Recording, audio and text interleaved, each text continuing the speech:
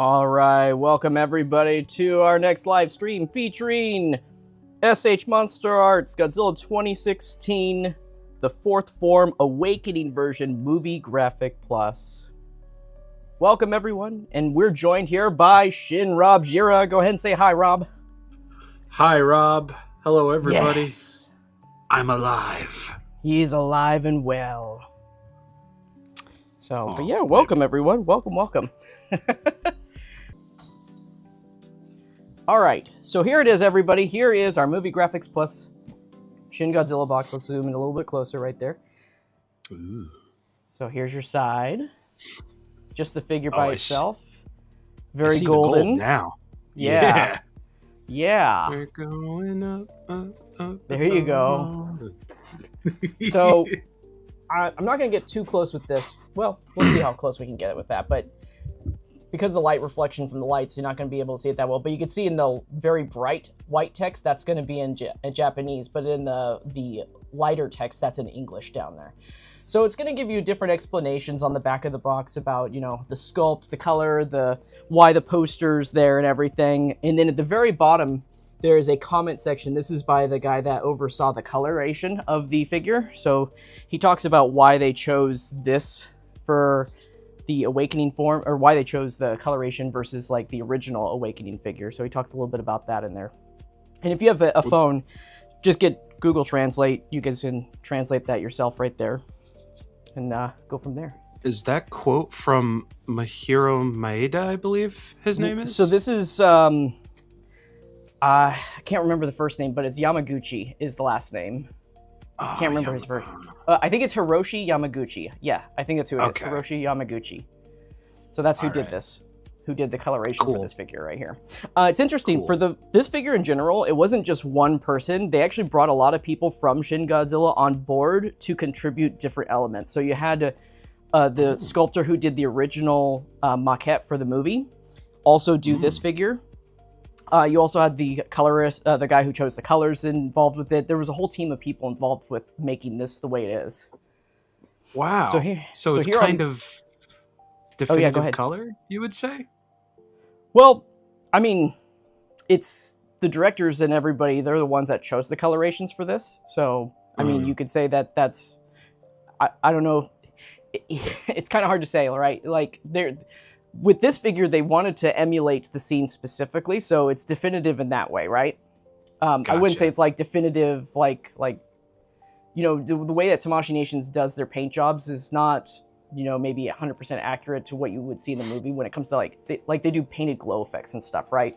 If there's like stuff that's going in between the crevices and stuff like that, they kind of don't do those. They just kind of do like a light spray. So, but that's just a limitation of the product, right? Of the manufacturing process. So, but yeah, that's it. That's the top, the bottom, and everything. Let's get this guy open. First things first, when you open this up, when I opened this up, I had it opened like this originally, and I was just like, oh, there's the manual right there. And then the next day, I went to close the box, and I was like, what? What is this? So, because I thought it was odd. It's like, normally Tamashii Nations puts a little, they put a little note in there saying like, hey, if you got to attach something, you got to, you know, just a basic little attachment right there for the... Sorry, police are out there. My bad. But yeah, they usually do this kind of thing where they just have that listed right there. So I had to repost it, delete the posted, and put that back up with the brand new thing. So on the bottom, you'll see the two notes right there. You got the proper way how to do the poster art, which is true. There's a way to mess that up. It's important. So when you get it, I know it sounds silly. Why would they do that? But there is a wrong way to do it, and you can ruin your poster art stand. So, okay, let's get into it. Let's get into it. So we've got this guy right here. I'm gonna just put this off to the side. Before we look at the figure, I'm just gonna pull this part out. It's interesting how they'd have this design on the inside of the box. It's just cardboard. Normally they have like a colored background, but what they've done is they've actually made it so that the poster is the background, the way that they have it laid out like that. But honestly, I couldn't see it when I was looking through this. I couldn't see it that well, honestly. So, but I get what they were trying to do. So, but here's what your poster, the poster art's going to look like when you take it out. It's just going to come in this nice plastic bag and everything. It's, you know, perforated and everything. And we'll go over how to pop this out properly and everything a little bit later today. So, but let's take out the figure. The figure does come, because it is simplified, they want to keep the design very similar across every single one. When I say every single one, I mean like the MGP stuff. They want to keep the designs very similar. So they've actually detached the tail. You'll have to attach it this time. So underneath the main pack, you're going to get the tail in its own blister this time around. So some assembly will be required. So let's get this open. It's very deep, this clamshell. Yeah, you're not kidding. Yeah, it's very deep. Like Godzilla's only like at this top part right here, and then the rest of this is just empty space. It's a deep dish koji. Which is interesting because I feel like they could have made this a lot. They could have done like half the size of the box. They could have probably packaged this like in the 89 sized box if they wanted to. So, but it comes with, when you take it out of its box, it comes with this part that kind of holds the arms in place. It's just wrapped in one plastic piece. It's very simple. It's designed to be very simple, taking it out. And here it is. There's our guy. Wowzers. Whoa. So, oh. And there's, he's got a silver. It's got a silver lining on the inside of it. Whoa. So let's get it attached. Let's put this away. And let's get the tail attached to it.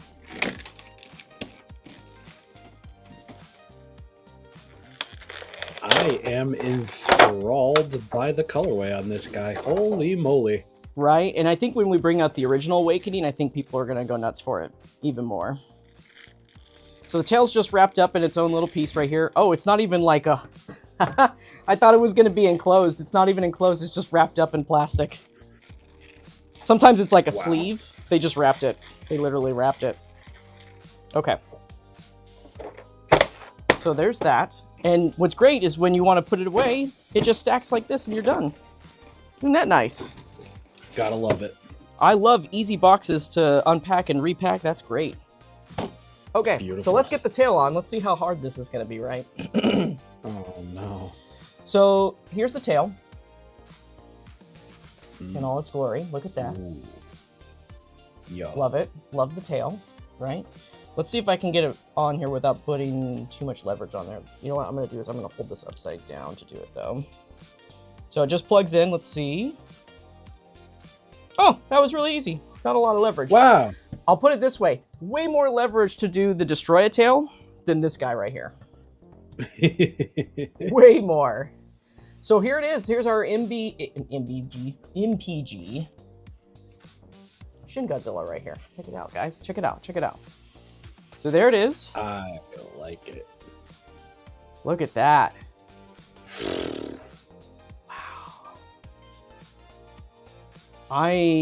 It's very interesting. I'm just looking at it, just making some quick observations. We'll talk about more of those observations as we get into it, but the tail's holding its pose too, so that's great. And I think that really has to do with a lot of the translucent plastic that's used here. I think that's why it does better. So, but yeah, there it is. Let's take a closer look, yeah? Yeah. Oh. Look at that. Look at the shine. So with all the studio lights, it's illuminating these dorsals quite a bit, actually. So look at that. Wow. Fun little fact, the toes are also made out of translucent plastic because the figure's casted in translucent plastic, so the toes actually glow if you put lighting through them. Mother Magnolia. So there's the top, the tail. It's painted all the way through. There's the tail tip itself. Look at that. Goromaki be looking crazy right here. Look at that. That's jeez. Beautiful. So the idea with this coloration that's explained on the back, it's from the scene when Shin Godzilla's fully unleashed its purple breath attack. So it's not the it's like the charging effect, but it's also lit as if it's being emitted at the same time. So that's kind of like where this paint job comes from, is it's supposed to illuminate. You know, it's painted with the glow spray on it versus just the dorsals. So, but that's figure number one.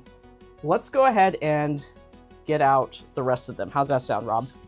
While we're doing this, sounds awesome. While we're doing this, now is a good time to field some questions as I'm going through and getting these guys open. All right. From the top of the game, Growly asks, Michael, can you put in a word for a fully translucent Shin without paint? I don't think they would ever do something like that, but I'd buy it. I could always ask, right? There's no hurt in asking, like, can we get fully translucent figures as like a hypercolor variant for like Comic-Con? Why not? They did a blueberry version for, 2019 Godzilla, so why not, right? They did. Alternately, you could always just strip. You could always just strip the paint if you're very careful and you know what to do with that. That would scare the crap out of me. Yes. Stick Goji asks, I'm trying to see where to get this guy for the lowest price on your Insta, but it seems like you deleted it. Why? It shouldn't be deleted. I think you just need to scroll down through a little bit further for the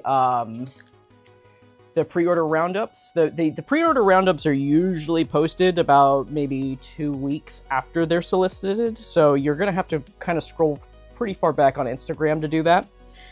If you go to my website, though, instead of just trying to search it on Instagram, just go to my website, because I generally put the links on the cart icon in order of cheapest to the most expensive. So I would recommend just doing it that way. It's a lot easier. And that is it as far as I can see for questions. I'm seeing some statements. Oh, we got some statements. Well, let's read those statements. We'll commentate. All right. King of Mars says, for me, this version looks even better than the Atomic Breath version. I don't remember the full name, but I'm talking about the one with accessories. That's the Fourth Awakening. It's just Awakening version. That's all it was called. There wasn't anything special with it. Josh says, in reference to the tail tip, that it looks like a Jolly Rancher, and I agree. It kind of does, doesn't it? And then Growly further adds to their original question, just imagine an all-purple S.H.MonsterArts Shin Godzilla, since the Movie Monster Series one isn't widely available. I was going to say, I think Movie Monsters did that too, right? Yeah, but it was a Taiwan event exclusive, and it's really hard to find and come across. Believe me, I've tried. Behind Taiwan, huh? Mm-hmm. I didn't even know they did theater exclusives for other countries. I thought it was just Japan stuff. It was a particular Godzilla event that was taking place over there. I don't know if it was a screening exclusive or what, but there was just some event, and very rarely does it come up on Mandarake or eBay for a price that you can comfortably stomach. I see. Well, that is definitely out of my realm, since I don't collect movie monsters, so I feel for the folks that have to do it that way, though. Yeah. Poor Rob. Yeah, poor me. I'm only missing 3 now, Michael. 3! That's it? Just 3? Yeah, I have all the other ones. Wow. Yeah, I have issues. I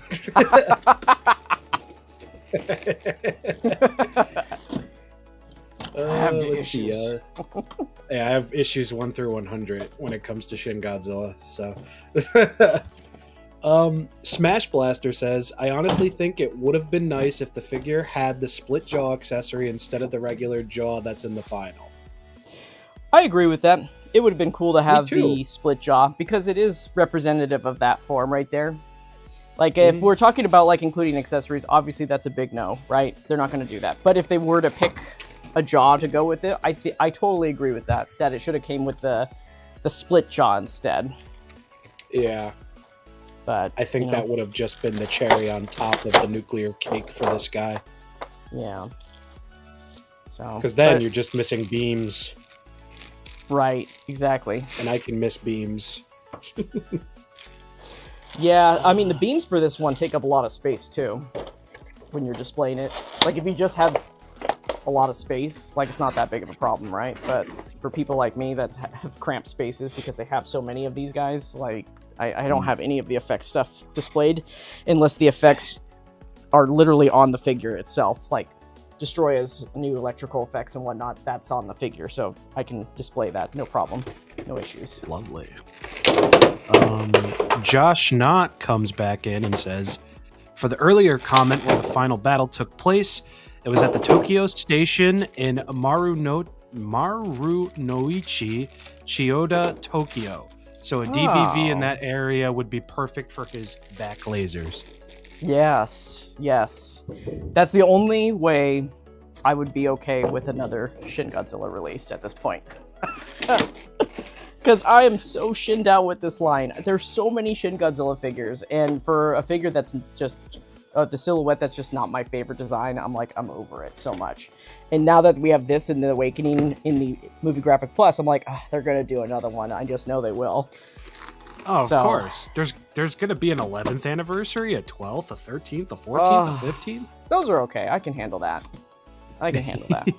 I can handle anniversary stuff. Yeah. Okay. Oh, absolutely. Okay, so yeah, at this point, I just might have to clear a whole shelf out and just make it a dedicated Shin shelf at this point because there's just so many in the line. That's what I'm doing. All right. Okay, everybody.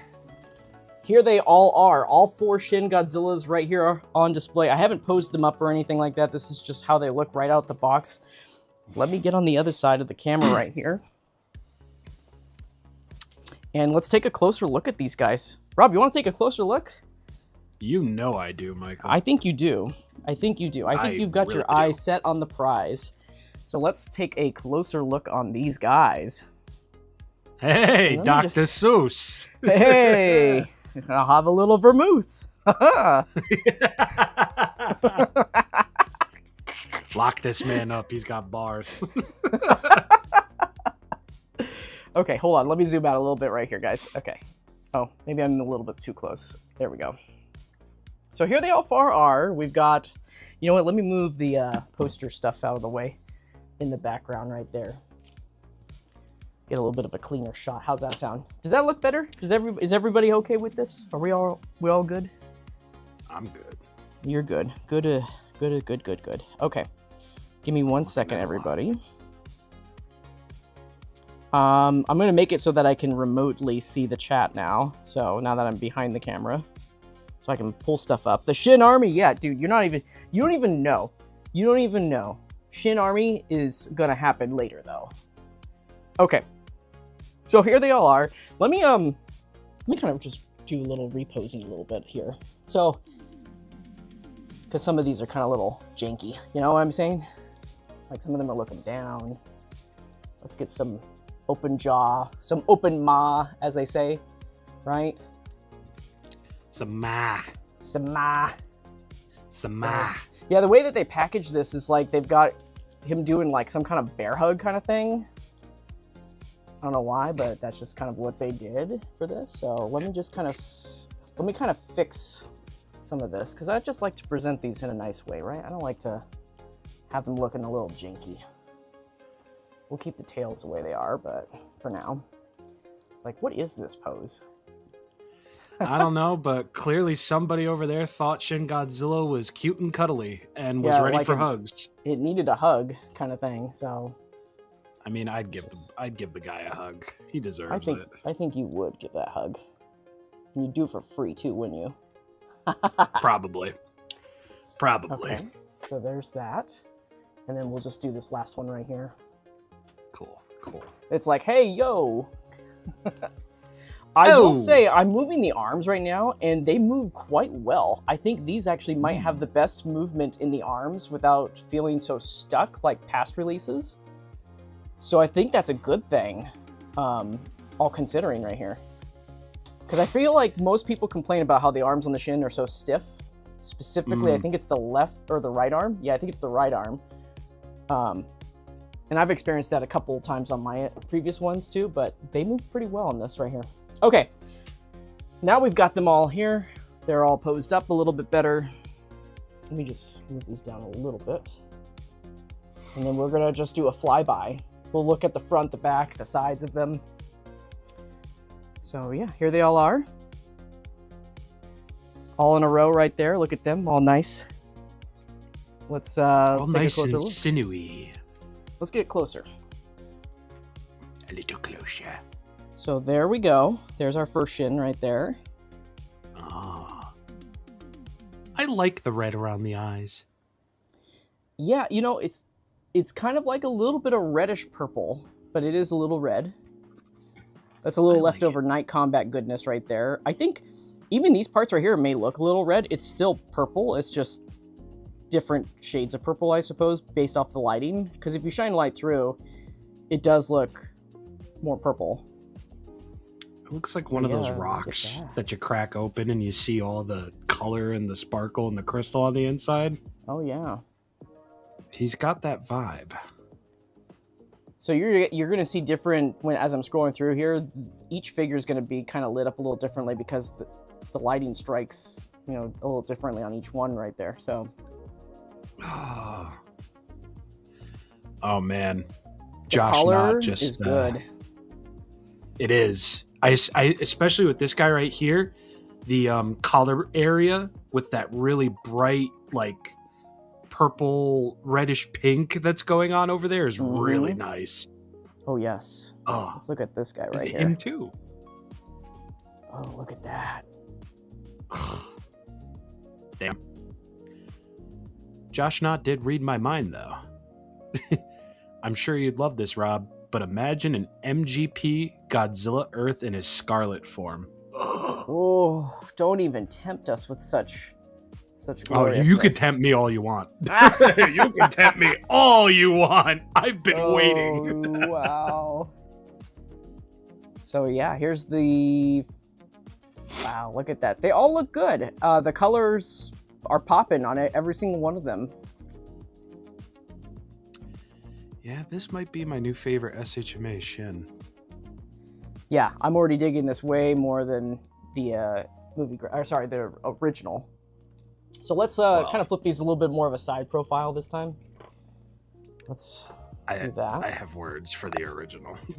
Oh boy. Okay, so here is... There you go. So there's all four. Yo. Oh my god. Ah, Rodan, why? Rodan! We've got a Rodan who's Rodan! Okay, so dude. Look at the light piping on those tails right there. Oh, beautiful. Eat your heart out, Hasbro. This is how it's done. Yeah. So see, there's different parts of it that are kind of lit up now that I've rotated them a little bit. Like, look at the tail, too. The back of... Lovely. It's looking good. Looking fire. So I was saying that the edges of it kind of have like a little bit of a darker purple. It's not that it's black, it's just darker, which kind of gives it a nice silhouette kind of effect. Kind of helps with that glow. They look good. All right, let's look at the back of the figures. Let's look at the back.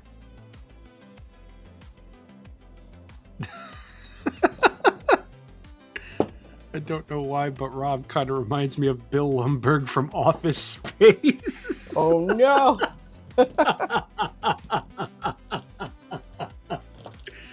Cheers. I love Office Space. Okay.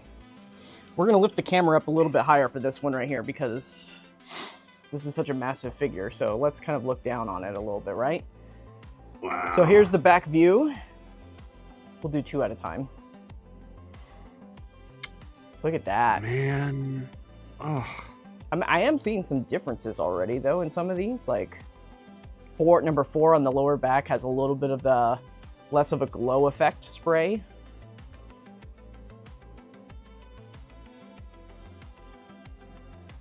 We got our tail tips right there. Tail tips. Woohoo. Good, true. We'll look at these guys over here.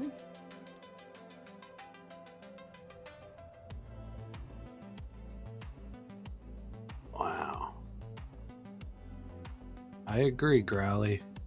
S.H.MonsterArts absolutely did cook here because Jesus. They're looking quite purple. Yeah, that's all I've ever wanted. Just a really purple shin. Yeah. Kyle and I share the same thought process. It's like, if it's purple, it needs to be owned. Yeah. Exactly. Okay, so here's what's gonna happen, guys, is I'm gonna lay these guys all out for you really quick. What we're gonna do is so for anybody that's never joined these streams before, let me just lay it out to you really quick. I kind of forgot to do this at the very beginning. What we do is we look at all 4 of these figures. We're gonna look at one and just take a look at all the features on it, get close-ups on it. Then we're gonna do a variance comparison. We're looking for difference in paint jobs that you guys can expect across, you know, I mean, it's only a sample of 4 out of like thousands, right? But it kind of gives you an idea of different kinds of paint effects to kind of look forward to seeing in these things. So, and then we're gonna go over articulation. We'll just do one figure for that. We're also gonna go over the poster art, how to pop that out properly so that you guys don't have to worry about breaking it. Then we're going to compare it with the original Shin releases that we've got. Then we'll do size comparisons. Because there's so many Shin Godzilla releases to go through, we're not going to do too many comparisons with other figures, just to save on time. And then we're going to do a chill out section after that. It's just, you know, Q&A. You guys can ask anything about the line. That's just kind of the end. So we want to try to keep all questions, if you guys are asking them during the stream, to just kind of pertain to this figure only. You can ask about other things, other lines, and all that other stuff at the end. So without further ado, though, we're going to listen to a sponsored little video by Hobby Genki. Hobby Genki, thank you so much for providing these figures over to us, helping them get over here from Japan. So let's take a look at that, and then we'll look at a close-up of the figure. Before we continue, I'd like to thank our sponsor, Hobby Genki, for providing these figures quickly and efficiently for this video. When you get to the Hobby Genki website, head over to the search bar and type in S.H.MonsterArts. From there, you'll be able to search all their latest releases. Hobby Genki offers pre-order discounts on general releases, which is a great way to save a little bit of money if you're planning on picking up multiple figures. When you get to the checkout process, you'll notice at the bottom that it says, "Congratulations, you're eligible to join the loyalty program." Their loyalty program lets you earn points from your purchases, which can later be converted into vouchers for future orders. On your profile page, you can navigate to the loyalty program section where you'll see your current point balance, which can be converted into a voucher, and you can apply it toward future purchases. Now let's talk about shipping, because this is probably the most important part. If you're ordering from the United States, you'll want to select US FedEx. This option includes delivery duties paid, which means any customs, duties, or tariffs are already included in the cost upfront, so you won't have to worry about additional fees once the package arrives in the US. If you plan on purchasing multiple items that release in different months, Hobby Genki also offers something called their private warehouse. This option appears at the bottom of the shipping section and allows you to hold items until multiple products arrive. They can be shipped together later. Think of it similarly to a pile of loot system. Just make sure you're using it for multiple items rather than a single purchase. If you want more detailed information about their shipping process, custom fees, or their return policy, you can click on the Click Here for Details section under the FedEx DTP shipping option. That page explains their preparation process, shipping methods, customs information, and return procedures. You can also follow Hobby Genki across social media on YouTube, Instagram, and X to keep up with the new arrivals and announcements. So once again, a big thank you to Hobby Genki for helping sponsor this video and sending these figures over. Now let's get back to the video. Okay, we're back. Thanks for listening and checking them out, guys. So, like the ad said right there, if you guys want to get those figures early, Hobby Genki is a good way to go for a lot of general releases out there. All right, let's take a look at this guy. Let's zoom on in, and we're just looking at the details and the features of this. This is figure number 1. And this will be our primary example as we are going through things. So let's get nice and close and personal. How's that sound, Rob? You know me. Whoa. Whoa! Look at that mug on this guy. He is surprised. Yeah, the eye placement is pretty good, actually. I like it. It's looking down. I feel very bold. I feel like that's kind of on point. It usually is looking downward. Yes. The paint on the teeth is okay, too. You know?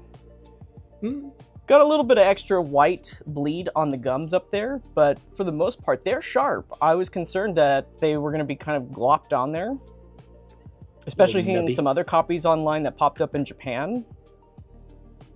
So, but this is looking good. Let's look at that right there. Look at the head right there. Oh, look at the red. How do you like that? I love that. Look at I that. actually really love Let's that. open up that mouth all the way. Let's take a look on the inside of that. Whoa. Yo. So it is very well blended on the inside. Look at that. It's a white, purple, the transition is wonderful, and it's metallic. I think this is probably the most metallic part painted on the figure right here, is this inner mouth. Which, honestly, this looks just like it did in the movie. With the glow effect and everything, it does have that kind of metallic look to it. That's great. Yeah. And this is all translucent and everything now. Yeah. Well, you can tell that the paint, they didn't bother to paint in between the teeth right here, so it just looks like a solid white line. So that's fun. He's got the crest whitening strips. Yeah, if you got a really skilled hand, and this is on, by the way, this isn't necessarily degradation of what you're taking a look at here, because this line of teeth right here, this is on every single release, even on the original, the way that it's done. The difference is that on the originals and some of the other earlier ones, they bothered to paint in between them. So for example, like you see how they've got the little red parts right there in the teeth? That's kind of their attempt to paint it differently on the inside. But on the originals, they painted it black so that it just looks like it has normal teeth. But it is normally just a solid line of plastic on all of these guys. And I think when it does look like it's worse, when it looks like it's glopped on, like it may look like the plastic maybe baked in the oven too long or something. But also if they put too much paint on the teeth, that's when it doesn't look that good either. So, but let's close this guy up a little bit and let's look at this point of view of it. That's okay. The left side of the face definitely looks a lot better. Oh, but look at the red around the eye on this one right here. Yeah, that's wonderful. Somebody farted on his pillow before he went to sleep. Let's see how does that red pop on this one too? It's a little harder to tell. So as I'm looking at it in person, I can see that the red is popping, but for some reason it's not showing up on camera on here. So I think it just has to do with the lighting being piped in there, but it's definitely there on both sides. Oh, right there. Yeah, you can see it when I move it. Yeah, there it is. Yeah, you see it? Now you can see it. Yeah. Yeah, it's there. Ooh. It's just not, it wasn't showing up for some reason on that. But as I'm looking at it straight, like both eyes, they look really, really good. But yeah, let's look at the side paint right there. Look at that. It's painted on the sides like that. That's looking good. Translucent all the way through right there.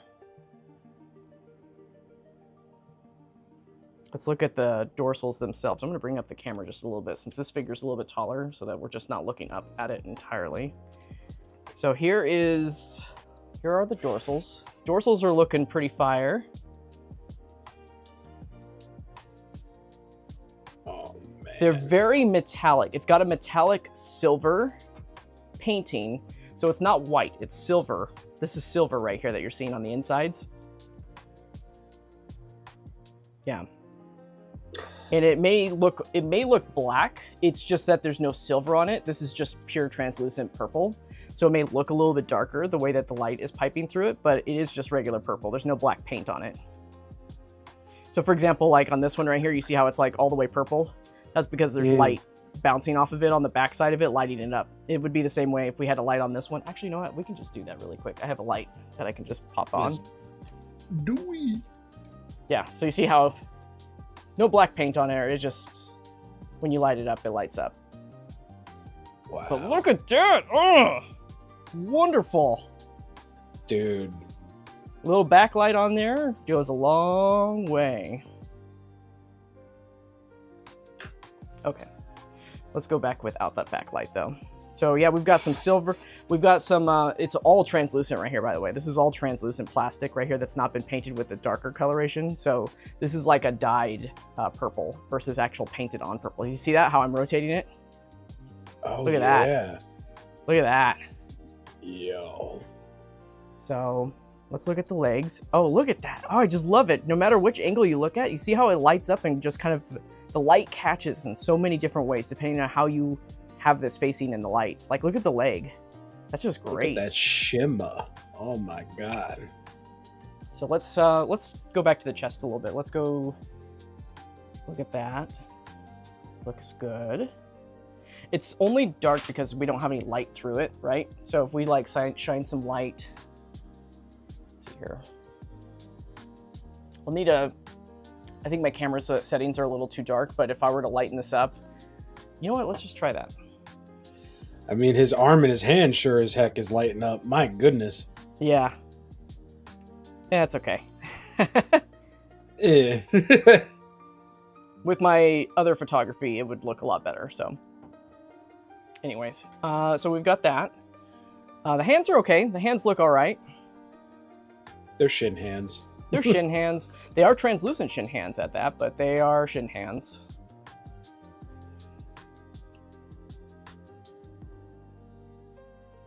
Grody. The arms are all translucent too, so if you move the arms in different directions, they light up purple too. Let's look at the torso, abdomen area, and then the feet. As I mentioned earlier, the toes, they're translucent too, so you can shine light through them. See that? Oh. Little neat little effect. So interestingly enough too, by the way, guys, for actual awakening form, the eyes, they're actually supposed to be like silver or something like that, and completely like you're not supposed to see pupils on them. So that's something that's different from the original awakening. The original awakening doesn't have any pupils on it, but this one does.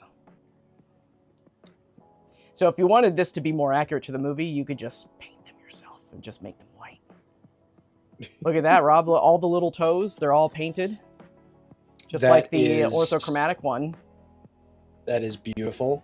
That's what every Highline Shin Godzilla figure should have. Fully painted toes, even the extras.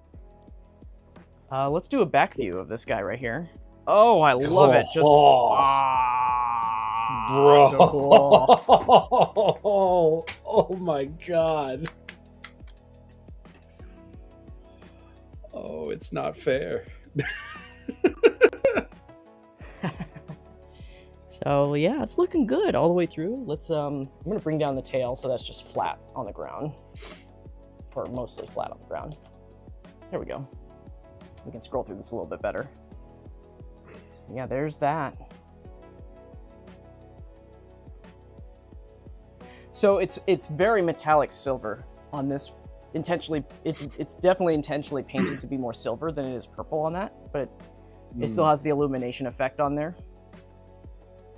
And then we have the tail itself. Yeah, here we go. Whoa. All right.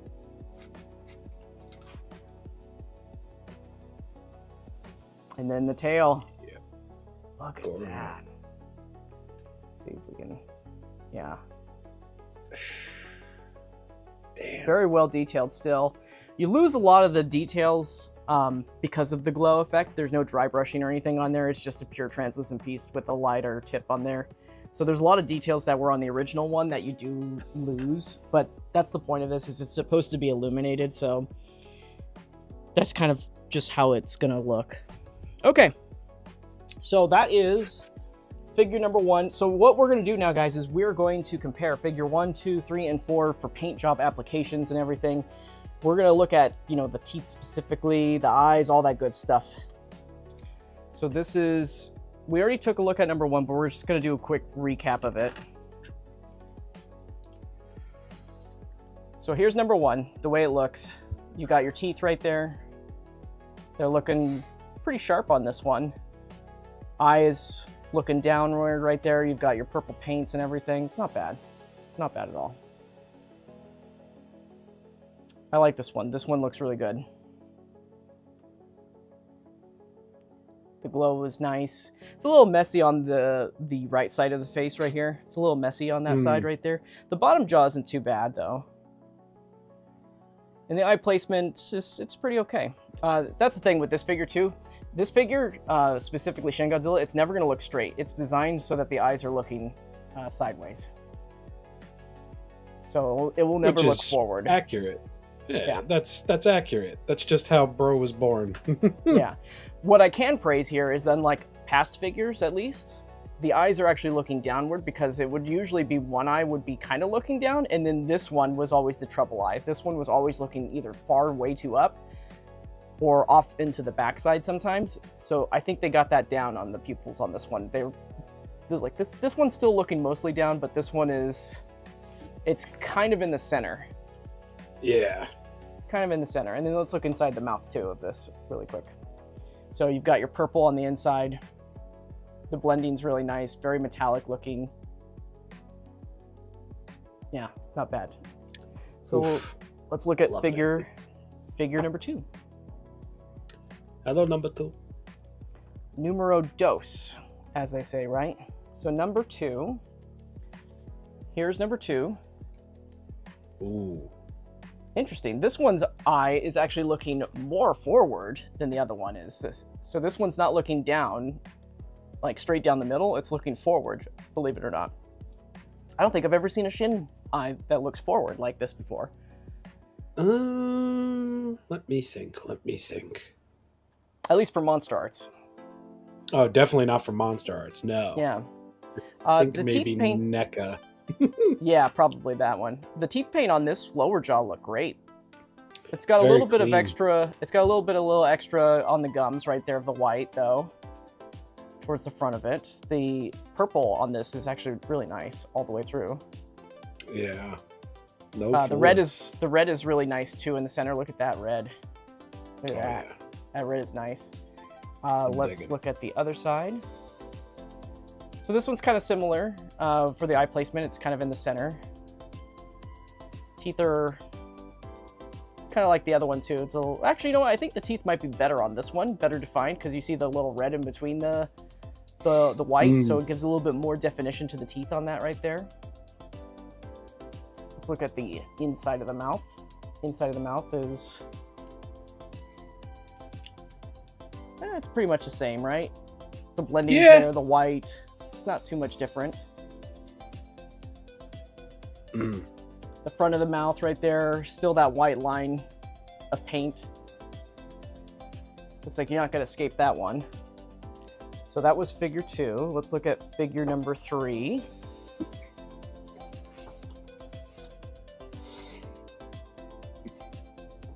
All right, here we go. Figure number 3. So figure number 3, down and forward a little bit on the eye right there. Teeth look a little bit more bloody on the lower jaw this time around. Indeed. Which, I mean, you might like that, you may not. I think the upper teeth look a little bit better too as far as the line of paint goes. It's not too bad. Still got that red. The red is nice and predominant right there in the sockets. Side view, yeah. I think they really I think they calibrated the right eye much better this time around. It's actually been consistently in the middle every time. Yeah. To which I give them credit because, oh boy. Let's see here. The paint is okay here too. You can see some definition in the teeth still. It's a little messy on the lower jaw though, just a little bit more bloodier. Yeah, some strawberry syrup. So there's the inside. Still metallically, wonderfully metallic, right? It's metal. Very metal. Looks good. And then the front of the face, when we look at that in the front, yeah, it's still got that white line. It's just not as glopped on this time. This has actually probably got the smallest amount on the front side of it, so it's not so bad. Let's look at the fourth one now. The Fourth Awakening? The Fourth Awakening! Okay. So this one's kind of like the first one with the eye placement. It's looking down, so that's good. I think as far as teeth paint, I like the first one and the fourth one's the best. Yeah, I'd have to agree. Oh yeah, look at that. That's nice. That eye has just been so good. Wow. Yeah. Impressive. Not bad. Not at all. Let's open up the mouth. It's been pretty consistent. Inside the mouth, I'm not seeing many differences. I think that maybe the third one has a little bit more white. You know, in the center part right here, I think the third one has the most white spray on there. but it's pretty consistent for the most part as far as the transition and the pattern and everything. That's pretty, they're all pretty expected right there. And then the front of the teeth right there on the top row, it's all right. He's got some Colgate up in there, but you know. Yep, exactly. Okay, so let's look at some chests. Yeah, we want to look at some chests, everybody. We're gonna look at the pink on the coloration on the collarbone right there. So let's look at that. I really like that.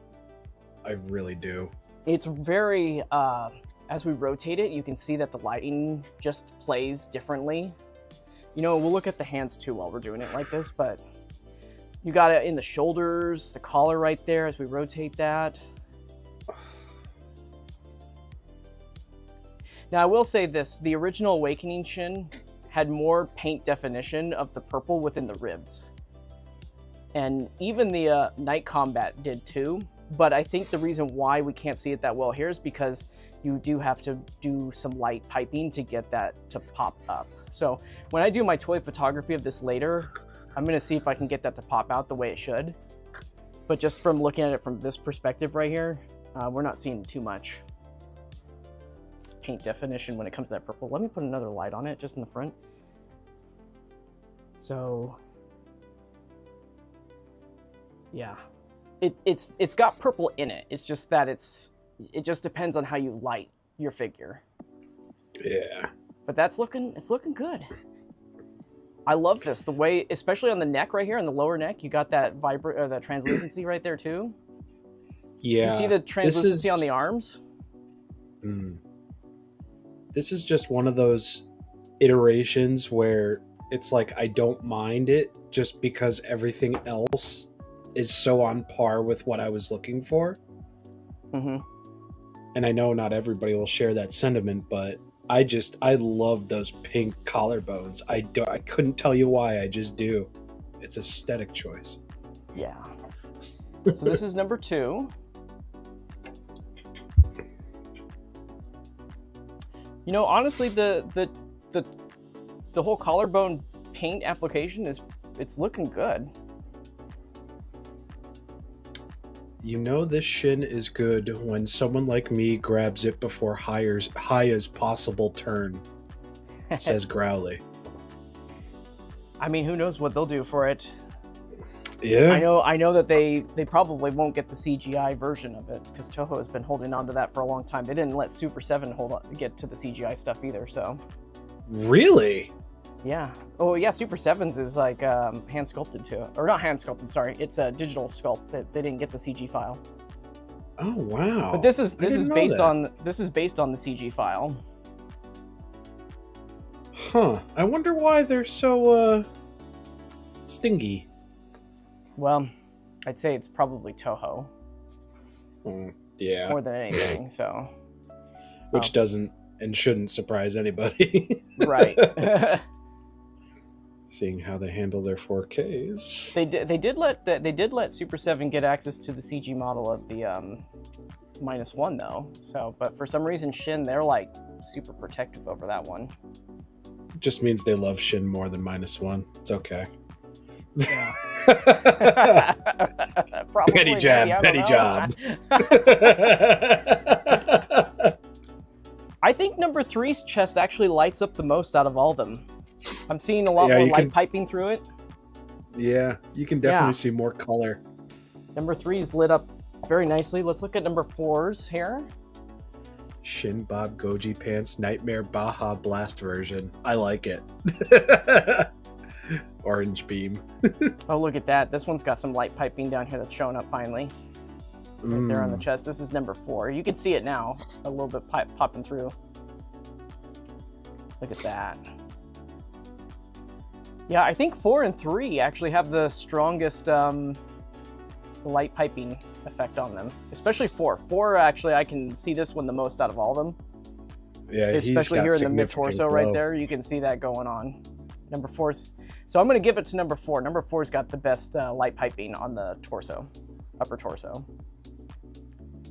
Hands look good though. The hands, I like it when they do the nails like this, because on the first Shin Godzilla figure that they did, like the nail paint goes like all the way down, almost to the knuckle.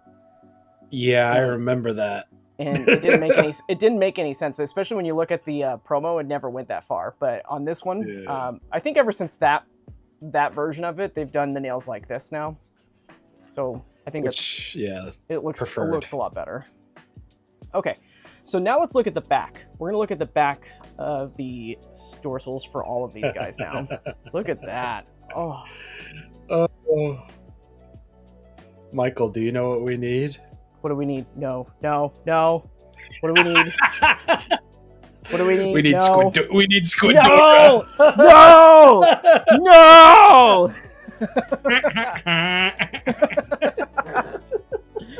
God. No. I was like, maybe he's not gonna go there. He's not gonna go there. Well, maybe. No.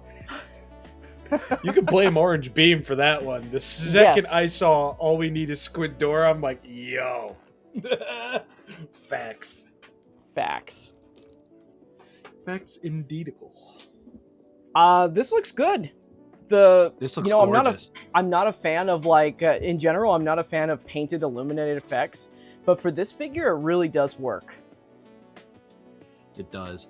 It really does. I mean, and I like, especially down here on the sides, like it's not that it's not painted on, it's like dyed. It's a dyed paint.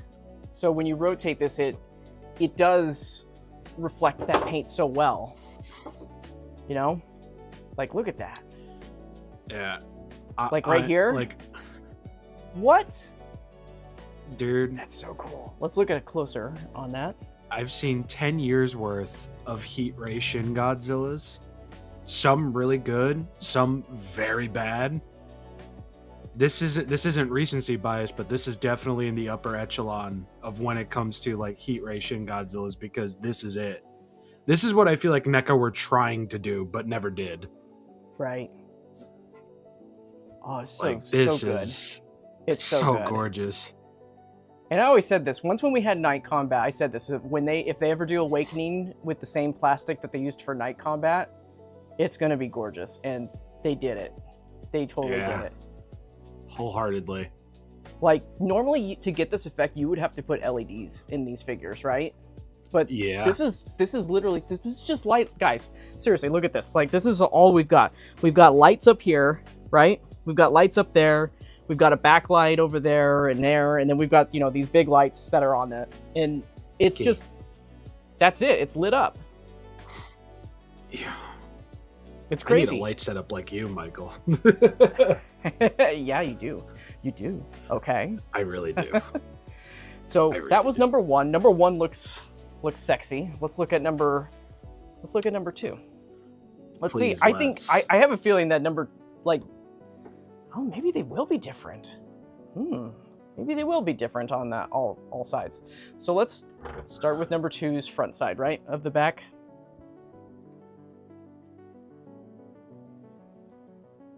Look at that. Woo. I am noticing on the back of his neck, the purple is a bit deeper in comparison to the rest. Talking about those here? Those two dorsal fins. Yes, it's yeah, it is a deeper purple. I wonder if that's like that on. Let me bring that back number 1 really quick. It's like that on number 1 too. Oh yeah, look at that. Okay, all right. Yeah, it's on. We'll see if it's like that on number 3 and 4. So remind me to look at those as we're looking through them. Will do. But yeah, it looks like those top ones are a little bit of a darker purple, and then it gets lighter. That lighter coloration on the back. But golly, look at that. Yeah. I've got seagull brain right now, bro. I'm just attracted to the shiny object. I have to pull down the tail of this as I'm rotating it so it doesn't hit the lens of the camera. So this one's got an interesting. So this one's got an interesting kind of tone difference right here. I don't know if you noticed it. It's not on number 1. Number 1 wasn't like this, but it's a more saturated purple on top than it is on the bottom on number 2. Yeah. I don't know if you can see it, Don, if it's showing up on camera that well, but I can see it. It's showing up for me. Yeah. But it's like... There's like 3 different, so number 2 has like 3 tones of purple. It's like super duper purple, saturated light purple, and then a very light purple. And then it goes back to that saturated darker purple that we saw earlier at the base. So that's interesting. This one's got that nice effect though. Look at that as we rotate it. Oh, wonderful. Glorious. It's so good. Dude. Oh my God. Yeah, And again, these tips, they're not black, guys. If anybody thinks that they're black, they're not. It's just that there's no light shining through them. Like if I shine a light through the sides of it, like they'll light up. It's not black. Rob, look at that. Yo. If you get a pulsating light in your diorama display, what? Yo. Sorry, guys. This video is about to be 45 minutes on my end. All right, so that was number 2. Let's look at number 3. Thankfully, there's no effects to go through all this, so we'll actually progress through these rather quickly. But we're taking a little bit more time to look at the dorsals and stuff because I think that the dorsals are the biggest highlight of this figure. So as we see at number 3, again, it is a darker, more saturated purple on the top. So I think that is going to be consistent with every single figure at this point. And hey, if you have a copy of this figure, let us know if it's like that on yours too. Yeah, if you have it right now, because this has been out in Japan for a bit now. Stuff in the U.S. isn't. Yeah, the stuff in the U.S. hasn't been. It's been getting out in Southern California, but not in like East Coast or Midwest just yet. So, I think the reason why there's a difference in the purple coloration is what I'm noticing when I'm looking at it in person. Is it's the silver paint application that's added to it. So where it becomes a lot more silver, that's where it becomes more of that darker purple coloration, and there's less silver on the brighter part of it. So this one's there's actually, a method to the madness. Yeah, and this one, it's not too bad with the balance. Like it's still kind of mostly the same color. So number 2, figure number 2 had definitely a lot more transitioning of that effect going throughout different colors and tones. But number 3 and number 1 are pretty much identical. And oh, look at that! I just love that. As soon as I start turning it around, I'm just like, look at the light piping, the way it's done so well. Shin Titan and Joshua both confirm that it is also darker purple on their copies of the neck. Oh, okay. So it was either a wide scale mistake or completely intended. Well, it's got to be intended at this point if it's on every single copy. Yeah. But I don't think it makes that big of a difference in the way that you enjoy the figure. I got purple. I'm happy. Yeah. Seagull brain right here. I'm digging number 3. Number 3 and number 1. Great. They're looking good. Number 2 is not bad. Number 2 is not bad. It's just that it's more noticeable with the difference on the that tonal. So let's look at number 4. Ooh. I would say that the darker purple is still here, but for some reason it blends a little bit better. What do you think, Rob? Am I just imagining that, or? No, it does blend a lot better. It feels a lot like less it's striking. Yeah, it feels like the transition's a little bit better this time on number 4 for some reason. I do agree. I do see that number 4's got a little bit less glow on it though. Like, look at this. Like, I think what happened here was, so you see how it's glowing like a lot right here? I think with this one, they got a little bit overspray of the black paint on top of it. So the transition kind of like, it's really like I'm rotating it and you can still see it's kind of black in that spot. Yeah, so a little bit of overspray on that side for number 4. Josh comes in and says, mine looks a little more heavy-handed than most I've seen. It looks like the first one that Rob recognized it on.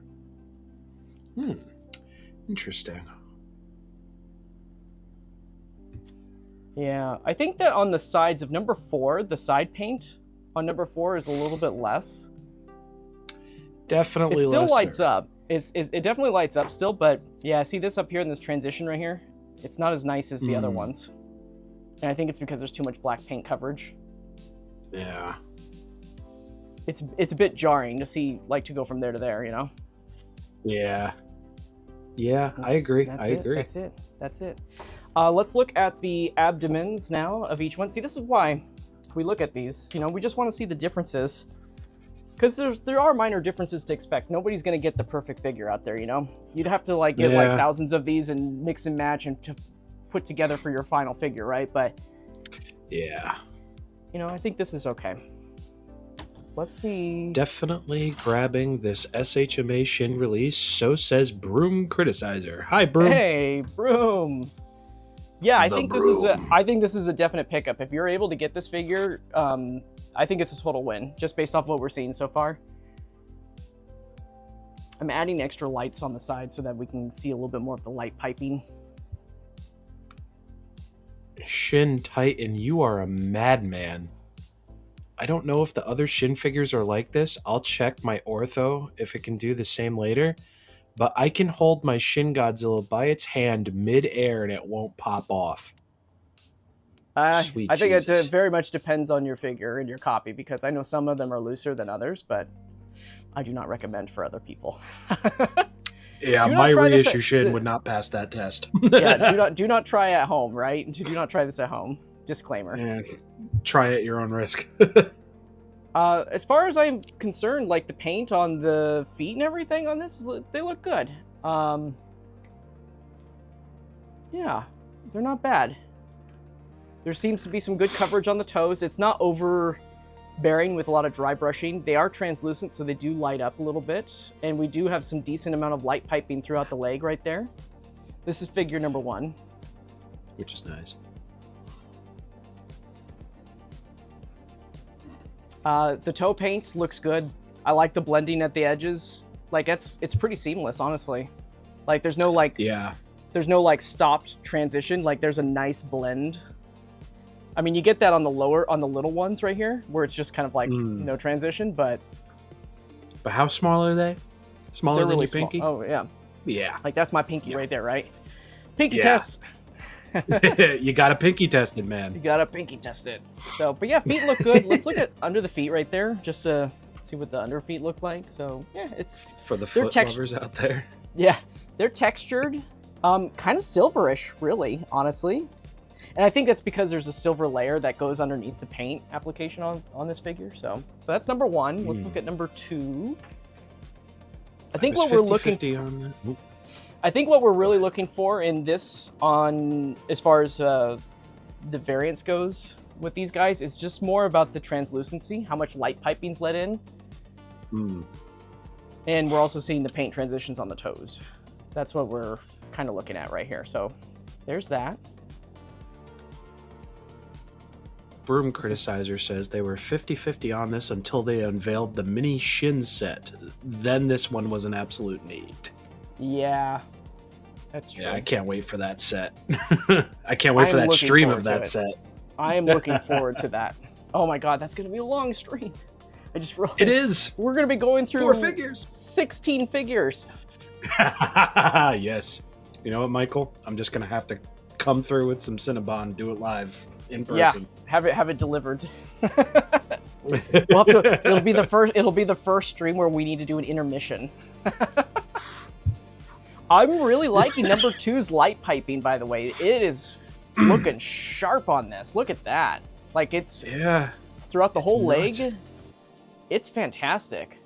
And the paint looks good too on the toes. Actually, I think I like Yeah. the toe paint on this one better for the little toe parts right there. This looks better. It's still like that hard transition, but it's not super glopped on, if that makes sense. Yeah. Number two's got poor some Broom. number 2's got some decent feet. I ain't gonna say it. Shit. Broom Criticizer says, dude, I miss Cinnabon. Oh, Oh, you're without Cinnabon? that's so horrible. I'm have so Cinnabon. sorry. I have like so many Cinnabon around me. All right, here's number 3. 3's got some decent piping on the left leg right there. When I say left leg, I'm talking about the actual left leg, not the mirrored left leg. So that's looking good. Let's look at the side. Look at that. Beautiful. This is a win figure, guys. It's just a win figure. Like, Night Combat and this one are definitely the top of my Shin list now. With the Maquette. Maquette's still like #1 though. I gotta say, #1 still. Maybe it might change by the end of this, but Maquette's always been my #1. Let's zoom in on that. Maquette's a hard Shin Godzilla to beat, admittedly. Yeah. So there's the toes looking good on this one right here. Let's see. Yeah, it looks. Oh, we got a little bit of a paint, extra paint right here on this toe. Or can it be rubbed off? You know what? I might be able to get that off. I think it's just a little excess paint that's on there. So there's a little extra paint from the body. This one's got a little extra dry brush paint on there. Look at that. We've got some lines on the toes right there. You see that, Rob? Yeah, somebody put in their fucking lunch break on that one. Yeah, we got a little extra paint on the toes of #3 right here. So that's nice. Yeah, no, so I don't hate it. #3's got some good toes too, other than that little extra paint. It's not a scuff, it's just extra paint that probably dripped on this from the sculpt onto it. Okay, here's #4. Yo, look at that. The piping is balanced on both. That's great. Yo. And then look at this. So I think when, as far as the body translucency goes, the #4's got the best light piping throughout. Like you've got, look at all the little reds and everything on the sides, the purples. So this one's definitely got the best light piping out of all of them, throughout the main body at least. I just love how that, like those colors, it almost feels like it's a gradient. Like you move it and the colors move as you do. It's freaking nuts. Like there's purple and it's like almost like a bit of red too. That's kind of mixed in there, but it's still purple.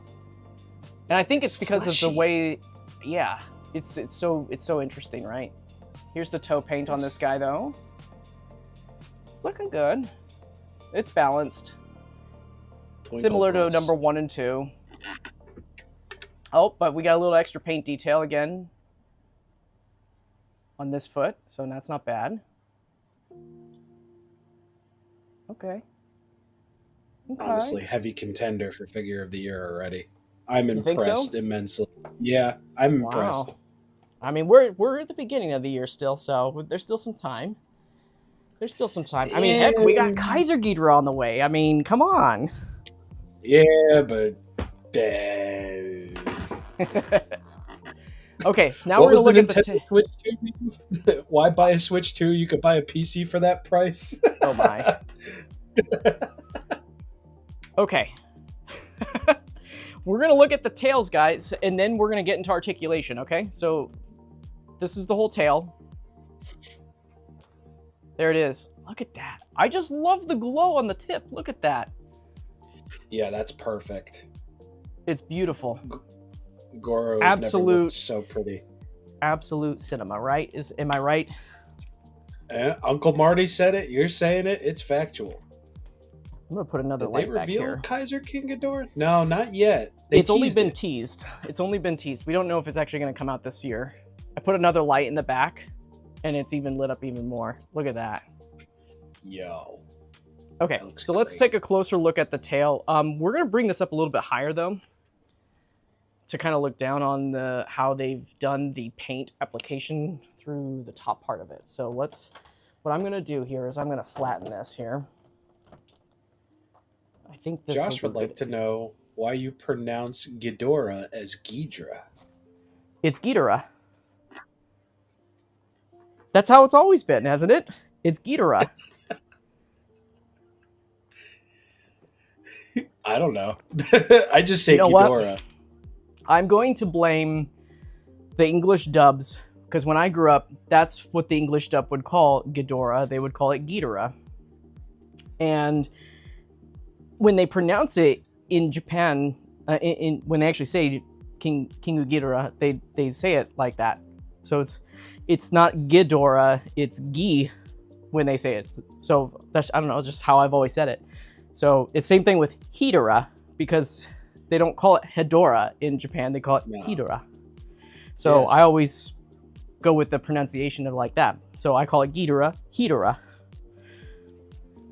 So now you know. I just call Hedora the goat. Bad. We can have that live debate. We can have that live debate right here, right now, Michael. No, we're not. We're not going to do that. Although that was a lot of fun. I was poking fun. It was. It was a lot of fun. Sorry, guys. That's an inside joke. Me and Rob were having at it about who we would want to see in -0, and he was saying Hedora, and then I was saying Baggin, and then I was just like, "This is your hero." It was a whole thing. Yeah, we were going at it jokingly. Oh, okay, God. here is the now what? What's going on? Hold on a second. Okay, so here's the top of number 1 right here. We're mainly looking at the transition of the top right here, right? So it starts out very translucent purple. But then it gets to that same purple that we saw at the very top of Shin's head. It's a very metallic purple. There's a lot of silver painted throughout this, which gives it a darker purple color. All the way throughout until we get to the tip. And when we get to the tip like that, it's that fluorescent again, right? I dig the fluorescent. Mm-hmm. It looks great. It does. Yeah, I definitely agree. Whoever said that at the very beginning of our stream that this could have... What it should have come with was the split jaw instead of the regular one, and then the tail with the open mouth. That would have been perfect. That would have been a great trade-off. All right, let's take a look at the side view of the tail here. So you can see what I'm talking about when, talking about the, oops, that's the focus. That silver paint. Especially right here. It's a lot of silver paint application on that to give it that darker purple coloration, but it's still translucent all the way through. So that's number 1. It's good. It's pretty well balanced, especially through the paint on the top. Let's look at number 2 here.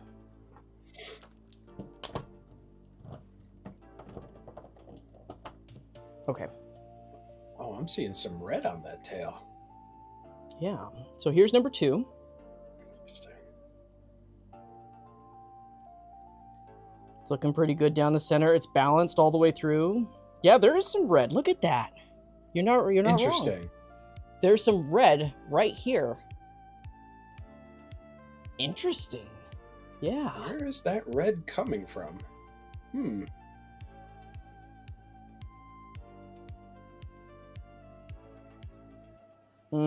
Look at that.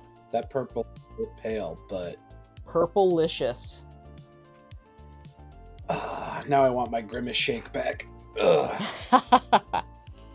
All right, and then let's take a look at the side view of the tail right here.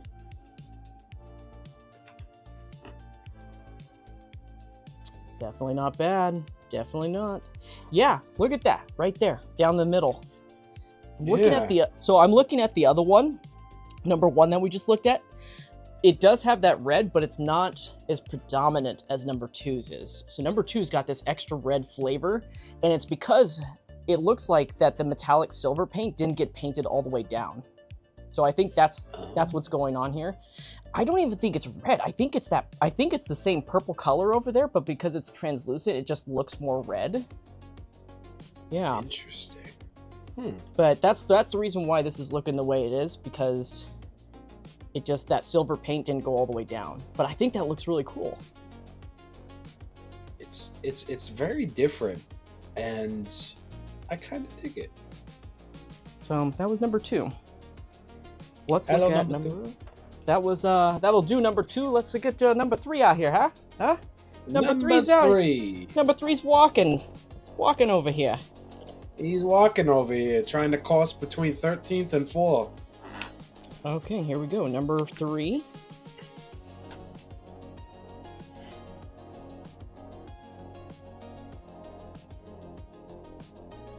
It doesn't look like... Oh, you know what? Maybe there's a little bit of that red on number 3, too. Yeah, there's definitely a smidgy of red there. See, now I can't unsee it. Yeah, number 2... number 2 definitely...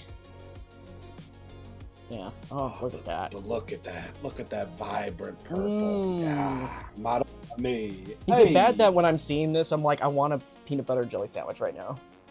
No, because I get it, because it's got that jelly jam looking to it. Yeah.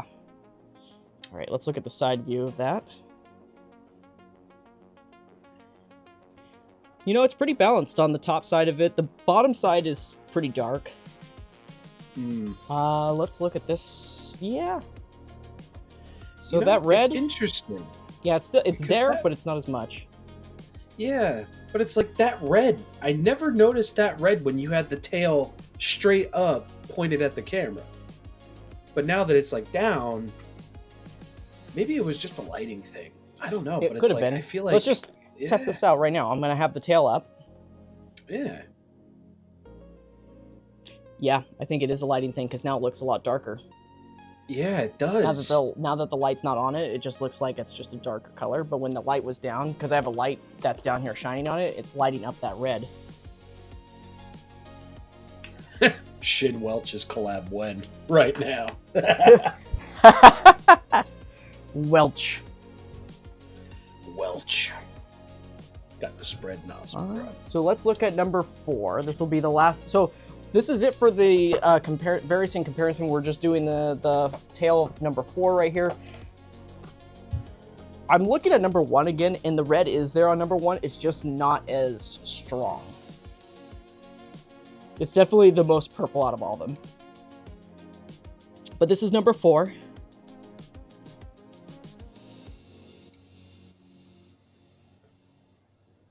Yeah, look at that. Wow, look at the red on this guy. Yeah.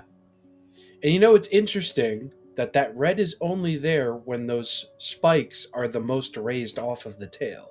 Mm-hmm. Intended.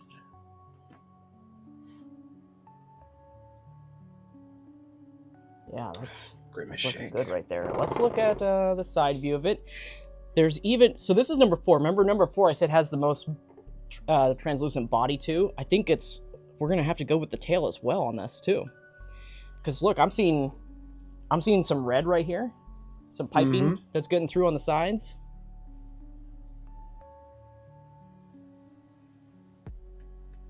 There it is, look at that. Oh, yeah. Yeah.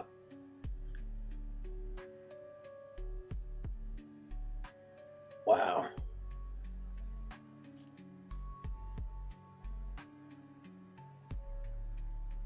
Yeah. Ultimate Beeg says, maybe shining a light behind the tail may reveal if it's molded red. Well, so we do have a light behind it right now.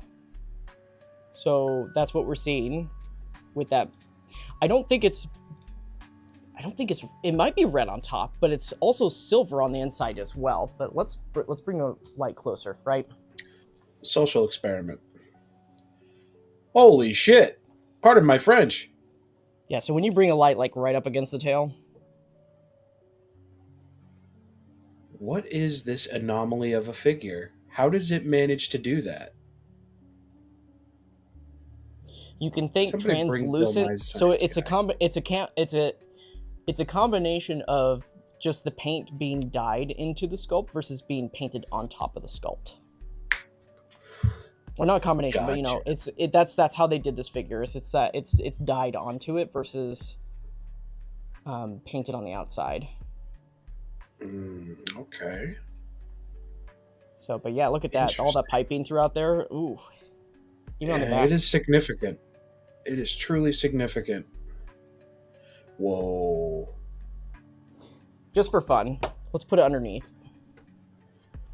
Yeah, let's see. Whew. Wow, that's almost different.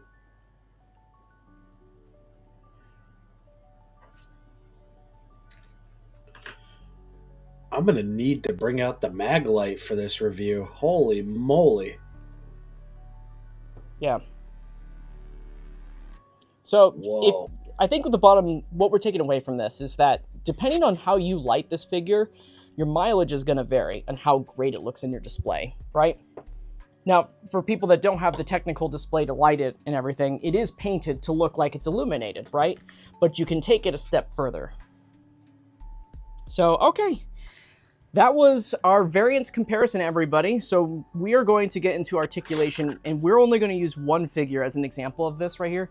if we want to double check something, like maybe something's a little off on number 1, we'll check the articulation of a different one. But just for time's sake, going through articulation for every single figure, it's a long time. So yeah. And I need a water break, so give me 1 second. Rob, if you want, let's take a small quick break and do some questions before we get into articulation. I'm gonna take a water break though. I need this. All right, everybody, ask us your burning questions in regards to the figure and other related things. I'm gonna take an aqua sabbatical myself. Yeah, I'm at the computer, so I'll put up your questions on the screen right here. Broom Criticizer says it's beautiful. I mean, it really is. That red looks awesome. Yeah. Frick yeah, it does. Wonder what this guy would look like if you hit it with the UV or black light. It's good to question. I'm getting a bunch. I think I have a UV light around here somewhere. 1 second. I don't know if I put it away in my tool drawer, or if I've got it somewhere else right now, but let me see if it's close by. I do have it. I do have the UV light, so I'll bring it out. We'll hit this with the UV light as soon as I'm back over at the desk. I feel like UV pops more with orange color than anything. I feel like with red it's hit or miss. There's a particular kind of paint that UV really takes off with, and it's like that chalkier paint. If you know, do you know what I'm saying when it comes to like chalkier paint? Yeah, I know what you mean. Like if you were to get a thing of chalk, it really glows for some reason, right? So yeah, like almost like a chalk powder. Like retro color pink Hedorah is obviously pink, but you get a UV light on that thing and it's orange. Mm-hmm. Trying to balance the stream and watching trying to balance this stream and watching the UFC at the same time is difficult. Well, nice thing is you can go back and watch the stream anytime you want if you miss anything. So got 2 dudes talking about fighting, you got 2 dudes talking about toys. It's the ultimate. Yep. Awakening as well as night combat all in one. Yeah, for sure. This is the night combat. I'll really have to look into my copy. Yeah, for sure. A bit off topic, but great way to tease a Shen sequel would be that they pan up his tail like they did in the original, but the camera pans down to the ground and we see the impact site and footprints. Sure. I'm still apprehensive. Oh, he says, I don't recall Hedorah's name being pronounced Hedorah in Japanese. Interesting. I could have sworn as I watched the Japanese cut, they call it Hedorah. So maybe that is just a me thing for that one. Could be. I haven't watched a Japanese cut of Godzilla vs. Hedorah in a very long time. So if that, I will go back. Have the Japanese cut? I'm going to make that a prerogative this weekend. I'm going to go watch the Japanese cut. And I'm going to see how they pronounce his name. And if they do it like Hedorah, I will correct the way I pronounce Hedorah's name. I know for a fact pronounce Ebirah? For Ghidorah, yeah. Ebirah? Yeah, because I've heard Ibera, I've heard Ebirah, I've heard Ebra. Like, it seems like there's. I call it variants. Ebirah. Like I'm gonna give you a bira.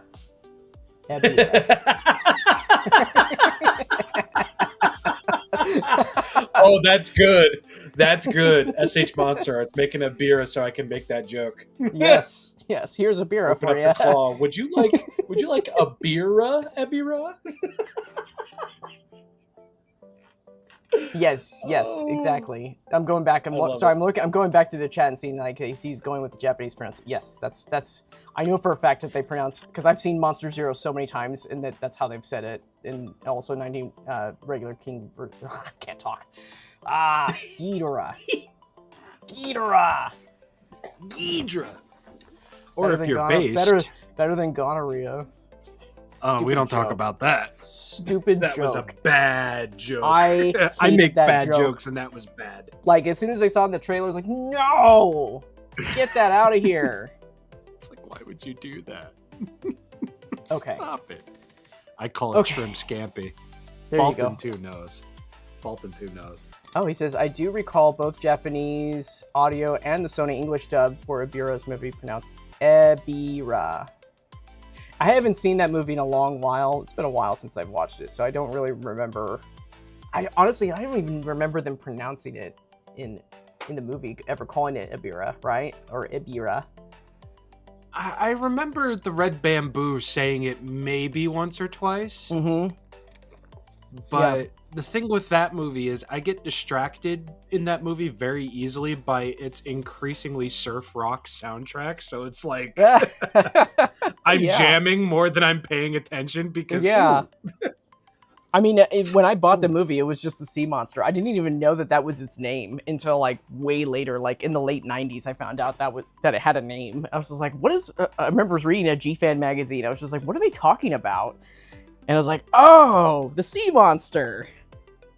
I know that one. The sea monster. Oh, okay, guys. Man, I missed those commercials.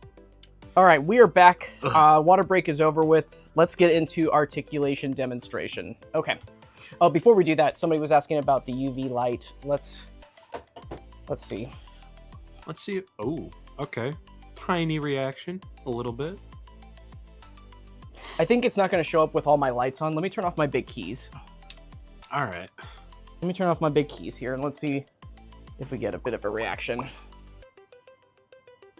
I thought that silver would have popped. You're getting a bit of a reaction on the teeth. Not so much on the main body. Let's look at the dorsals. It glows with the dorsals. It do. Let's look at the tail here. Yeah, there's a bit of a reaction with the silver. But it's not crazy. It's not crazy. It's there, though. Yeah. Goromaki looked pretty cool under it, though. Let's look at this in the mouth, because the mouth has got that metallic silver going on in there. Yeah, I got a little bit in there. It's all right. It's okay. It's not like that neon glow. That's what I look for when I'm seeing these kind of things, and it just doesn't have a neon glow effect to it. Like, it's illuminating, but it just doesn't look like a neon glow. Yeah. I'm going to try and incorporate that into more reviews because I just bought a nice set of UV lights, not just a flashlight, thank God. Yeah. And I'm hoping I can find some hidden treasures there. You know what's funny is that the little flashlight I got from when I was at SDCC during the Alien Earth encounter, thank you, Mike, for helping us get into that, that they were handing out these UV flashlights. It's like, I don't have one of these. I'm going to keep it. And you were meant I'm going to use it. Yes. But you were allowed to keep it, so it's fine. It's fine. It's fine. It's fine. Okay. So let's go into yeah, there you go. Okay, so we're going to start with the head and the neck and everything. So we kind of already saw a little bit of the head articulation, right? So it can open up on all figures. Somebody had messaged me earlier about the lower jaw being loose, and on all four of these figures, the lower jaw is not loose. It's fine. It's taut. It's fine. There's no looseness on there. I think the reason why is because I think Godzilla had posted his video and his jaw was just like floppy and everything. It may not have been connected, in my opinion, after seeing it myself. But as far as the mouth goes and its widest part it can open, it's pretty wide, you know? Looks a bit silly, in my opinion, when it goes that wide. I think there's a bit of a finesse, like when you open up its mouth, I think it's like better, more like that, you know? I would agree. All the way open. When it's all the way open, it's like one of those things where you can do it, but you don't have to do it. It looks a bit silly at a certain point. So, and it's the same thing when you extend it. And it's the same thing, like when you close the mouth too, like if you close the mouth all the way, it looks goofy. So freaking goofy. You don't have to close the mouth all the way. I recommend, like, when you close the mouth, you just kind of position, because this jaw, it kind of has some wiggle room, like you can give it slack jaw and everything and push it out, push it in. I recommend just kind of pushing it in a little bit and then pushing the top of the head in as you go to close it. And I think that looks a lot better. So much better. Because I see a lot of people out there that so when they pose their figure, they just do this. And they're like, hey guys. hi guys, how are you? You want to be my friend? Would you like to buy this box of chocolates from me? would you like some candy? What? got some- They're selling chocolate. I've got some licorice in the back of my car. Oh God. If you sell anybody on licorice in the back of your car, that's a different beast right there. Because it is. Yeah. Okay, so mouth moves. Let's look at the head tilt, right? So as far as head tilt, I mean, nothing has changed. If you're wondering if is anything updated or changed with this figure between all the other releases, no. I mean, maybe the tolerance is different. Wow, you can really turn this around. Look at that. Wow. You are brave. Nightmare fuel. That looks like the movie Monster Series posing 2004 Godzilla. Yeah. So, you know, you have a lot of range with the lower part of this neck right here. Let me bring this down a little bit. So there's a lot of movement range right there. You can tilt, you can go back and forth.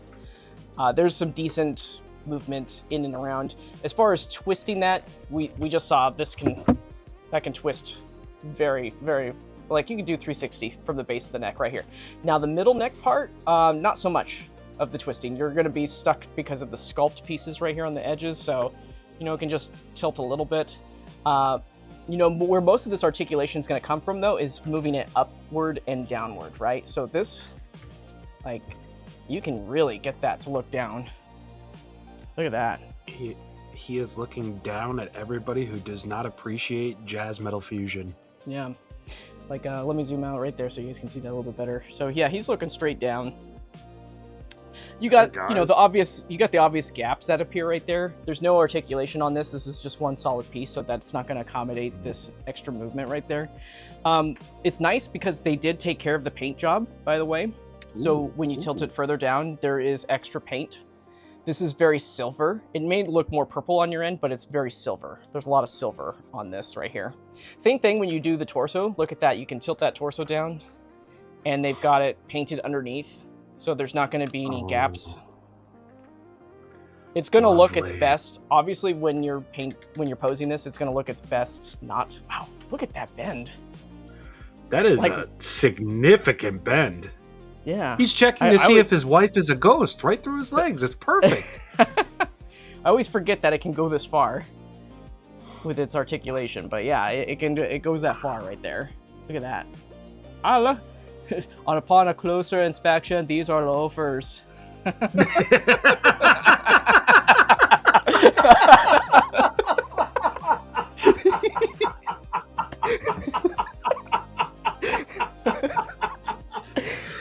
we're done. That's it. We're done. Stream's over, guys. We're all broke. That hit me right in the funny bone. Oh, that was good. Oh, that was great. 10 out of 10. 10 out of 10. I just need what I want somebody to do is take a screenshot of this, and I want you guys here. We'll do it like this, just like in the. If you guys don't know, that was a Simpsons reference when the Arnold Schwarzenegger Simpsons character is being made fun of by the critic, who was a guest star on the show. It was a crossover episode, and he made fun of his feet, and he's like staring at his feet for like. They do a time lapse and it goes from daytime to nighttime. He says, I am suspicious of you, but I will go in for a closer look. And then after the whole day goes by, he says, upon closer inspection, these are loafers. Because he made fun of his shoes being... he was saying his shoes were untied. That was the joke. That was a great episode of The Simpsons. One of my favorites. This is cool though. I love the way this looks though. This is like you can do like a full on, like if you're doing animation, this is like a charge. Like you can have him charge into another character right there. That's pretty sick looking. As far as the twisting of the torso goes, you know, you've got some range because there's all this play right here. So you can twist this around quite a bit. You can't twist this middle section that's above the torso.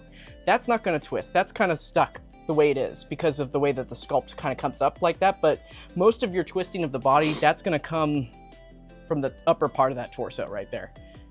Oh, wow. And you can really get it like to twist. He's moshing. Yeah. He's at the so punk you can show. so you can get some decent twists like that.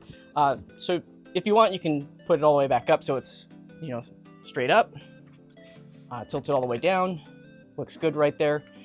Let's look at the arms. So the arms, you know, people have had their fair share of issues with the arms over time. So I recommend this. When you're approaching the arms, when you get this out of the box, it's kind of out like this. This is how the arms kind of posed. It's like kind of like a bear hug kind of thing. You're going to want to push this piece into the body though. This piece right here. This part of the shoulder. You can push that in. See how it just kind of goes down like that? So you don't want to move the arms down necessarily. You want to push this piece so that it just kind of comes out a little bit more. And you can adjust that too. You can push it inward, outward, down here. There's a little piece of the, let me zoom in. So there's this piece right here, right? You can push on this and it goes inward right there. So that's how you want to get, if you want to get your arms closer in. From there, now you can move your arms, you know, you've got this much range right where the shoulder is. It's not a lot, but there's some. You know, it's okay. It's not massive. You can rotate it a little bit, go back and forth. As far as the elbow movement, elbow's nice. It moves great. You can't, well, I guess you can. You can kind of twist it a little bit, not too much. It does stop. When it stops, don't go any further. Oh, you know what? Maybe it was just stuck. So you can twist this all the way around. You can twist that hand all the way around. Look at that. Wow. Holy So moly. it was just stuck, that's all. But as far as the regular movement goes, it stops because of the sculpt. The sculpt is right here. It doesn't move any further than that because it stops. So when you're going to move it inward, that's as far as it's going to go. Don't force it. That's as good as it's going to get. And that's just because of the way that the sculpt is. If there was like a... I think if they had a sculpted elbow piece in here, like an extra piece of the elbow, like an extra joint, you'd be able to get more. But it doesn't do that. So it's just forearm into bicep, no elbow joint. That's the issue. Which is fine because Shin Godzilla never really did much with his arms anyway, so... Right. Yeah, and as far as the wrist goes, you know, it's just on a ball joint. It's all translucent, by the way. This whole hand is all translucent. That's so cool. Looks awesome. Oh, you know what? I had this other... Let me put that back up there. There. Now we can get some more. Yeah, you can see a little bit more of the translucency now. Oh, yeah. So, but as far as that, it's on a ball joint, so you can tilt that up and down. You can twist it in just about any direction. It's not going to do anything. Pretty solid. I'm pulling on it right now. It's not popping off, so that's good. Very good. Let's see how close we can get it to the body. Because to do that kind of iconic Shin... So that's as close as I can get it. Look at that. He can pretty much almost touch his chest. He's gripping his chest because he's having a heart attack. Yeah. I kind of want to give him like a little skull to put in his hand. Do a little Shakespeare.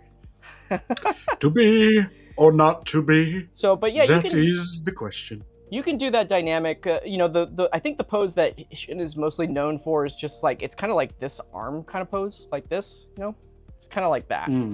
So it is doable. You can perform that. No issues. Let's look at the other arm. The other arm. So, you know, this whole piece, by the way, this whole piece that I was talking about, that you can push it inwards, you can rotate this part a little bit. It's just a little bit harder to grip on, but it does rotate. But if you want to get it closer where the arms are touching the chest, you just got to kind of move it around like so. Let's look at the... I didn't have to heat this up or anything. You guys saw, you know, I took it out of the box and it's moving nicely. You know, this one was the one that's always generally stiff on a lot of copies, is this side of the arm.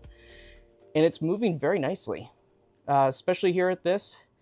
They're sculpted differently, by the way, because when they do these things, when they cut up the joints, they're not mirrored. So they do have a little bit of a different kind of cut and how far that they can bend those arms. This one, this one can't touch the chest because of the way it's cut up. Can't do it. Yeah, that's as close as it's going to get. But, you know, as you can see, we've got that iconic look. You can still pull off that iconic look with its grip. Shin is many things, but symmetrical he is not. No. Oh, somebody pointed this out to me once. Something to watch out for. Somebody pointed this out. They're like, oh, don't do that with the neck. It's really ugly when you do that. You can do it. It's just not a thing. There's this piece right here. And when it comes out of the box, it may come like this, where it's popped out over it. Mhm. And it kind of looks like an Adam's apple now.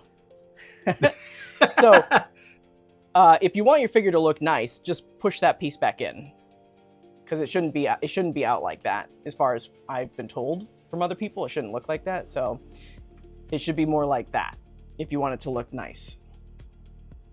So just something to be aware about. Something to be aware about. Let's look at the leg articulation. Yes. The legs. The legs. Let's see here. Can we do? Let me fix this really quick. Let me zoom out a little bit. Can he do the grease lightning?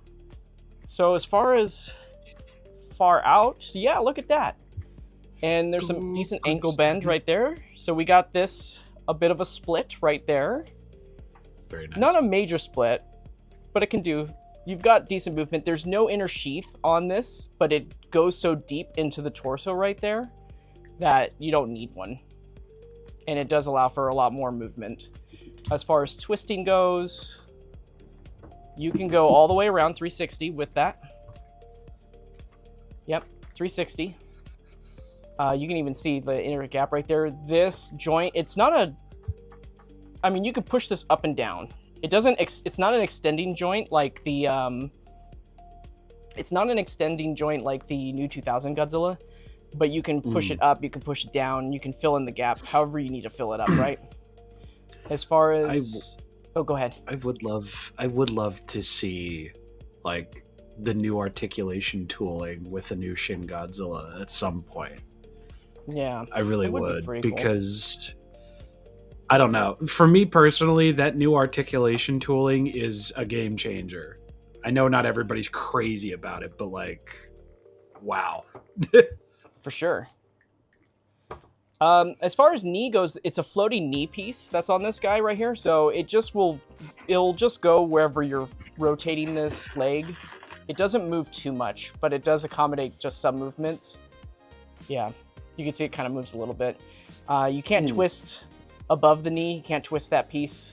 It's stuck there because of sculpting. Now, you can twist this part right here all the way around, no problems. As far as bending goes, looks good on that. Look at that. You got some decent range. You can get it to do a kick up kind of thing, kick out. Angle pivot. You've got decent ankle pivot too. Look at that. Look at that pivot. Yeah. So you can get that foot on the ground right there, and you can get some really, dynamic positions. Like you can get that. So you can get. Look at that. Low. See how that's kind of, yeah, so you can get some really good posability out of that ankle, especially with the hinged bipedal kind of feet kind of thing. It works really well. So you can get, like Shin Godzilla does not do that pose in that movie at all, right? But you can make it do this kind of like sumo kind of pose. So yeah, the feet move well though. The same thing with this leg. The leg moves all the way around. It's actually easier to move it on the left leg, believe it or not. It's solid, not popping out though. I would say, look at this. It's actually, so you might need to heat treat this leg because this one was really stiff at the knee, but this one you can see the knee goes really deep into the sculpt right there like that. So I'm thinking that I might need to heat treat that knee because you do have a lot more range on this leg. Same thing with the twisting. You can twist it like that. Ankle pivot, still there. Moving it up and down, kicking pose. Yeah, look at that. Very nice. So, looks good. Oh, the tail. Let's get to the tail. I'm going to zoom out for a lot of this here. So, the tail is extraordinary, right? As far as the tail goes, massive. Let's test out joint tolerance on it, right? So, first of all, this is with the tail down, right? Tail down's nice. Let me pop out my screen so I can see this a little bit better. Okay. Trying to do this where I can kind of see everything at the same time. So you can get this to pose just about, like every single segment in here is posable, right? So you can get it to really go extreme, like, oop. Oh! I had the leg on the inward side. So you can get it to do the, you can do that. You can go even further on the inside. Oh, the glove's stuck in there. There you go. So you can get that on the inside. Look at that. Wowzers. That's a question mark. Yeah. It does the S shape like super well. Exceptional. And then as far as going upwards, right? Because you can get this to go really high. You can get this to pose just like all the way up. So you've got that. Let's do some angled stuff. Yes, some nice cat swaying. So you've got this. This is just like off the cuff. Like you can really push this tail to do a lot of different kind of posability. Like look at that. Look at that deep curve. Oh. Got to balance it though if you're gonna do it that way, because the tail is heavy. It is really, really heavy. It is. Wow. So let me see if I can get that even more. The only thing you're probably not going to be able to get it to do... Look at that, Rob. That is a curve. What? Good lord. What? Oh, that was too far. Oh! It was so close. We were so close to getting it to touch. By the way, silver on the inside. Oh, so he's silver all the way throughout the tail on the inside. Interesting. Yeah, so here's what's interesting is it's silver on the inside, but the outer layer, I don't think it's silver. I don't think it is, at least. So as far as this goes, I think this is as far as I can get this tail to curve inward. That's pretty decent, though. That is a pretty decent curve, especially for a chunky tail. Yeah, without heat treatment, it can get in there, and it can go even further. Like, you can get this. Let's see how far we can get this around. Look at that. Like, you can get him to hold his own tail. Can you get the tail tip whispering sweet nothings in his ear? Do it. Maybe. Do it. Burn the house Destroy down. them all. Burn it down. Put it down to the ground. Yes. Put it down to the ground. Tail's moving great, guys. And as far as like the tolerance goes, like, you know, it's holding. Like, I'm putting it in different poses. Yeah, as far as the tail goes, you can get it to just about hold any kind of pose thanks to using the translucent plastic. Like, nothing's dipping or sagging. Like, which is great. It's good. Now you can definitely pose this up so it's ugly looking, like with its articulation. Like look at that. That doesn't look good at all, right? Yeah, that flares my OCD something significant. Yeah. Just because you can do it doesn't mean you have to do it, and doesn't mean you can. I mean, you could just you don't have to do it. It's optional, right? It's optional. You don't have to go that far. It is. So, but yeah, the tail's great. Should we do the pose where we hold it by the tail? Should we do that? Let's do it. I mean, it's there. It is. There it is, guys. It's fine. The tail is so secure on this. Like, I'm not even worried about dropping it or anything like that. It's so secure. Okay. Now let's see if MGP can do that with Godzilla Ultima. Yeah. This is yeah, the tail articulation. I think the tail articulation is probably the best on this one. It's the best I've seen out of all the Shin Godzillas. Yeah, for sure. This guy's like Academy Award worthy for SHMA's like Shin Godzilla, because golly gee, he kind of just strikes every like blank square right now. Yeah. Especially for me. So there you have it, guys. That's the articulation demonstration. It's got some great range. It's got some great range. I know it looks like the table's touching the floor. It's not, though. That's not touching. Wow. Just wow.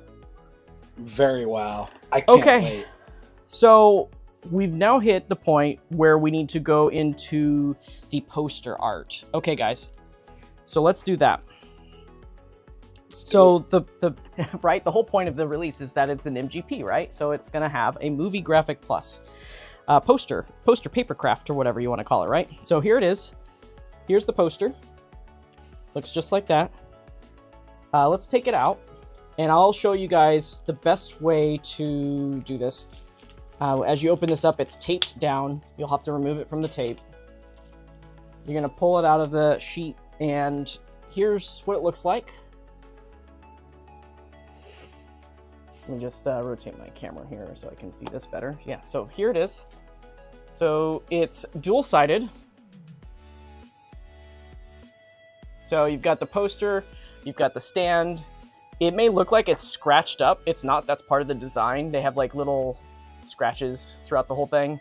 And on the back side of it, you have a black and white cutout that you can use. So you have two ways to pose the poster art. You can use the movie poster, or you can use this where it's just a black and white cutout. And this is actually a scene from the movie. So that's a licensed photo that they're using right there. That looks cool. So I'm going to show you guys how to do this. Let me bring the camera up for this part. There is an easy way to do this part of the process. So you don't have to, I noticed that a lot of reviewers out there, when they were kind of opening this up and taking it out, they were just popping it out while holding the card. You don't have to do that. If you want a really good, clean pop of this, taking it out, all you got to do is fold it. So just take it right here, like so. Okay. And you're just going to take this part and you just fold it. That's it. Look at that. It already came off. You're going to do the same thing for the bottom part. Fold that. Oh. And you're going to do this right here. Take that, fold it. And you're going to fold it again right here. And look at that. Just comes out just like that. You don't even have to do anything perforated or anything like that. Push it out. The thing is when you push it out, you risk some tears on the sides. So with this method, you don't have to worry about that. And it's pretty clean. You know, the perforation, you're not getting a lot of tears on it because it was just a nice folded cut. So see, now I might actually use this. Now that you showed the folding method. Yeah. It gets a little leave tricky. it in the plastic baggie. Yeah, so it doesn't look bad. It doesn't look bad. Like let's take a look at the closer edge right there. You see the perforation? It's not too ugly looking. Ah. Yeah, it's not too ugly. Very minimal. Okay, so unfortunately, it's not as simple. It's not as simple. Give me a second. Let me get my little tweezers here for this. What did I do with them? Oh, here they are.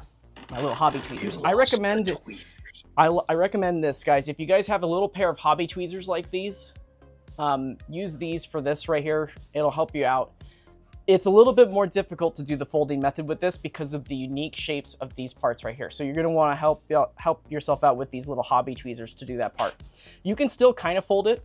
I'm not going to do it on the table, but you can kind of fold this back and forth a little bit, just like that, to get it kind of loose. You just don't want to do it too much though.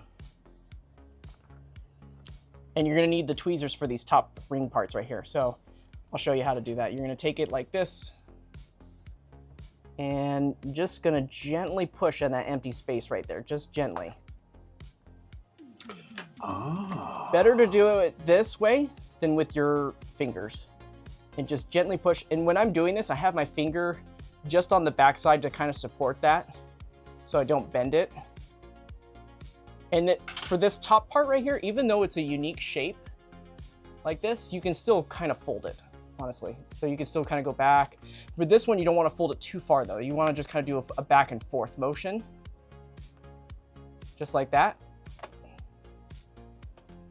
And you see it's all disconnected right there. If it's not cooperating fully, like this is still kind of hanging on right there, you just want to use your tweezer to just kind of push that out a little bit. Just a little bit. There you go. Now it's been separated. And we go over here. Same thing. Just make sure you have your finger on the back. You don't see it, but I have my finger on the back, just supporting it so that when you're pushing back and forth, you're not going to rip it, right? So this part right here, again, you can do that fold motion. Fold it, back and forth. See how that popped out just like that? Hmm. And then take your tweezers again, support the back of it right there, and just push down a little bit on the outside of it, and it will pop right out. Same thing down here. I'm gonna fold the top part and the bottom part like this. So I'm gonna fold this down, kind of go back and forth, support it right there, back, forth. Same thing right here, back and forth. So it doesn't look bad. You want to go back and forth while you support it right there, back, forth. And then when you get down to this part, use those tweezers, put your finger on the back of it to make sure you support it as you're trying to pop that out. And there you go. That's out. And then Look at that. there you go. And then right here, pop that out right there on the sides, push it gently, nice and gently. And there it is, it's out. So you're gonna wanna just double check everything. So there's a little piece of this that didn't come off. Use your tweezers to kind of get that off. If you got them. Let's see here, I need to push that inward. Yeah, you just gotta be careful with that. I do wish they included this kind of already like pre-cut, you know? Yeah, like I thought it was gonna be that way, but I think they did it in a lot of how they do it traditionally speaking. Here, I'm gonna take this off camera right here so I can try to get this last piece off. But I think they do it how they do like a lot of baseball cards when they come packaged in their stuff. Mm. So I think it's very similarly done to that. But as for somebody that likes to collect it a certain way, like I like a clean finish and everything. So this is what it's gonna look like, by the way, when you're done with it. You could just toss this. You don't need that anymore. But here is the stand. So there is a, believe it or not, everybody, there is a right way and there is a very, very wrong way to fold this, okay? So on the instructions, it's in Japanese, but it says to fold along the line that is popped out. So in this example right here, let me see if I can shine the light above it. So in this example right here, you see how this is, you know what, let me zoom in. This will be easier. The way it's folded in, so you can see this line, that's a divot right there. You see how it kind of goes inward? That's what you fold it inward. Because on the other side, the line is outwards. So you see how that's kind of, here, hold on, I'm trying to get the focus here. Focus. Yeah, so you see, let me see if I can get it. See how it's popped out like that? Yeah. So it's popped out, but on this side, on the opposite side, it's inward. So it's a line inward, like it's indented. You want to fold along the indented line, because if you fold it, think of it this way, this is the spine right here. If you fold it on the spine, you're gonna break it. It's gonna rip and tear. So you need to fold it along the indentation. So when you fold it along that, all you do is just gently just fold it inward like this. That's it, just like that, fold it inward. When you fold it inward, it will naturally fold in just nicely. There won't be any tears or anything like that. So when you look at it on the back side, it's just a nice clean fold. And you wanna just do it quite a bit actually. The first time around, you wanna fold it inward. And then let's take the sample here. When you put it inside, when you put this guy inside, you put it in the bottom slides right here, and you're gonna push it down from the top so it bends downward. And you're gonna help you might have to guide it a little bit. Push it down and then guide the teeth, the fangs, inward, and there it is. Hey, that is it. Papina. So that's it. With this display, it's displayed just on a little cardstock like that. You can get the figure. This is what it looks like next to it. So it's a pretty decent size too. Let me bring this guy down. It's better than what they're doing with the action figure series ones. I'll say that much. Oh yeah, for sure. So yeah, there's Shin Godzilla next to that. Not bad. It's okay. They're a decent size. You know, they're just as big. I mean, this is just as big as Shin Godzilla, whereas Godzilla 89, you know, is much smaller. I'm bringing it in just a really quick, you know, just for size comparison of the poster. Oh yeah. Yeah. So that's the ideal size. As far as, so say you don't want to use the poster, you want to switch it to the back, you just flip it out. Just push it down, flip it, push it back in, and you can display it with its action shot with the S.H.MonsterArts logo now. See, that looks cool too. Yeah. I dig either or. You've got options. If you're feeling like displaying movie posters, you can do that, or you can display it like this. Now, this is my little hack for the audience. If you want something a little bit more premium with your display, say you don't like the way that the cardstock looks, you don't like the perforation, you don't even want to bother with it, you can do what I've done, where you can get some acrylic stands off of Amazon. You do have to cut it out of its paper in a custom way because these posters don't fit a 5x7 frame, but you can cut it out and get this little premium display right here. Ooh. So all this is, and I'll shine a little light so you guys can see a little bit better. It's just on a little stand piece right there. And what's great about this, it's protected. You don't have to worry about dust getting on your print or anything. And if dust gets on that, you can just wipe it off really quick, right? So you can clean it off with a rag or something. And the best part is it's flippable. You can just flip it over. Ooh. You don't have to do any other things to change it up. You just flip it around. That's it. That. So if you want, you could do this, or you can do it like this. And I've done this with both the 89 and the... Yeah, so I've done this both with 89 and Shin Godzilla. I'm going to continue doing it as more Movie Graphic Plus releases go on there. So say if you don't even want to display your figure with these, this is a nice way to display just the posters in their own display areas. Like say you got other bookshelves or something, this is a very fantastic way of doing that as well. So I will post how to get these things for anybody that's interested about it. I will make a later post about it, but that's how you do it.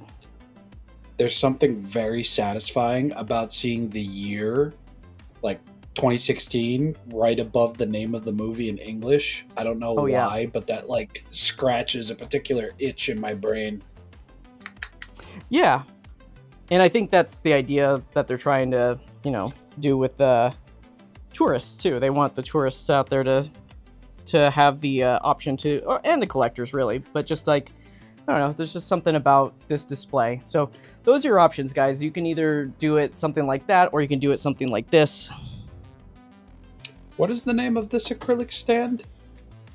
I will link it later, but it's just a 5x7 acrylic stand. You can find it on Amazon, just 5x7 acrylic standee. Standee is what it is. Gotcha. Because I'd like to do that. Yeah, so let me show you guys. The one that I have has a black base, but you can get them so that they're clear as well. So let me show you guys how this works. When you get this acrylic base, it looks like this, essentially. So it looks like this. This is the one with the clear base on the bottom, and the way it works is it slides. There's a base piece right here. It slides out, and then you stick the card in here. And then when you're done, you just slide that back on, and it becomes this. But this one that I have has a black base instead of the clear base. So I wanted the black one because I thought it looked more premium. So it does. The black one costs a little bit more than the clear one does. But that's kind of how that one works for that. It looks good though. I like it. You do have to do a bit of a custom cutout. Let me show you guys what I did because you could still see the perforation is still there. So I had to measure 5x7 against the card that it comes in. So this part right here, when you're doing this, you got to measure an additional 5.7, you know, to extend along that and then cut it. And then you can fill it up. You could put it in there without that, but it doesn't look, actually, you know what? Let me just show you what it looks like without that. It may not be a big deal to some people, but for this one, let me show what it looks like if you just decided to cut it out, just use the perforation only and didn't do any custom cuts. You might be okay with this. Let me get in there. Get in the hole. There it is. Okay. So that's what it looks like. Okay. That doesn't look too bad, though. Yeah. Yeah. It depends on what you have in your the black background, is- though, right? If I have black in the black is background, definitely right? better. Yeah. So, but that's, let me get a little bit closer too, like when you're looking at it. So if you just decide to do it without doing any custom cutting, it'll still go inside there. That's just me being me, you know, with wanting it to fill the whole card. So, but that's all. It's very affordable. I think it's like, if you get like a 3-pack, I think it's like 10 or 16 or 20 bucks or something. That's not bad compared to other things. But if you're planning on getting a lot of the Movie Graphic Plus, just go all out and just get an 8-pack or a 10-pack because it's priced way better if you buy more versus just buying 2 or 3. So, okay. All right, guys. So that was the poster art comparison right there. Or not comparison. I'm not doing a comparison with the poster arts. There's nothing different with them. They're all the same. There's no variance to compare with or anything like that. It's all standard fare. Okay, we're gonna do comparisons with the original and all the other Shin Godzillas. How's that sound, Rob? Yes! Should we do that? Oh my god, I'm so excited over it. Okay. I am. I really, really am. Okay, so Do it! what? Do it right now! Oh, I thought you said you know what, and I was like, what? What? You know what? You know what? I really What? I really, really like this Shin Godzilla figure. I really do. I can't wait to get him in. I think, Rob, if you ever get the chance to hunt down the Night Combat, you'll love it. Night Combat is beautiful. Yeah, that's like one of my biggest regrets right now, not picking up that Night Combat when I could, because, man, let me tell you, I'm regretting it heavy. Yeah. One of these days, it really guys. is a beautiful figure. It's so funny because I flip-flopped on Night Combat when I first got it. It was like, do I like this one? And then I stood it next to the original. I was like, okay, yes, I do like this one way better than the original. Well, yeah, So much better. Compared to the original, that thing's like Michael Jackson's Thriller. It's flawless. Right. Okay. I got to get Ortho. There's so many Shin Godzillas. There's so many. I'm so over it. And there needs to be more! No! More! Yes! Ugh, And then they no more. need to do an S.H.MonsterArts Shin Godzilla 5th form. Which will never happen, but I'll hold out hope. I like how I was reaching for it, and I was like, wait, that doesn't feel like Shin Godzilla. That feels like a monkey. And it was. It was a Kong 2005 figure. Monkey. Monkey. Monkey. Monkey. Monkey. Okay. I'm getting them all out here. I should have had these out beforehand. I just didn't think about it. God, there's too many. builds There's too many suspense. Shins. There's too many Shins. There's no such thing. There's no such thing. You There's know no what? such thing. I think the light piping on Night Combat is actually better than this one still, but we'll see when I bring them out into the light. Okay, let me get OrthoShin. OrthoShin is on the opposite side of the place because I ran out of room.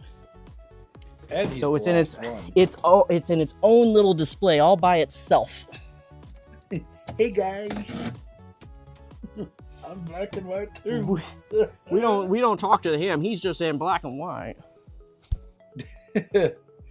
Yeah. Okay. It's hard to believe that there's still a crowd of people out there that will not watch black and white films.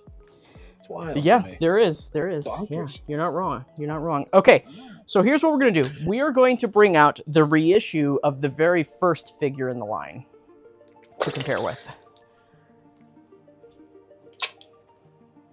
And I have to point out that my reissue that I have here, I did do some customization on it, so it's not 100% accurate to what you'd get in person. I applied a matte paint coat job to it. So it looks it's- better.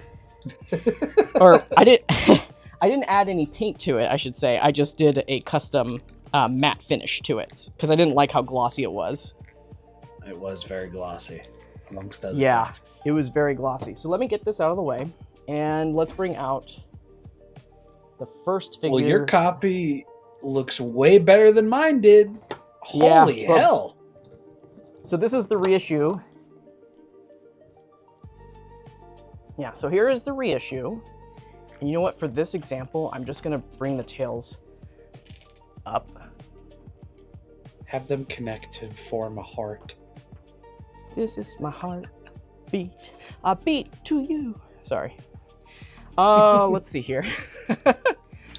Automatic. I had these all posed up in different ways, by the way, so I yeah. love how vibrant the reds are on your copy.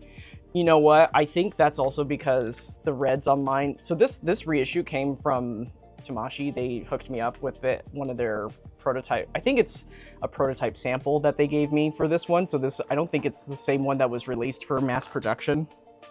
Oh, you lucky duck you. It still came out with the you know, with the box and everything, but they just hooked me up with that. So it is got a little bit more paint on it than what the original one does, but I also took it upon myself to give it a matte finish at the same time. So, and I think it looks stellar with the matte finish. Okay. I am the noticing joint- his nails though. Jesus. Yep, that's the old nail paint job. Bro's got the acrylics. Yep. So this is the original reissue with the new Night Combat, or not Night Combat. My bad. I mean, he is technically an Awakening Night Combat, so. Yeah. So let's get a little bit closer there. I remember I customized it so it has a matte finish on it now. So I think that it does help with the details and makes them pop more. It gets rid of that glossy look. Definitely. You know what? I'm gonna switch positions on them, by the way, because I like to show the new figure on the right side and the old figure on the left side. By the way, the joint tolerance on this original reissue is like terrible on the tail. Like it cannot hold it. The tail's not holding a pose at all. It's just not being cooperative at all. Yeah. It needs to be Kiki. I haven't Kiki fixed it at all, but like this is like I need to Kiki fix. Are the eyes bigger? they're painted bigger, yes, on the new one. Let me get closer. Oh my god. It's not that the eyes are bigger, it's just that the paint job is bigger. Yeah, the painted eyes on the original are very, very small. I feel like I just saw the face of God in my toast. Oh my god. Yeah. Yeah, they're very, very, very small. The eyes are very, very small on this release right here. Can I just say, the vibrant red on your copy is all I've ever wanted. It's seriously, that's all I've ever wanted from an S.H.MonsterArts Shin Godzilla. Like this. This was it for I Rob. just want... Yeah, that dude, the vibrant red, I've bitched about it for 10 years, and I probably will until another 10 years comes by, and I finally get... But dude, like, the vibrant red on the matte black is it. Oh, it's it. But you know what? The red didn't look like this. It didn't pop until I put the matte paint on it, though, because it was very washed up, and it was like this glossiness, and it was just kind of lost in it. And once when I applied the matte effect to it, I think Shin Godzilla just looks better with a matte coating versus glossy. And that's what I want. That's what I require. Ah. So, but yeah, here it is. There it is. Toesy woes and everything, you know. Uh-oh. That was the doorbell. I'll be right back.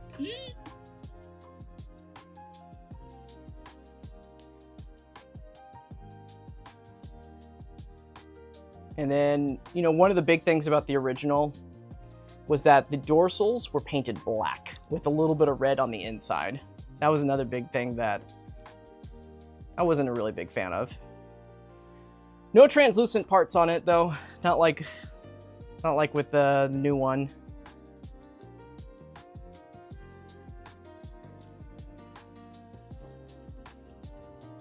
Yeah, this is just...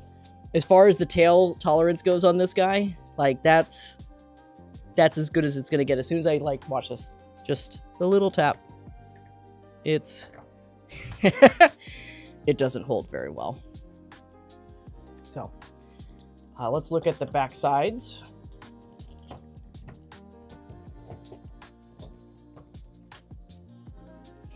I had some paint chipping on mine too.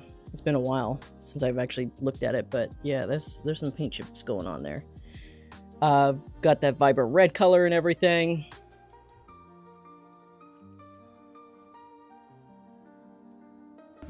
Oh my Yeah. God, this shot is Rob so is cool. missing. Rob is missing. Oh no, he's back. I was gonna say he's missing This shot is so cool.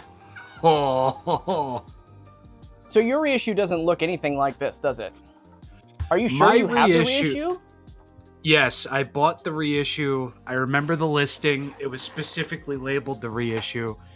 My reissue is a mixture of flesh tones like this, red Yeah. and orange all throughout the body. He's multicolored.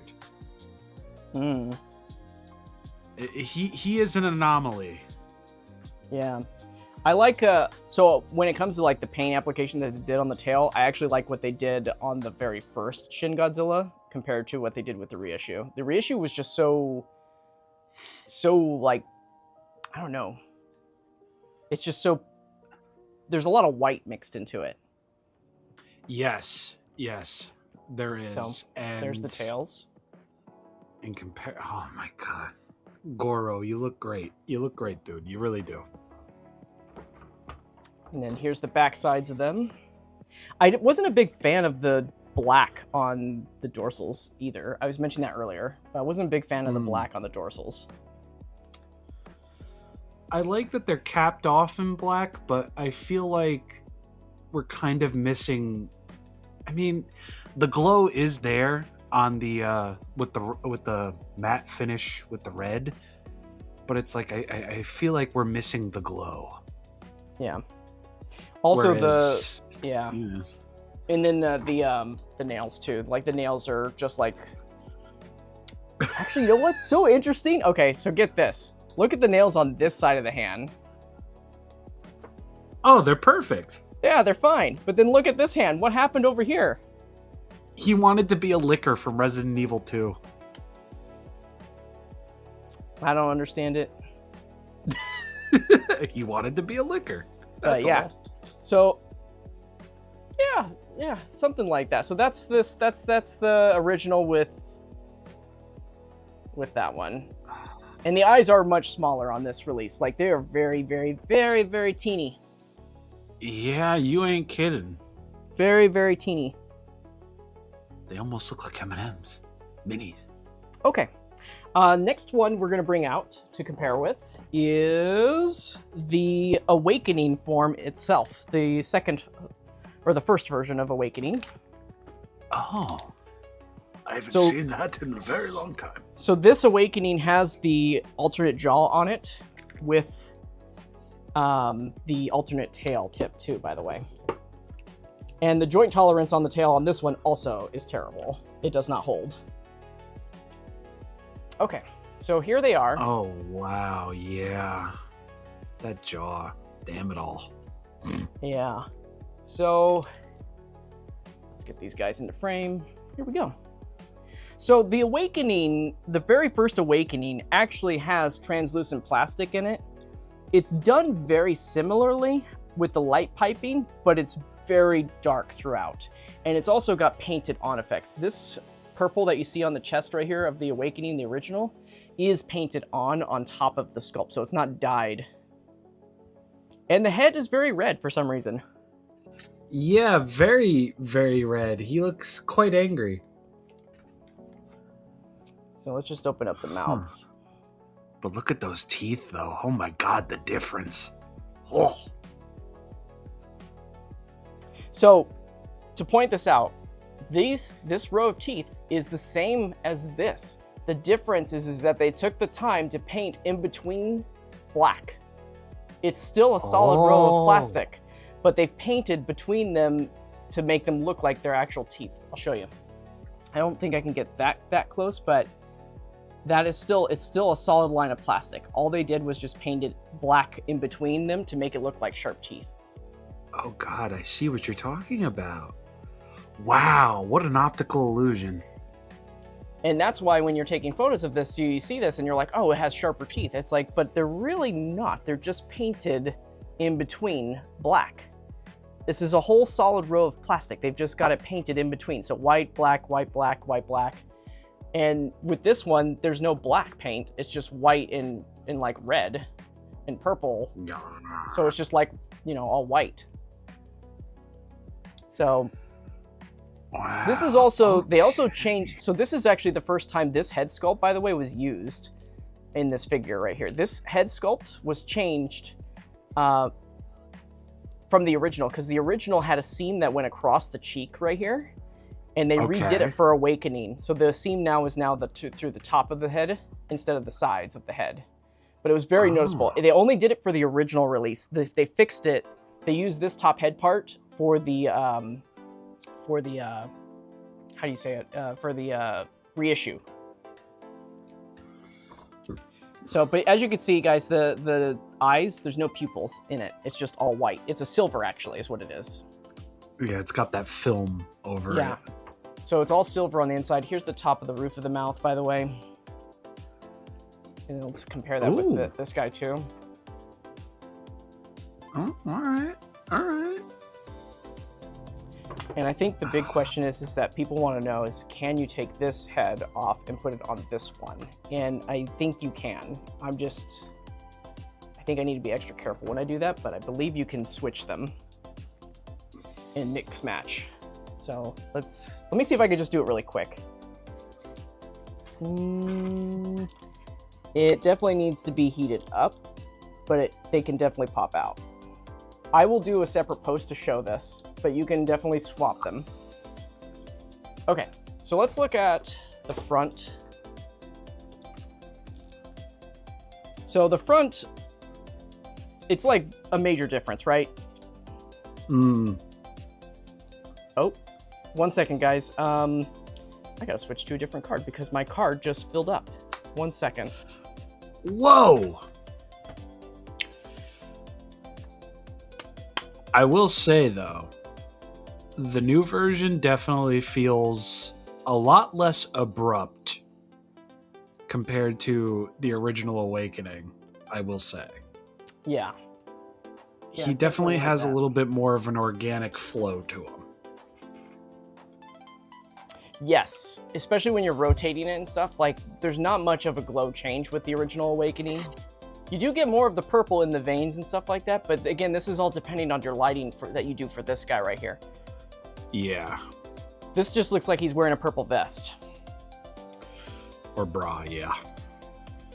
Let's look down a little bit more. So you've got...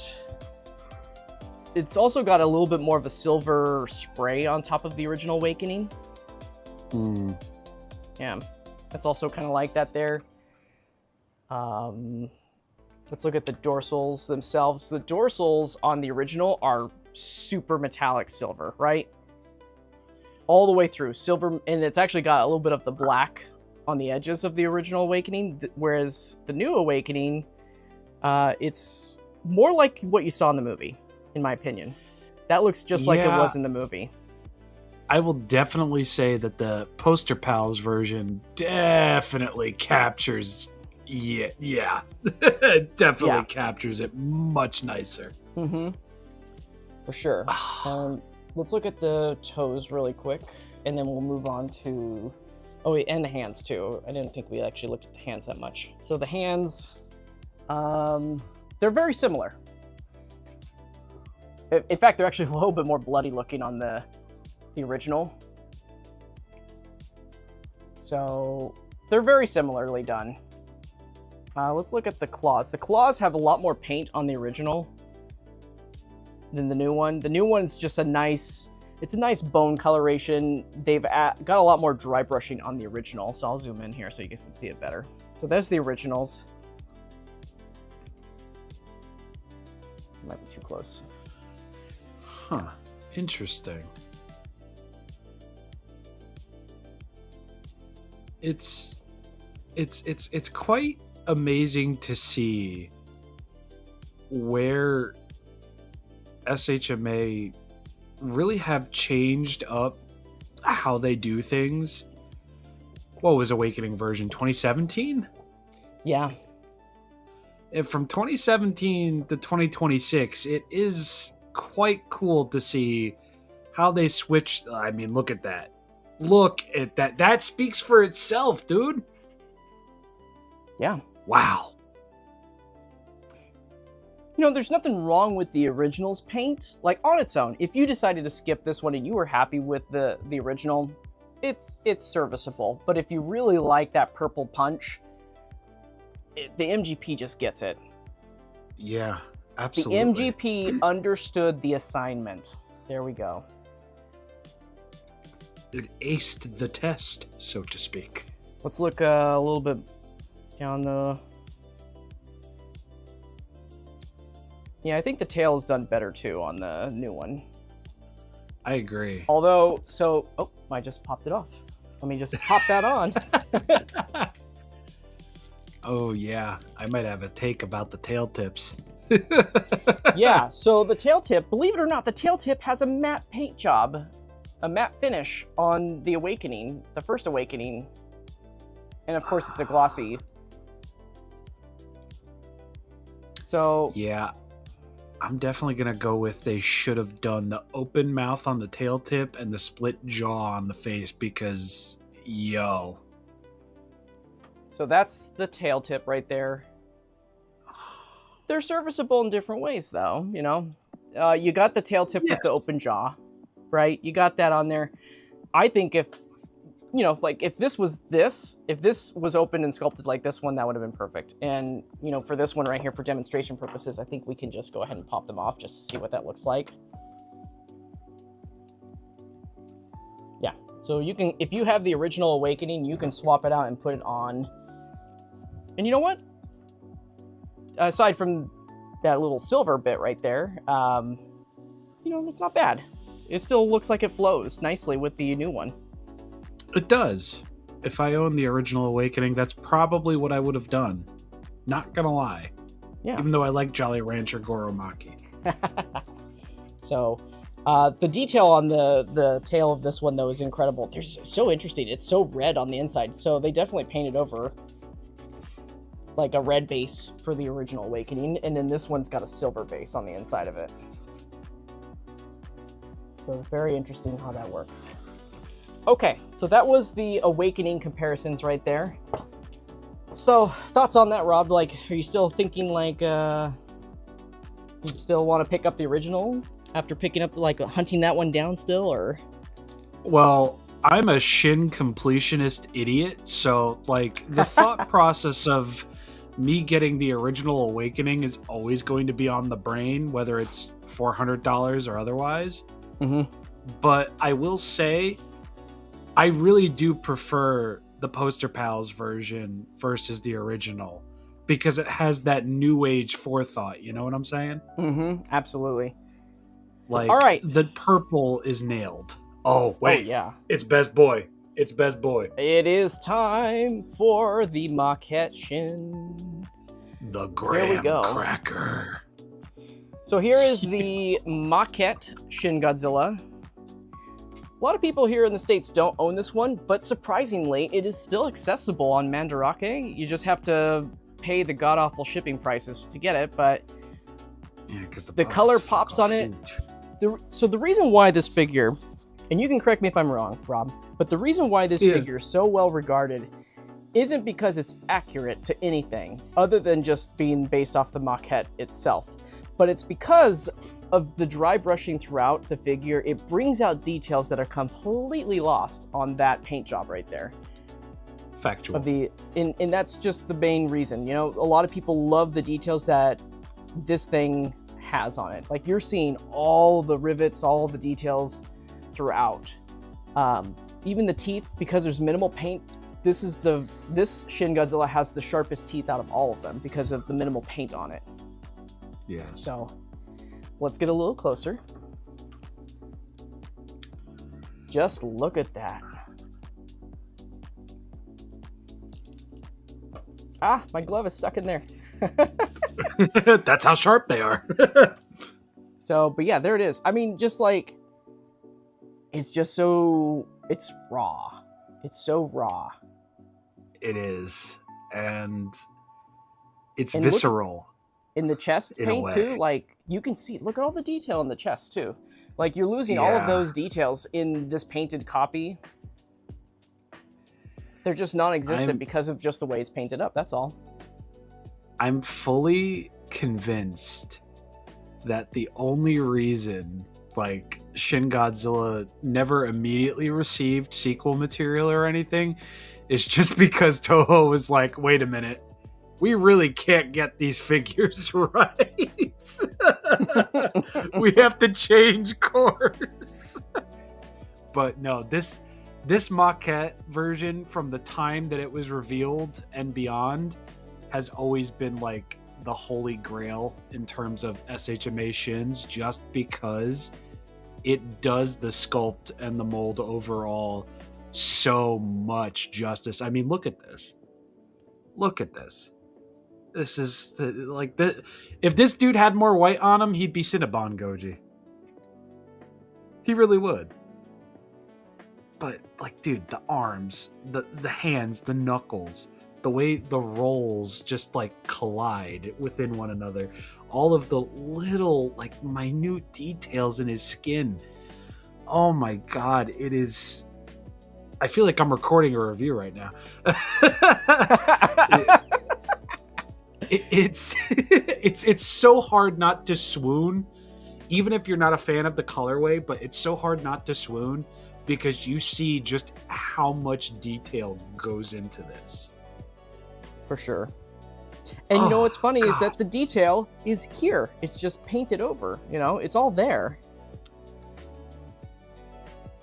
So, that's the side view. Let's look at the back view. We like back views, right? We do. We very much do, especially when they're nice and vibrantly purple. Yeah. So, and there we go. There's our back view. You know, honestly, it's kind of it's boring on this maquette, but you know, it's a good boring because it's like detailed. You can see all those details. It's gross looking. It's great, but you can't beat translucency. Translucence and just like, come on, like, what are we doing here? This is great. I love this. Yeah, I mean, get Poster both. Pal That's, Shin. That's Yeah, how we yeah. go with this. Get both. Yeah. I think Maquette Shin is worth the hunt. If you go out and you want to hunt a figure, this get it. Go find it. The full set. Unfortunately, the Maquette Shin also suffers the joint tolerance issues that the first two also have with the tail, so it doesn't hold the tail pose quite well. You know, posting it up like this, like, you see that? It just... Yeah. It just doesn't Well, hold. he's approaching 10 years too, because Maquette was also 17. Yep, he was Yeah. 2017. Yeah. So yeah, so a little he's getting kiki up fix will there. go along. A little kiki fix will go a long way. Like, you can get it just in the right position, but there's a sweet spot where it's just like, nah, not doing that, bro. We're not going there. Yeah. So, but that's it for the Maquette and the original right there, or sorry, the New Awakening. We both love them. Yes. So after handling them, I still think Maquette's still my number one, for sure. It's still my number one. I would have to agree, because I mean, just look at that. Oh my god. There's a very fine line between the beauty of screen accuracy and the beauty of detail representation, and that thing just like crosses it, because For sure. Foobly doobly. So now that was Awakening, we're going to bring out Frozen. I love Frozen. I love Frozen so much. So He's a good here is Frozen. Frozen is quite a unique one. I remember when this one was first announced, there was so many comments just saying, what is the point? It's just one, it's Frozen in the movie and it doesn't move. And my response was always, well, you're just going to post it on your shelf and leave it there. So maybe it's the perfect Who figure. cares? Maybe it's the Honestly, perfect figure for the line. Who cares? Like, this is another one of those paint jobs where it just helps showcase all that goes into it. And Oh, for sure. I really dig, especially the tail tip. Especially. But Yeah. I love Frozen. Frozen's like up there. So Frozen also has no pupil. Let's bring these guys a little bit closer. Yeah, Frozen's Let it got go. Yeah. Let it go. Bolton too. Yeah, so there it is. The heads, the paint on this isn't too bad either because it's very minimal. They did a lot of dry brushing in the head and everything. So you're not getting a lot of that globbed on paint that you're getting with the new one. And you have some nice definition. Again, like you were saying, like with the sculpt, with the chest part right there, you're seeing a lot more detail that you would normally not see because of the black skin, right? So yes, you're getting a lot of that. Frozen's nice. It's not the top of my list, but it's definitely it's a respectable release in the line. I agree, especially with the exclusive tail tip, because not many figures do that. Not many figures have that. Let's look at those toes. I still just want a figure of that. Call me boring. Yeah, there you go. But So yeah, there's I just love there's just the toes. The toes are all nice. Those are nice toes, right? They look okay. Let's look at the dorsals here, shall we? Look at that. Look at how that silver white just... Oh, my God. I'm sorry. I have to stop. I'm not reviewing the figure. It's just so hard sometimes. I'm sorry. Look at that. I will say, on the promo photos for Frozen, there was a significant amount more of white dry brushing throughout the figure. I would actually say that it is significantly scaled back on the final release. Oh, really? Oh, yeah. If you look at the promo, there's so much more dry brushing of white throughout, and the blending is really nice looking. This looks like they just like patted it with a dry brush sponge or something like that and called it good. But it's still okay. It still shows the details and everything. Yeah, I mean, all things considered, yes, but knowing that we could have gotten a version with more of that highlight is... you see, what does it for me is the back. Underneath the dorsal fins, the lasagna massacre. Like, oh my God. Giger would be in love. Rest his soul. It does look great. Yeah, Frozen's, I've never had any major qualms with the Frozen figure. Let's look at the tails. The tails is where it's all different, right? Did I have my tail on backwards? Hold on a second. I think I do. I gotta find the top of it. Hold on a second. The children. The little Mackies. Yes, I had it upside down. Okay, now it's the right way. Okay, so here's our tail tips. So it is incredible that they were able to pull that out of a mold. Yeah. Well, I think a few of those hybrids are separate. Are they? I feel like some of them are separate pieces. I never really looked. I think that they are actually molded onto the... Hold on, let me take a really good look here. Yeah, I could be wrong. I could be misremembering. Holy moly. But I do remember... Yeah. So some of them are added onto it. Okay. Yeah, some of them are added onto it. The ones that are really protruding from it, but there's some that are just on the sculpt as well. Yeah, so for example, yeah, that's as close as I can get. So I'm gonna move this out of the way, and then, so like these guys that are sticking out really far, those have been added to it. But then there's some that are right here; those are molded onto the tail. And even in that, that's still very impressive. Oh, look at that, dude! I seriously, like, X Plus, please, for the love of God. Shin Godzilla. They haven't touched it. They haven't touched this. No. What? The only people that have done the Shin Godzilla tail tip are like these limited model kits. Wow. There's never been a mass-produced fifth form Shin Godzilla tail tip release ever. That is incredible. Okay. And nobody's ever done the hybrid solo either. Well, how about that? That solos. Okay, now for the big one. This is the one I've been looking forward to comparison-wise. This is going to be the Night Combat with Awakening. My biggest regret. Oh, no. So, after seeing them both on this, I think that the light piping in Night Combat is done significantly better still. Oh, absolutely. Like, look at the tail. Look at the tail. The tail's light piping is insane. And the tail, like, I'll bring this one up so it's a similar pose, but I think that's because they have that silver on the inside. I think that silver kind of dampens, you know, the light piping. Yes. Yeah. Absolutely. Because it's solid. Yeah. So it's not 100% there like Night Combat. So Night Combat still got the better light piping. Oh, dude, I need to get that Night Combat so badly. I really, really do. Yes, you do. Yes, I've never heard a bad thing about it. Well, it's interesting. Night Combat had like a yo-yo effect. Night Combat went through like an initial like, oh, this is a bad figure. It's painted terribly and it's not good. It's just as bad as the original. And then I think when more people got it in hand, that changed in the way that they were able to see. Because I'll tell you this. What you're seeing on camera is not 100% what you see in real life, right? So yes, what I'm seeing in person, like this thing is lit up. And that's just because I'm looking at it from a different angle than what you're seeing on camera right now. And it really does light up. The whole figure lights up. And the new one also lights up, but just not as much.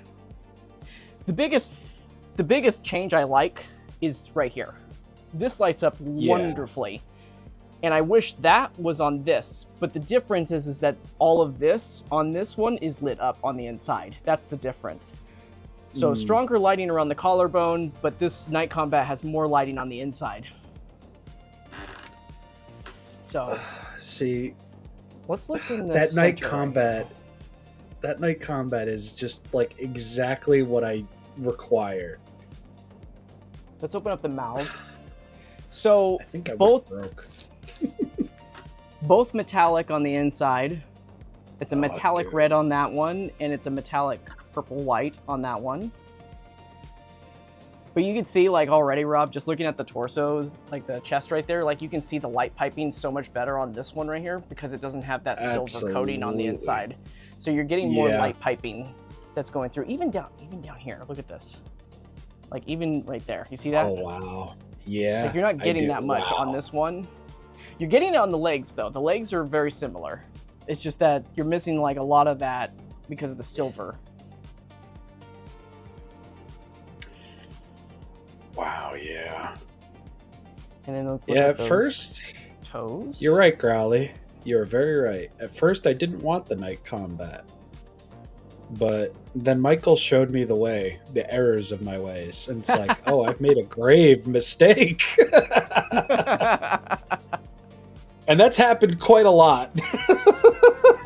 Yeah, you know, I think it just depends on what you're exposed to. If you look at candid photos, it's easy to say that it doesn't look good because a candid photo doesn't care to show you the best aspects. It's just showing you like, hey, this is my figure, you know, it looks really cool, or it looks really bad. I try to take first impression in hands like I take movie leaks. It's just like they might not always be taken with the proper intent to show, like, represent. So I kind of like don't like make clutch decisions on those because I've realized that I've missed out on some really good figures looking at in hands from other people or looking at in hands from people who have no interest in properly showcasing the figure and its strengths. Mm-hmm. And now I have figures that I likely would have skipped on that absolutely fulfill exactly what I wanted without having to listen to anybody. Look at that. So, dude, look at the cherry jolly rancher dorsal fins. Look at the chest on this though. Look at that light piping. My God. This is why Night Combat is my number 2 on the list. Like, if you needed a Shin that is representative of like what Shin looked like in the movie, this is it right here. Like, that's gorgeous. Yeah, that's probably the best we're gonna get. And yeah, and then when we do the same thing on this one, like, you do get it, but that silver paint just gets in the way. But you do get it a little bit. You see how that's popping right there? yeah, I do. And still, even that, I really, really like It looks good. But you know what? I'm not even putting light behind it right now of the other one, and it's still showing through. Yeah, the original one just has that. Night Combat just has that. Oh my god, look at that. It's like that new King series they just released. It's like you don't need to try that hard to make it really pop. Oh, wait. Godzilla Dino Buddies? Guys, I have an offer where I can get Night Combat Shin for $140. Take it. Take it. Take it. Take it right now. Yeah, do it. Okay. Like, look at this. Look at this representation right here. Look at that tail. Look at the tail tip. Look at the. Let's do the dorsals by themselves this time, okay? Let's do that. Yeah. We're so excited. I know we're so excited about it. Bro, I'm in it right now. Like, so dorsal lit. So here, there's no extra light being put on either of the dorsals right now, right? Naturally, the Awakening has more illumination painted onto it, right? Let's add some lighting onto the back of it now. So that's it lit up, and then with the Night Combat, that's what's the lighting added onto it too. wow. Of course, you don't even have to add that much light. Like, it's almost too much, you know?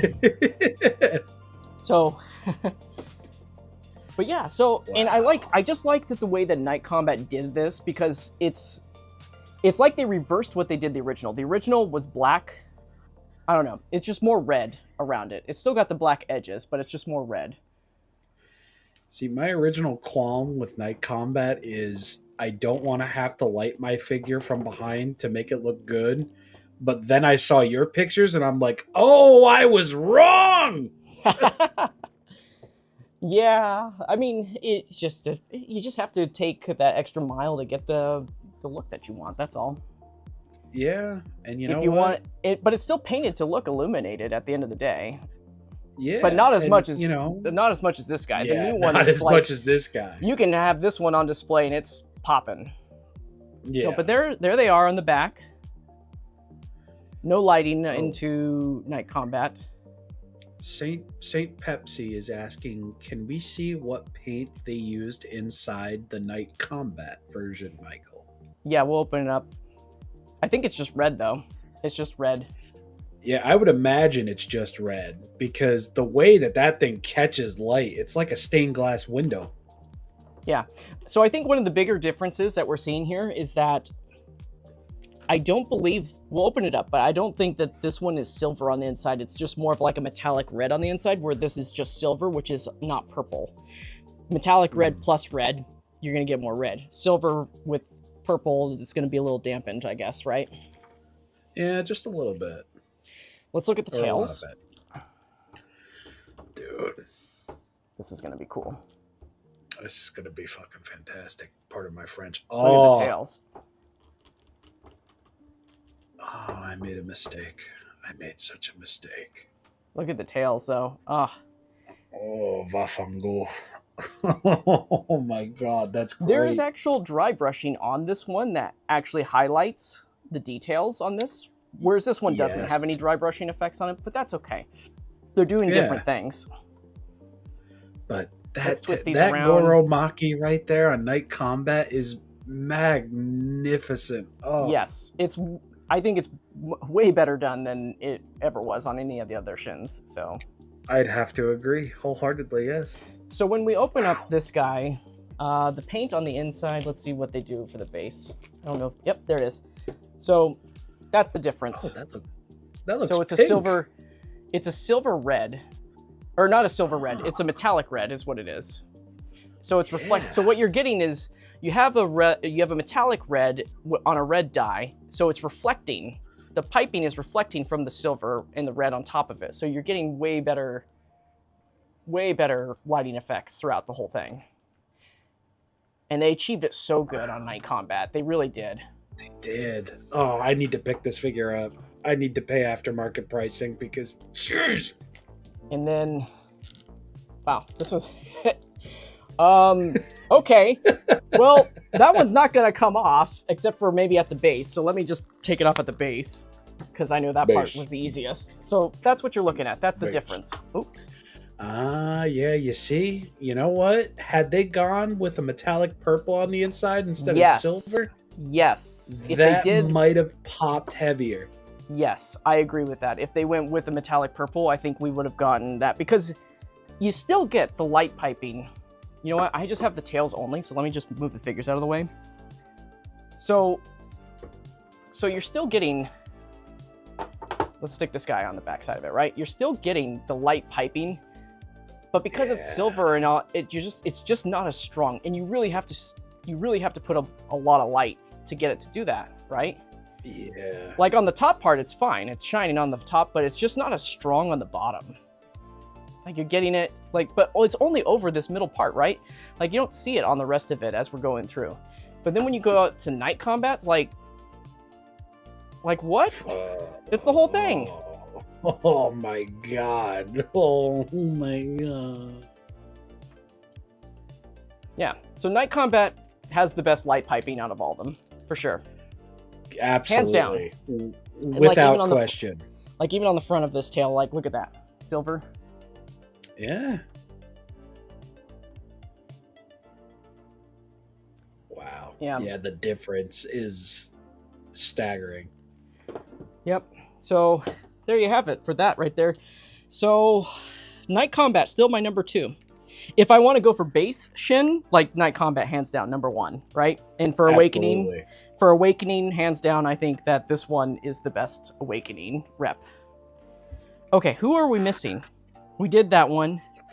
I think we just have ORTHOchromatic. I think we just have ORTHOchromatic. That's it. Did you do the original? Yes, you did. You did the reissue from Tamashii. I did the original, yeah. Okay. The original reissue.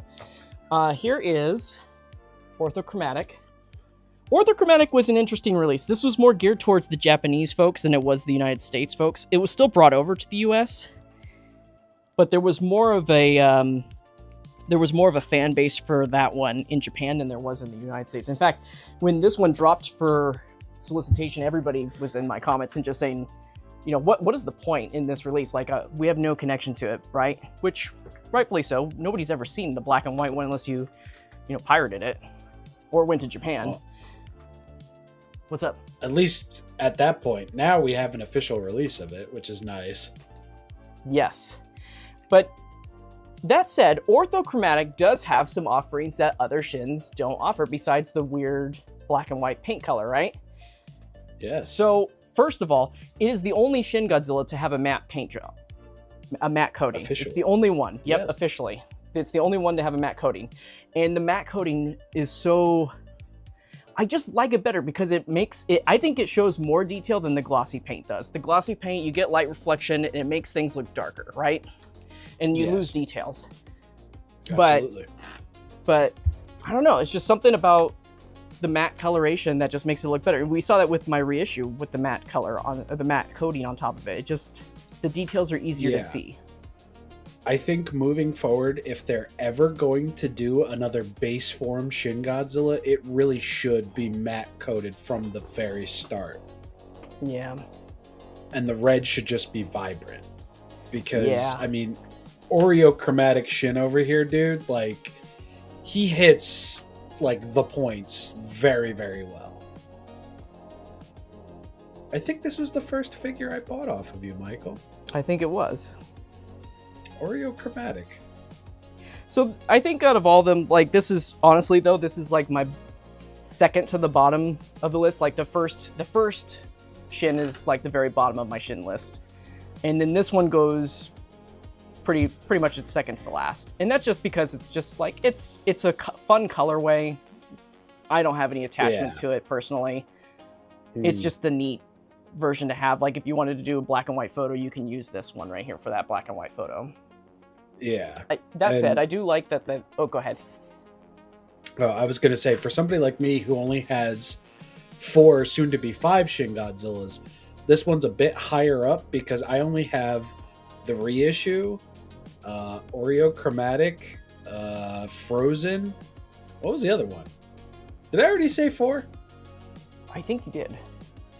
Yeah. So, like, this guy, he does what Frozen did. I still think Frozen is probably my top in terms of, like, detailing showcase, but Oreo is pretty much up there for me. But I feel like Poster Pal's Awakening is gonna start stealing some spots, because beyond that of detail, he just looks fantastic.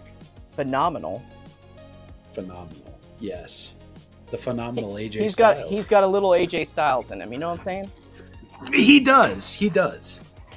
So, it's a black and white figure. That's just the big difference, right? It's black and white. Yeah. The paint application's okay.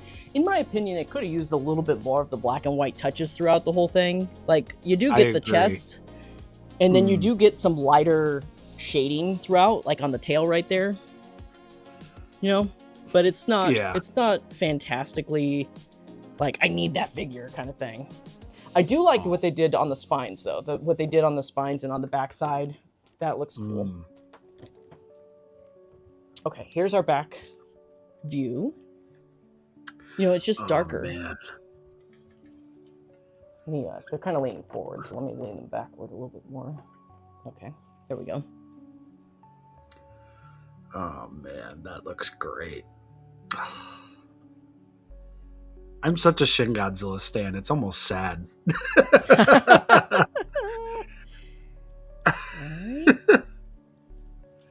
And then, Like, in terms of orthochromatic, S.H.MonsterArts definitely has the best out of what I own. So I'll give them that for sure. Plus, the tri-colored Goromaki is awesome on the orthochromatic SHMA. there you go. So there's the tails. It's got some good detailing on the tail. It for the does. ortho. I really like the gray, light gray, white Art Deco version, application of it all. Yeah.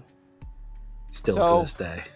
So let's do this before we close out our Shin comparison. Let's get them all up here at once. Shin family comparison. So- Let me grab them up here.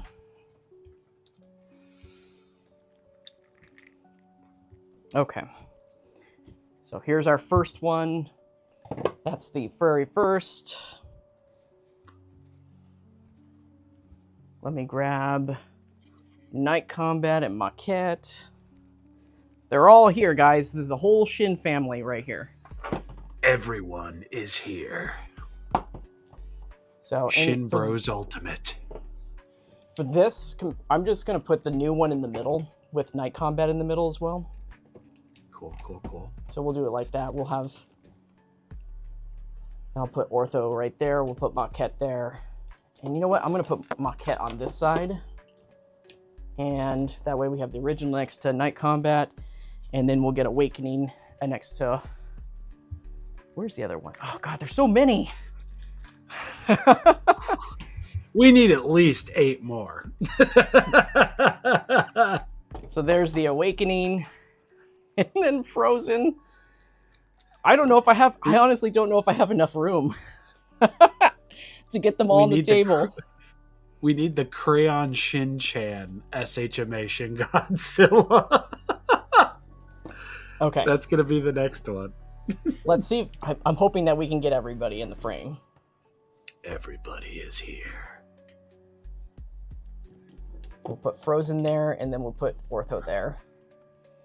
Holy smokes. Oh, they're all leaning forward. Hold 1 second.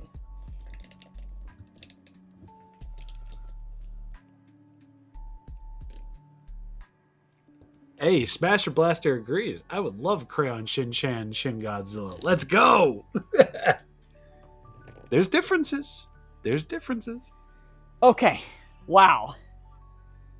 Here they all are. Holy God. Everybody is here, dude. Everybody. I have to pull the camera back to get them all in the shot. Wow. There they all are, everybody. Look at that. Feast your eyes. Feast your eyes. Multiple shins. Multiple They're shins. all here. Multiple shin sclerosis. Yeah. All right, let's yeah.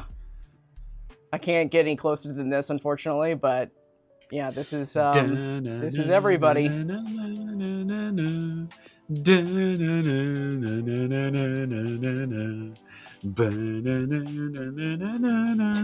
God. You're gonna get me copyright striked. No, I'm tone deaf. They would never. Flagged for Super Smash Brothers. So yeah, you know what? We have our colored shins that kind of pop. You know, you got Frozen, you got Maquette. Ortho even pops out a little bit more. And then, you know, our translucent figures, there's no light behind them, unfortunately, where they're standing right now, so they're gonna look a little darker. And then the original just looks the darkest, right, out of all of them. So I still think Night Combat just pops the most out of all of them, honestly. I'm gonna throw everybody a bone, and I'm gonna bring them all closer, and we'll just do a big flyby here. No flap. Oh no, the jaw fell out. Jaw-dropping action, if I do say so myself. Jaw dropping. Jaw-dropping action. Now catch it on Shinamax. Yo! No. Shinamax? Yo. All right, I'm putting a light behind Awakening in them. Maybe I won't. Anyways, okay. Josh presents a pretty a nice ask. Back shots. Yeah, we'll do that. So here's sick. Just Maquette. give me a second. And then original. Awakening. Let me just bring this guy up a little bit. There he goes.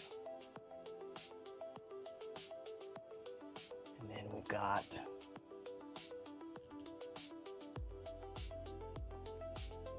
let me just move it on this side. I think that'll be a better shot. Yeah. Let's do that like that. So then you got that there. Yep.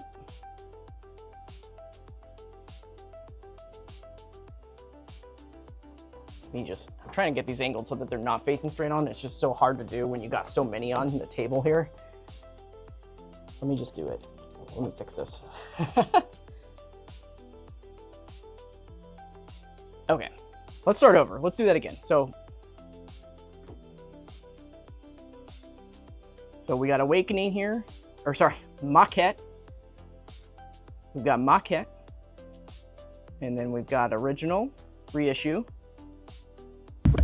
Night Combat, and then we've got our newest MGP, Awakening, right next to Original Awakening, and then Frozen, and then Ortho. Michael, do you have every S.H.MonsterArts figure ever released? I do. Every single one of them. Sick. All right, so that's it, guys, for all of our comparisons with our shins. Let me see how we're doing on time here. We started at 4 p.m. It is currently 7:30. Okay. We're not going to go crazy with the other comparisons. We're only going to do like 5 figures, okay? 5 other figures. Put them in the chat. Who do you want to see standing next to the Awakening? First 5, get the worm. Yep, first 5. That's it. We're only going to do 5 today because of how long we're already approaching on our 4th hour. First one is Suko. Who said that?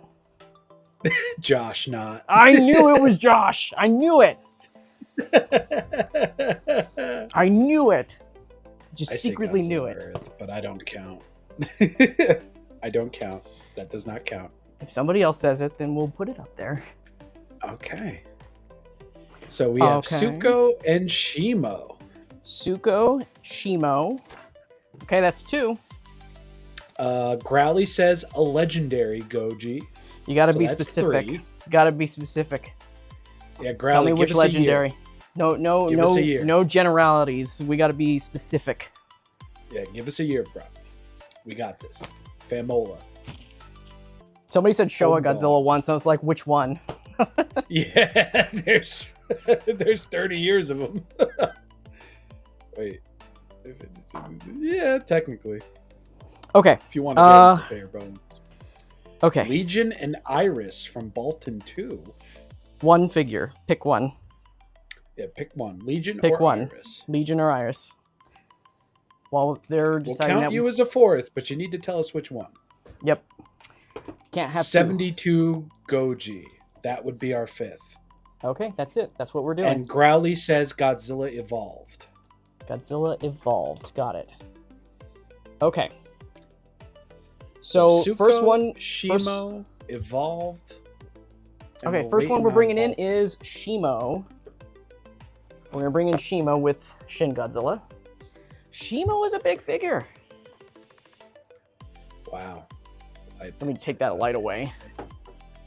Oh, Bolton 2 specified Legion. Got it. All right. All right. So there Locked in. is. I'm gonna bring down my lighting because Shimo is so Yeah. Shimo is so reflective. You know, I'll fix this in post actually. So, but yeah, that's Shimo compared to Shin Godzilla. Shimo's big. She's a big one. Shimo is very big. Yeah. She's a big one. Let me bring this a little bit closer there. Yeah, Did you she's big. customize Shimo? This is this is my custom Shimo right here. It's got black wash throughout the crevices to have the details pop. Oh, wow. Yeah, that looks awesome. And despite how white it looks on camera, I promise you, it has a pearlescent sheen throughout. It just doesn't show up on camera for some reason. So there's that. Let me see who else is on there. We had Suko. And Yes. we had Evolved Godzilla as well. Yes. And 72 Goji. And 72 Godzilla. We'll end it with Legion. Yes, we'll end with Big Mama Legion. 'Cause, Okay. wow. So so that was... And then we've got Little Suko here. I'm gonna just stand him right next to... There he goes, yeah. Poor guy. Let me bring my camera down a little bit now that we're not looking upwards anymore. So yeah, there's... Let me bring these guys a little bit closer. I had to push them back further because of the comparison. So, but yeah. Suko is tiny. Suko is tiny. And I don't understand the hatred that that little guy gets because I think he is a quite awesome figure. And now he's better. About to be better. Michael, are you not a Suko fan? Hold on. Yes. I am a Suko fan now.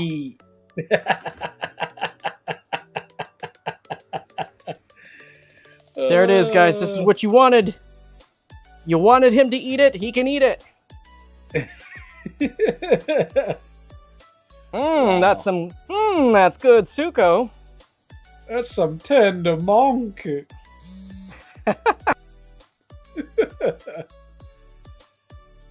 Oh, jeez. He is a cool figure, though. I will say. I do enjoy him. Now that I actually own him, I do enjoy him.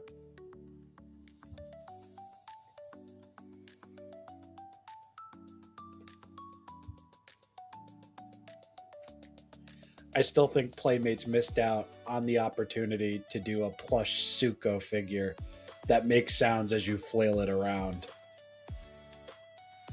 Personally.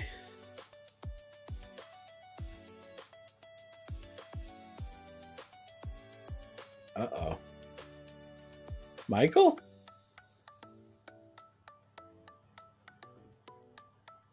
Oh no, Michael, I can't hear you.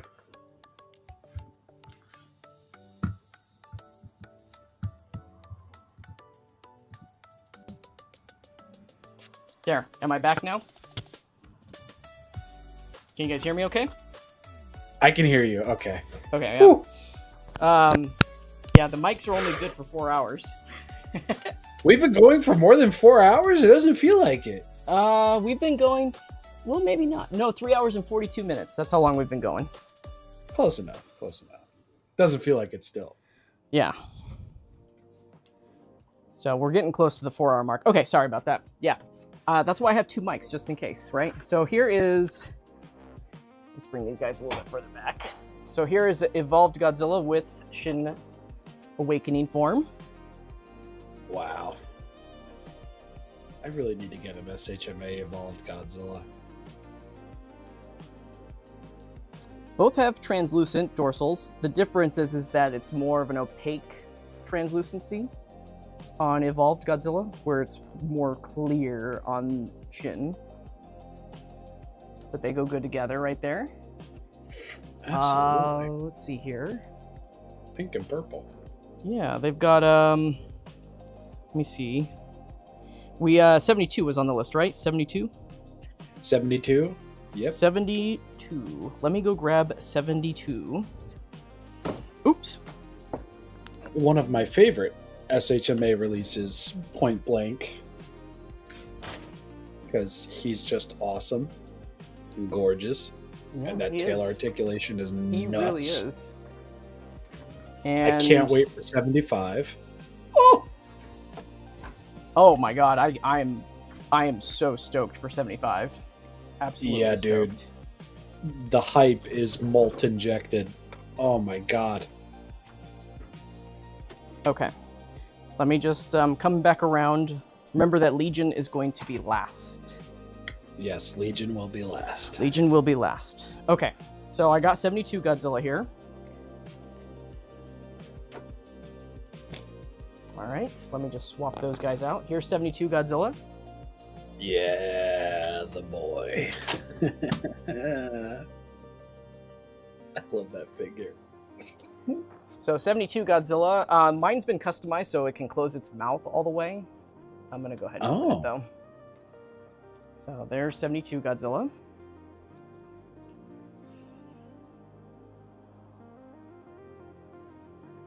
It's so wild to see such a big generation, right? This generation gap of Shin. Yeah. And it's just like we came from this, guys. We came from this. Yeah. And I mean, we it came turned from- into that. Yeah. We came from Godzilla dancing in space to Godzilla literally being a plank of wood who's constantly in pain and suffering. Wow. And love a believe it or king. not, 72's head is bigger than Shin's head, even though Shin is the taller figure. Go figure, right? Yeah, Go figure to figure. Go figure. All right. So there's 72. And then let's bring out this guy right Yes! Yes, my boy! here. Yep, we can't have a stream without, thank you, Shin Rob-Zero, for joining us. This is just for you. Getting our metallic Godzilla Earth out there. And I'm sorry for missing prior streams. The timing was never right, but nothing was going on today. And look at these two together. My two boys, my Reiwa boys together. They are great looking. They are good. And then one more. This is my personal pick. I'm picking one to bring out. Oh, who's he gonna pick? What's he gonna... Hey, yo! So we've got Biollante out here. This is the original release of Biollante, not the newest special color version. I guess it's not new anymore, is it? No, we got not special really. color. Yeah, we got special color been version, what? but this is the original. This will always be my favorite Biollante rep in the MonsterArts line. I just like the paint apps a lot better. Very nice, though. They go together in some weird cosmic way. They just do. Yeah, they really do. They really just do. All right. They vibe. And that's one way of putting it. They do vibe. They do vibe. They do They do. vibe. They do vibe. And one more. Well, Maybe. Special Hold color on. version Biolante is 7 years old already. Oh my god! I remember when that was first solicited. Right? Jesus. It's true. The minute you don't pay attention to the years, the moment you go like, oh my. Okay, we're working on getting Legion out here. Why don't, Rob, while we're waiting to get Legion out here, why don't we answer a question if there's anything coming up? All right. Anybody got some questions? I gotta get to. I have Legion all the way in the back of the place, so give me a second to grab that. Yeah, I Michael's should just got to dig through the ditches. Apparently I should just have like several figures just always in hand, ready to go, and that should just be Legion and King Ghidorah 2019, and just have them all ready to go. Oh, there's been a correction. 5 years, not 7. Yeah, I think it was 2020 when it came out. Oh my god, even that. Jeez. Yeah, 2020 was when that was released, so that was with the GMK Godzilla 2. So... And now we have another GMK on the way, too. So wait, if there's another GMK, does that mean we're going to get another Biolante? I mean, that would be cool. I doubt it, though. I doubt it severely. But you know what? I doubted a lot of things in my time, and I was wrong. And I open being wrong because I can admit that I'm wrong. Ooh, touche. All right. All right, I'm working on getting Legion out here. I had to reconnect the wings on it. It's in its flight mode form at the moment. So let's bring out the big girl, the big kahuna. The biggest girl. She's a good girl, though. She's a good girl. She is. Best of the Gamera trilogy. No cap. Don't at me. Oh my god, it's so big. Okay. Jesus Christ. Oh my god. Oh. There it is. Legion. Oh. Hey.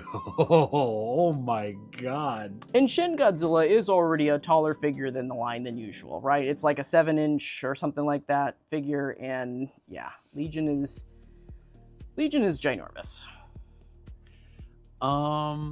Traceworm asks, couldn't catch early parts of the stream. Does MGP Shin have any joints issues? At least anything noticeable on first impressions? Everything on this figure moves beautifully. It's solid. Nothing's popping off. Like, I tried to pull the tail apart and it wasn't coming apart, which is like a big win for Shin Godzilla tail. So, yeah. And as far as the articulation on the arms go, like normally they're kind of stiff on the arms, but it moves like a dream on this figure right here. There's limitations due to the sculpt, but as far as movement goes, like I know with Night Combat, some people were saying that it was stuck, but it's not stuck on this one. They all move, on all 4 of these figures, all the arms move great. So no issues there. Joint tolerance is perfect. I think this is the best articulated Shin on the line next to Night Combat. And there you go. Right from the Michael's mouth. Oh, I have to be so careful carrying Legion. It's such a big girl. Big and heavy. I will have eventually, guys, when you ask me for this, I will have in its regular form. I have a second Legion just sitting there, and I'm going to do an unboxing first look video that's also like an assembly tutorial, so I haven't gotten to that yet. So that's why it's... Because I'm not going to do this transit. Like, if I want to have them both, I want them both displayed separately. So, yes, I bought a second Legion. I'm crazy. So this Shin is a general release. Does that mean we're getting a re-release? Says St. Pepsi. This Shin Godzilla? I would imagine so. I'm confused. So this is a Movie Graphic Plus figure. What is the... I'm not sure what the question is exactly. This figure, are you asking if it can be reissued? Because it's a general release? Is that what he's asking? I'm actually not sure. Oh, he says yes. Well, okay. St. Pepsi says yes. Okay, so if it's a general release, technically it can be reissued. And because it's a Movie Graphic Plus line, it's new, so we don't know how they're going to handle that. It might be constant, quiet reissues because again, this line is catered towards tourists. So these are strategically put in areas where there's a lot of tourist footprints. So, for example, they were kind of quiet about it. Godzilla 2019, the Night Color Edition, was quietly reissued because they needed more. And so the same could happen for this. I don't think they'll make a... I mean, they might. I don't really know. We'll have to see what happens. And then here's our last comparison really quick, guys. It's the Movie Graphic Plus Godzilla 1989 figure. Poster Pal Brothers. Yep, so these are the first two poster Godzillas in the line. And I love them. I love them both equally. Well, I can't. I lied. I don't love them equally. I love the 89 way more. Sorry, Rob. No, it's okay. It's okay. I'm a Heisei guy. What can I say? What can I say? That is perfectly fine. I am a Shin Godzilla guy to probably the day I die bars that rhymed of a poet I didn't even know it. What do you think? What do you think, guys? This right here? Huh? We'll destroy a beam? Do it. Do it. So, do yeah. it. You do it. So for anybody that owns the original Awakening, you can swap out the head, and you can also use the tail. You can swap out the tail. You can also use the beam effect parts with this guy too. I have them put away, so I'm not going to break them out right now, but that's pretty much it, guys. That's this figure right here in a nutshell. We made it through the whole stream. Wow. We're just going to stay on for like maybe... I mean, what do you got going on, Rob? You got to go soon, or...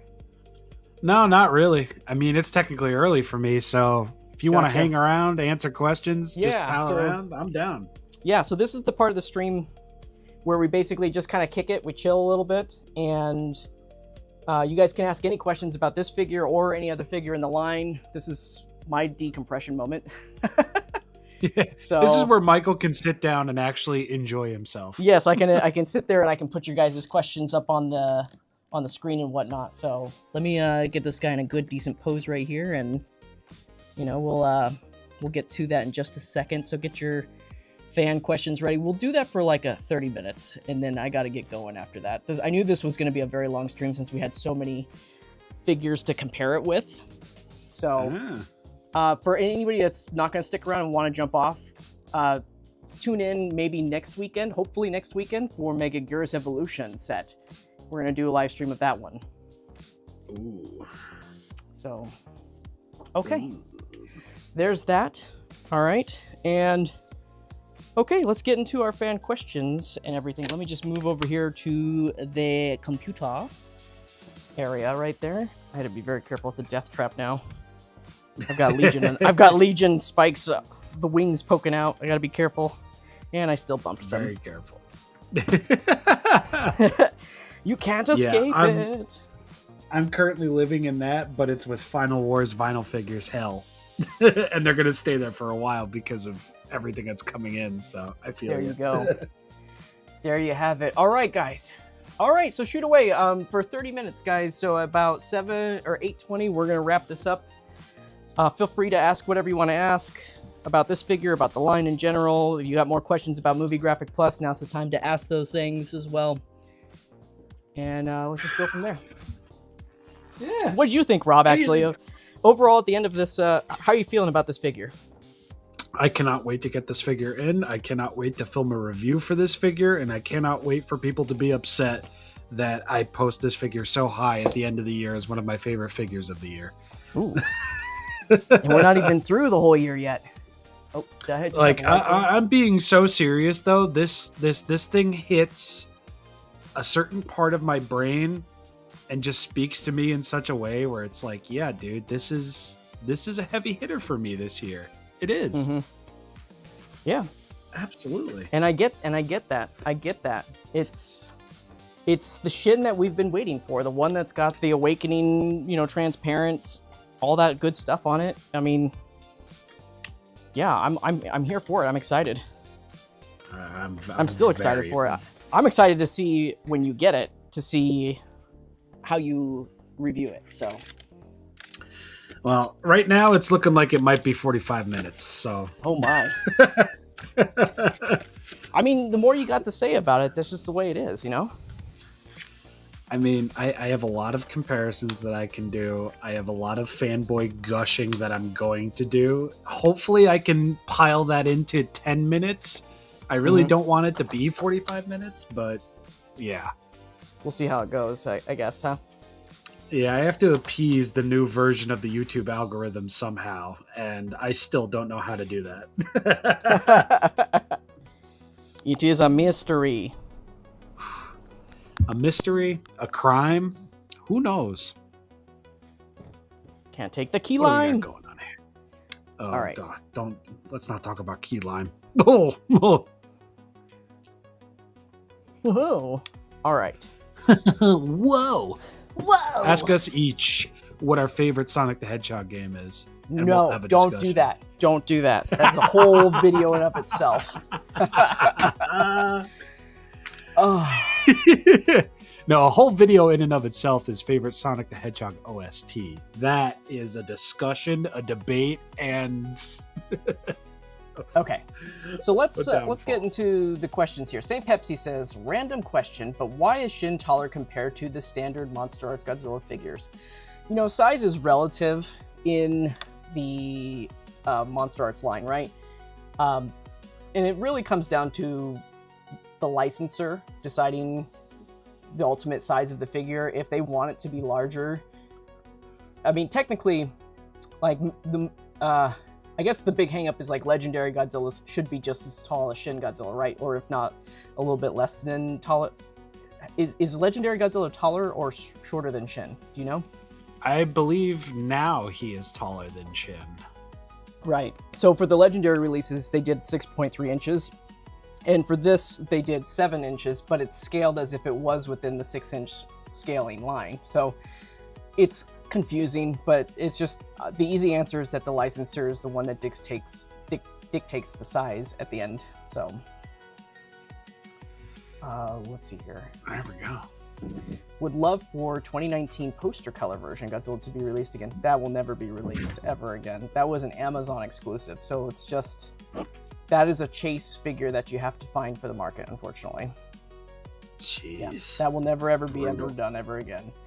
With premium Bandai stuff, it's a little different because they can always like alter it and stuff like that. But for that one, that is an Amazon exclusive. You can't get around that. Just like with the Maquette Godzilla, you'll never see that one ever again because that was a Godzilla store exclusive. Now, they could always do a lottery down the line, but that's only exclusive to Japan. You wouldn't be able to access it. And the way lotteries work is that you have to enter the lottery to have the chance to buy it. So. When do you think they'll announce the next two GMK and Godzilla 02? It should be soon. We saw them. We're just now we're past the first movie graphic plus figures, and we're gonna see 54 and 14 over the next 2 months. So we're probably gonna be seeing 02 and GMK very, very soon. If not the end of this month, well, I guess it is the end of this month, right? If not within the next week, it'll be by at least next month, I think, that we might be seeing those. Because I think those are the last ones that we haven't seen. That was from Tamashii Nation 2025. Yeah, so those are due. They're the last ones. They're going to be coming out soon. Cool. Can't wait for GMK. We want to have it 45 minutes. Oh boy. I mean, we could. I know I keep repeating myself, but this figure reminds me of the movie Monster Series USJ Shin Godzilla, but not the Evangelion one, the one before. Yes, I know exactly which one you're talking about. You're talking about the first Universal Studios Japan one without the split jaw with the closed mouth. And yes, he does have that vibe. He absolutely does. I agree wholeheartedly. 100%. Gareth wrote, I plan on doing exactly that. Looking at the OG Awakening jaw actually fits surprisingly well on the MGB color wise. Yeah, absolutely. They totally do. Nice. They're 100% swappable. Cool. I don't have it. Josh sent me a private message because he said it was too long for he said it's too long for the YouTube, but he goes I would love a glow-in-the-dark injected Godzilla figure from MonsterArts. Like they mold the main dorsal spine separately from the main body, and they cast them in translucent plastic, and they'd be hollow inside. They inject it with the blue glow-in-the-dark paint. So when they're hit with the UV light, they just glow. But since they're inside the dorsal plates, it'll look like they're glowing from within, like how they do in the movies. It's a nice thought. It is a nice thought. I believe the way it works with these figures anyways is that all the dorsals are generally casted separately, and they are glued on.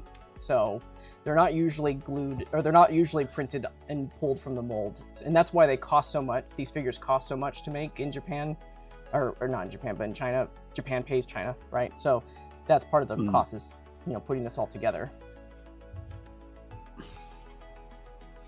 Let's see here. I realized that Monster Arts could make a black and white Godzilla 2000 for an MGP. Interesting thought. The thing about... So, with Godzilla 2000, right, you have to remember that the Godzilla 2000 that we currently have is from Megaguirus, right? And there was a black and white moment in the movie, for sure. There was. But they do like scene-specific colorations, so I'm not sure they would go that way with it, but I get the idea behind it. I think that would be pretty cool to get a black and white version of that. Absolutely. Yeah, I think that would be pretty cool. Yeah, I'd go for that black and white one. Why not? Why not? Yeah, why not? It's a great figure. I was going to go a different direction with my comment, but then I remembered, oh wait, there is a black and white moment in the movie. That's right. It's the flashback. Yeah. Because Megaguirus is that's a direct sequel to 54, technically. Yeah. Right? Yeah. Well, they kind of cherry-pick different ways of doing it. It's not even a sequel to 54. I think it's just its own made-up version.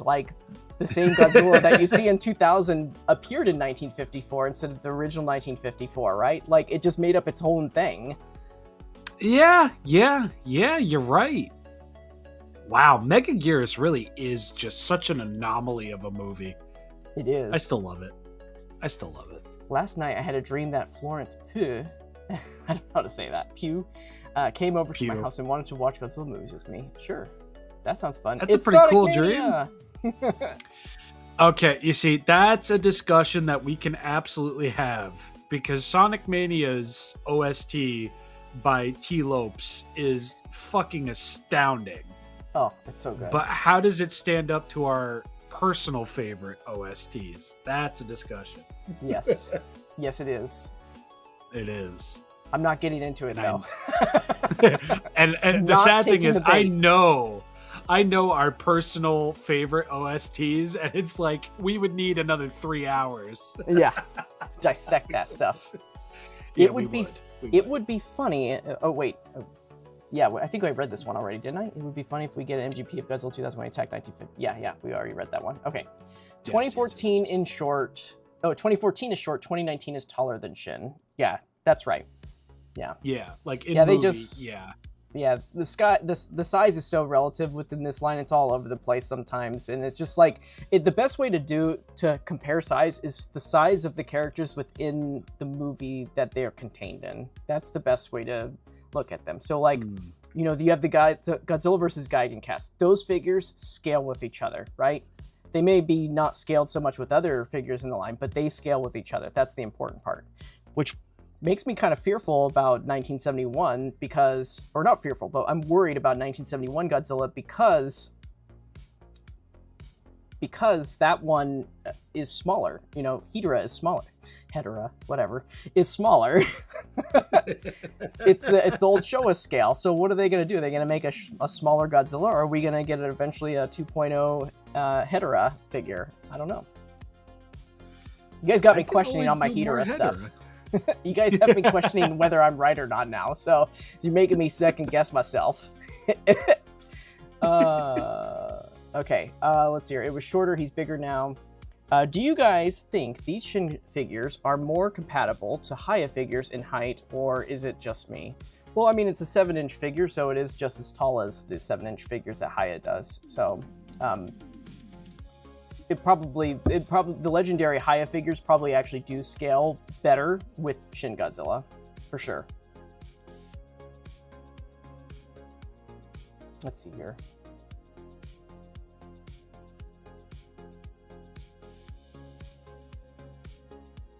Okay. What we got?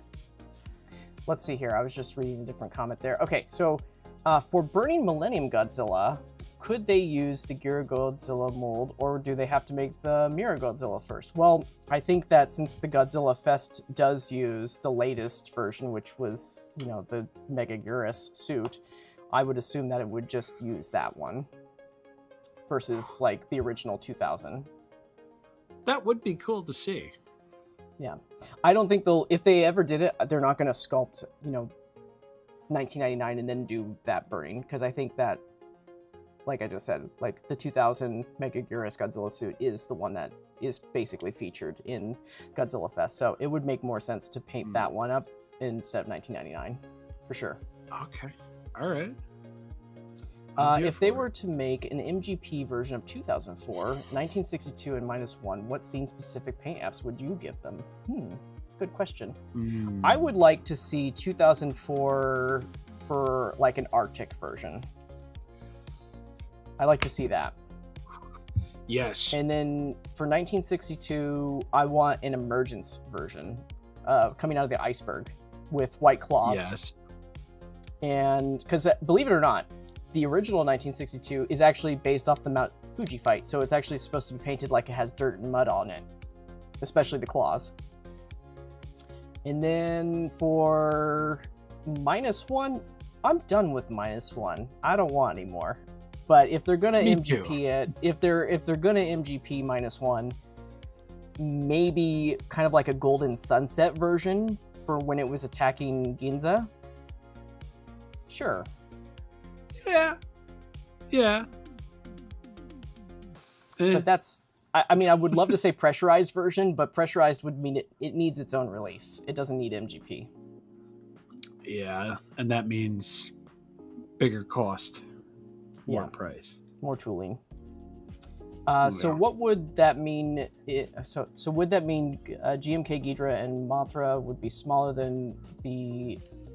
Well, I think that the GMK Ghidorah is a smaller Ghidorah out of all of them, right? He is. He's mostly just wing that takes up like a better part of his sizing. But other than that, yeah, he is smaller. He is smaller, but here's the thing. The GMK Godzilla in the MonsterArts lineup is a large figure.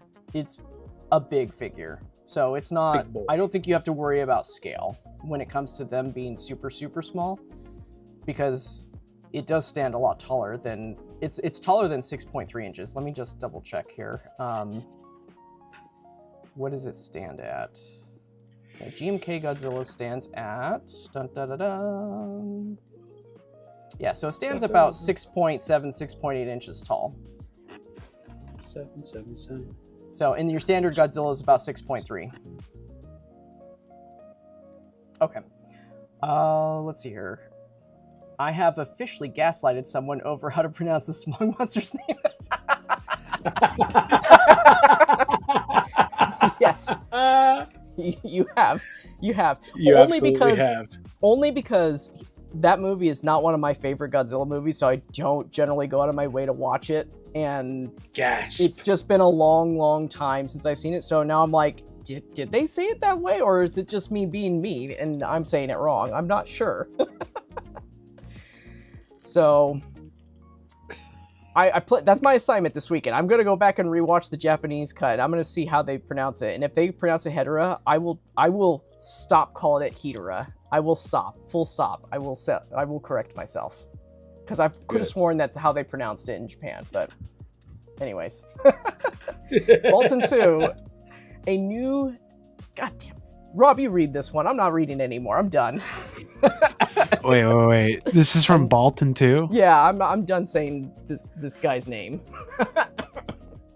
Oh, wait. Do you see it? A newer Hedorah could be an opportunity to do the crawling one or sucking on a smokestack too. Hey. Yeah, the landing form. Yeah, for sure.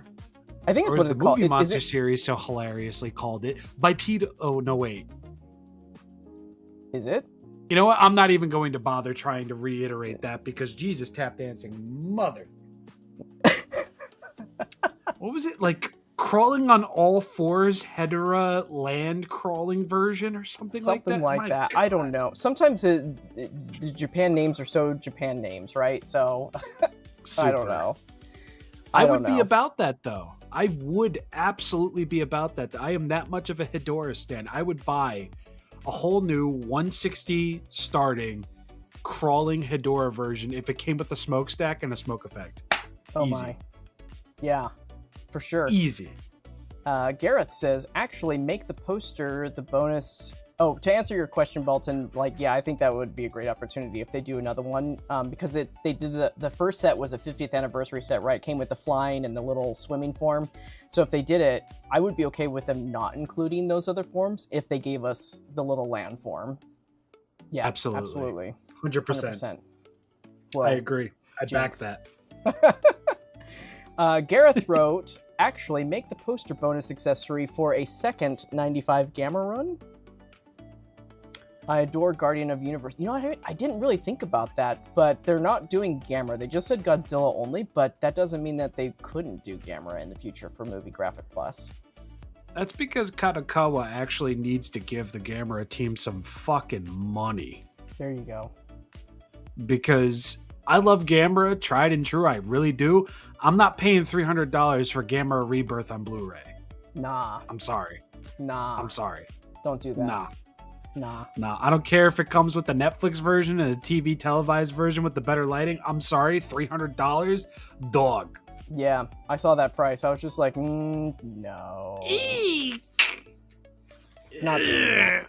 And that's just Yeah, typical no. of Japan. They price their Blu-rays so much higher than, like, especially anime Blu-rays. They are priced so much higher than just like regular standard US price Blu-rays. It's insane. I don't know why they do it, but they do.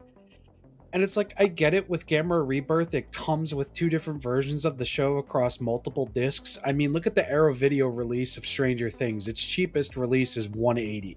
Its most expensive, I think, is $300. So it's like, I get it. But at the same time, like, if a US company did it, it would be $60. Yeah, it would. Somewhere around that, right? Yeah, like, 60, highest 80, and it's like, yeah, I could stomach that, but $300? Like, Yeah. well, I will, and it's also just the Blu-ray copy. It's not even a 4K cut. yeah, and Yeah. with a 4K cut, I could actually like really understand that price point, because then it's just 4K. Then it's like the highest quality available. Mm-hmm. But it's Blu-ray. Yeah. So Bowser I want to one. support. Oh, Bowser 1997 says, "You guys gonna see Mario Galaxy in a few days?" I might. We'll see. We'll see. I'm really not all that excited. My excitement for the first one was mainly just dropped on upon, like, I grew up with the live action film, and it's like, okay, now we have a bit of a faithful representation. I really don't have much attachment to Super Mario Galaxy, like, at all. Yeah, So Yeah. like, it's half and half for me. for sure. I'm gonna see it eventually. Yeah, I'll eventually watch it. I don't know if I'm gonna catch it in theaters. We'll just see. If I actually get a legitimate free day, maybe. But there are other movies I'd rather see first. Let's see. Like here. what? Well, I already watched Hail Mary, and I kind of want to watch it again because I love Rocky. Oh yeah. I will die for Rocky. The fact watch that this thing movie. is a puppet, a rod puppet, is crazy. Oh yeah, I didn't even know that. Watching it the first time, I went in blind, and then I found out it was a whole puppet. I was like, no way. Now I gotta rewatch it again. It's like a Okay. seriously advanced puppet too, with like these next level fucking motors in them and everything. And even they were customized by their special effects team. And I just saw like a bonus feature on it, and I'm like, whoa, that's crazy. But yeah. now I got to see it too. Yeah. Oh no, it's so good. It's so good. You'll love Rocky. I believe it. Next question is, will movie graphic releases always be in stock items, or will they be treated as premium releases with limited stock windows? We don't know the answer to that, unfortunately, just not yet. It very well could be treated as something that's constantly restocked in Japan. I can't say the same thing for the United States, though. The United States is probably a one and done sort of thing, but in Japan, it probably might be something that's quietly restocked. So, and reissued. So we'll see how that goes as time goes. It's brand new. We're still figuring out this line. Eventually, I'll get the answer to that, though. It's a good question. Keep an eye on your favorite import sites, Yeah, because then you'll know for sure. for sure. If Monster Arts ever makes another -1, it should be a gold version, like the statue director was holding at the Oscars. Man, I don't want any more. No more -1. No more shit, Yeah. no more -1. I will take pressurized -1, but that's it. Because now we got You Godzilla see- 2026 on the way, and it's just like, we don't know what that design's going to look like. It might be very similar. I don't know. I hope it's Grizzly. And honestly, if you I want a really really do. gold one, just go paint it. Go paint it gold. Go to a craft store, buy a little go buy a little doll. What is it called? Bow tie. It's easy to do. Plus, Movie Monster series did a gold one. Action Figure series did a gold one. Monster King series did a gold one, which has like a certificate of authenticity with it, which is fucking insane. Yeah. It's like, I know I love Shin Godzilla and I know I love Hedorah and I know I have multiple copies of them, but when it comes to -1, it's like, yeah, I could live without another. Yeah. If they actually did a gold one, I'd be okay with it with being some sort of exclusive somewhere, like at a convention or something like that, but not something that's like forced to like, hey, go buy it. It's going to be a general release or a premium Bandai release. Like, I don't know. This is the way I feel about it, though. Yeah, I could see that going that way too. When is the non-flying destination coming out? The non-flying destination coming out? I would like Destroy a it? wing sculpt that isn't too weak. The non-flying destination. You may want. I'm not sure what you're saying here, so I'm going to give you a chance, Train Doors, to rewrite that. I'm not sure what you're asking there.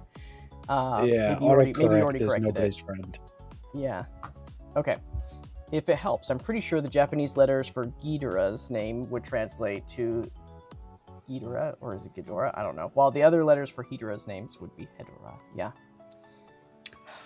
Okay. I just go off the MF Doom album, King Ghidorah, There you go. which is a great little record and you should listen to it. Ooh, maybe I will check it out. It's entirely themed and sampled off of like Showa era Ghidorah films, and it's quite good. Yeah. Yeah. Classical boom bap style hip hop. It's quite good. We need a Little Godzilla and Baby Godzilla 2-pack. I don't think we'll ever get something like that, but it would be neat. I would say that something more practical would be a new brown Rodan from the Adona Island packaged with Baby Godzilla. I would be down for that. Now, here's a question.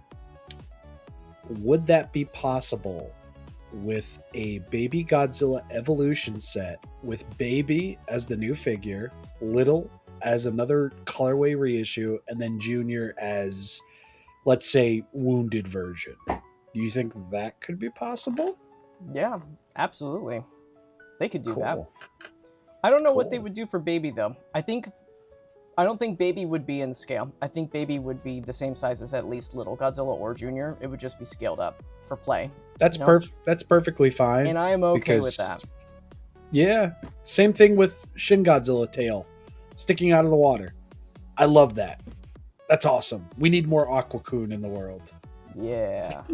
All right. Josh says, since it's been a while since the last Monster Hunter figure, when do you think we'll get a tease of new new release for the line? I don't know, guys. Monster Hunter, we're gonna have to get a temperature check on that in San Diego Comic-Con, but based off the I'll put it this way. If you go look for Monster Hunter figures on the line, they're still widely available right now. So T-Rex is still there. Yeah, Rathalos, the latest Rathalos. Xenogray did really well. Nargacuga did really well. Even Mitsuzune did all right. It did all right. It definitely did better than T-Rex.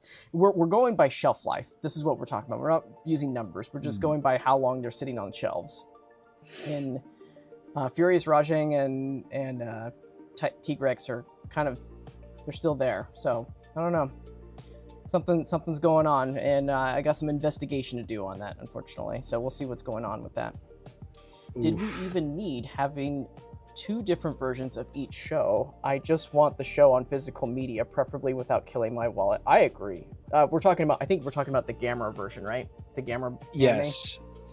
And Yeah. I do agree. I would have been fine with the televised cut, which is longer than the Netflix cut. I would have been fine with just that on disc. I didn't know that, actually. I didn't know it was longer. Did they add scenes? They actually split the episodes into 2. Oh, and I they see. fixed the lighting, they fixed a lot of coloration things, and I believe they upped some of the animation. But yeah, like I think Gamera Rebirth is 6 or 8 episodes at most, and they essentially just cut each episode in half. Interesting. I'm seeing a comment that he later just posted. I'm going to bring it up really quick. He goes, he says, let me see here. Let me get to it. I just saw it. Where did it go? He goes, yeah, I meant 2 typed versions of each episode rather than the show. So if I'm to understand that correctly, it's like when you go to like what's it called? Crunchyroll, you can watch like 2 different cuts of it, right? You can watch the sub and the dub, but it would be like a different version. I don't know. I think it's like just what you're saying, right? With the TV version and the anime version, or the Netflix version. Because they do differ from one another visually and just how they're presented. And apparently the televised version performed a lot better than the next Netflix version was, because people actually knew it was coming out. For sure. Which is insane. With all this Gamera Rebirth attention with Gigabash and that Blu-ray, can they reissue Gamera 2023? It can be reissued because it was a general release. Let me double check that, actually. I think it was a general release. I believe it was too. Yeah. Because I remember seeing it on HLJ. Yeah, it was a general release, so it can definitely be reissued. They haven't reissued any of their Gamera stuff, though, before. So if they did, it would be the first. I think that would cost Katakawa money that they don't have. Oh, okay. So Train Doors did correct it. He says, oh, my bad. Didn't see autocorrect. Destroya, not destination. So the question was... Let's see if I can get back to it and find it. Train. So when is the non-flying Destroya coming out? I would like a new wing sculpt so that isn't so weak. I'm still not sure what you're asking here, because there's no scheduled release for Destroyer or anything like that, other than the most recent one. You know, are you talking about like a folded wing version? If that's the case, I mean that's not even like being considered at all. So yeah, unless you're talking about the flying form, but then you said non-flying form, so I don't know. Movie graphic more plus seasoning. Yeah, movie graphic plus Godzilla 98. It's not happening. It can't happen because we have to have the regular Godzilla 98 come out first. Because the whole point of movie graphic plus is that it's re-releases, you know, figures that have already been in the line. But eventually, maybe they'll do one. But it's just not going to happen for movie graphic plus. Regular Godzilla 98, yes, that is a whole possibility. I'd like to see a night color version of Godzilla 98. Like the X Plus D for real did. Yeah, I was gonna say they did that with X Plus. Yeah, it's a fun little release. I like the blues. Gareth says, I feel it'd be smart for 96 and 99 Gameras to join Movie Graphic Plus if they ever join MonsterArts for a 3rd time. Yeah, it just depends. I mean, right now it's just been only announced for Godzilla only, but I could see it extending to Gamera, since Gamera's, you know, just got the 3 movies within the line so far, so why not? Yeah. I might watch Mario Galaxy movie. I liked the first movie enough. Cool. I hope you enjoy it if you watch it. I do too. Don't spoil it for us, though. Yeah, please don't.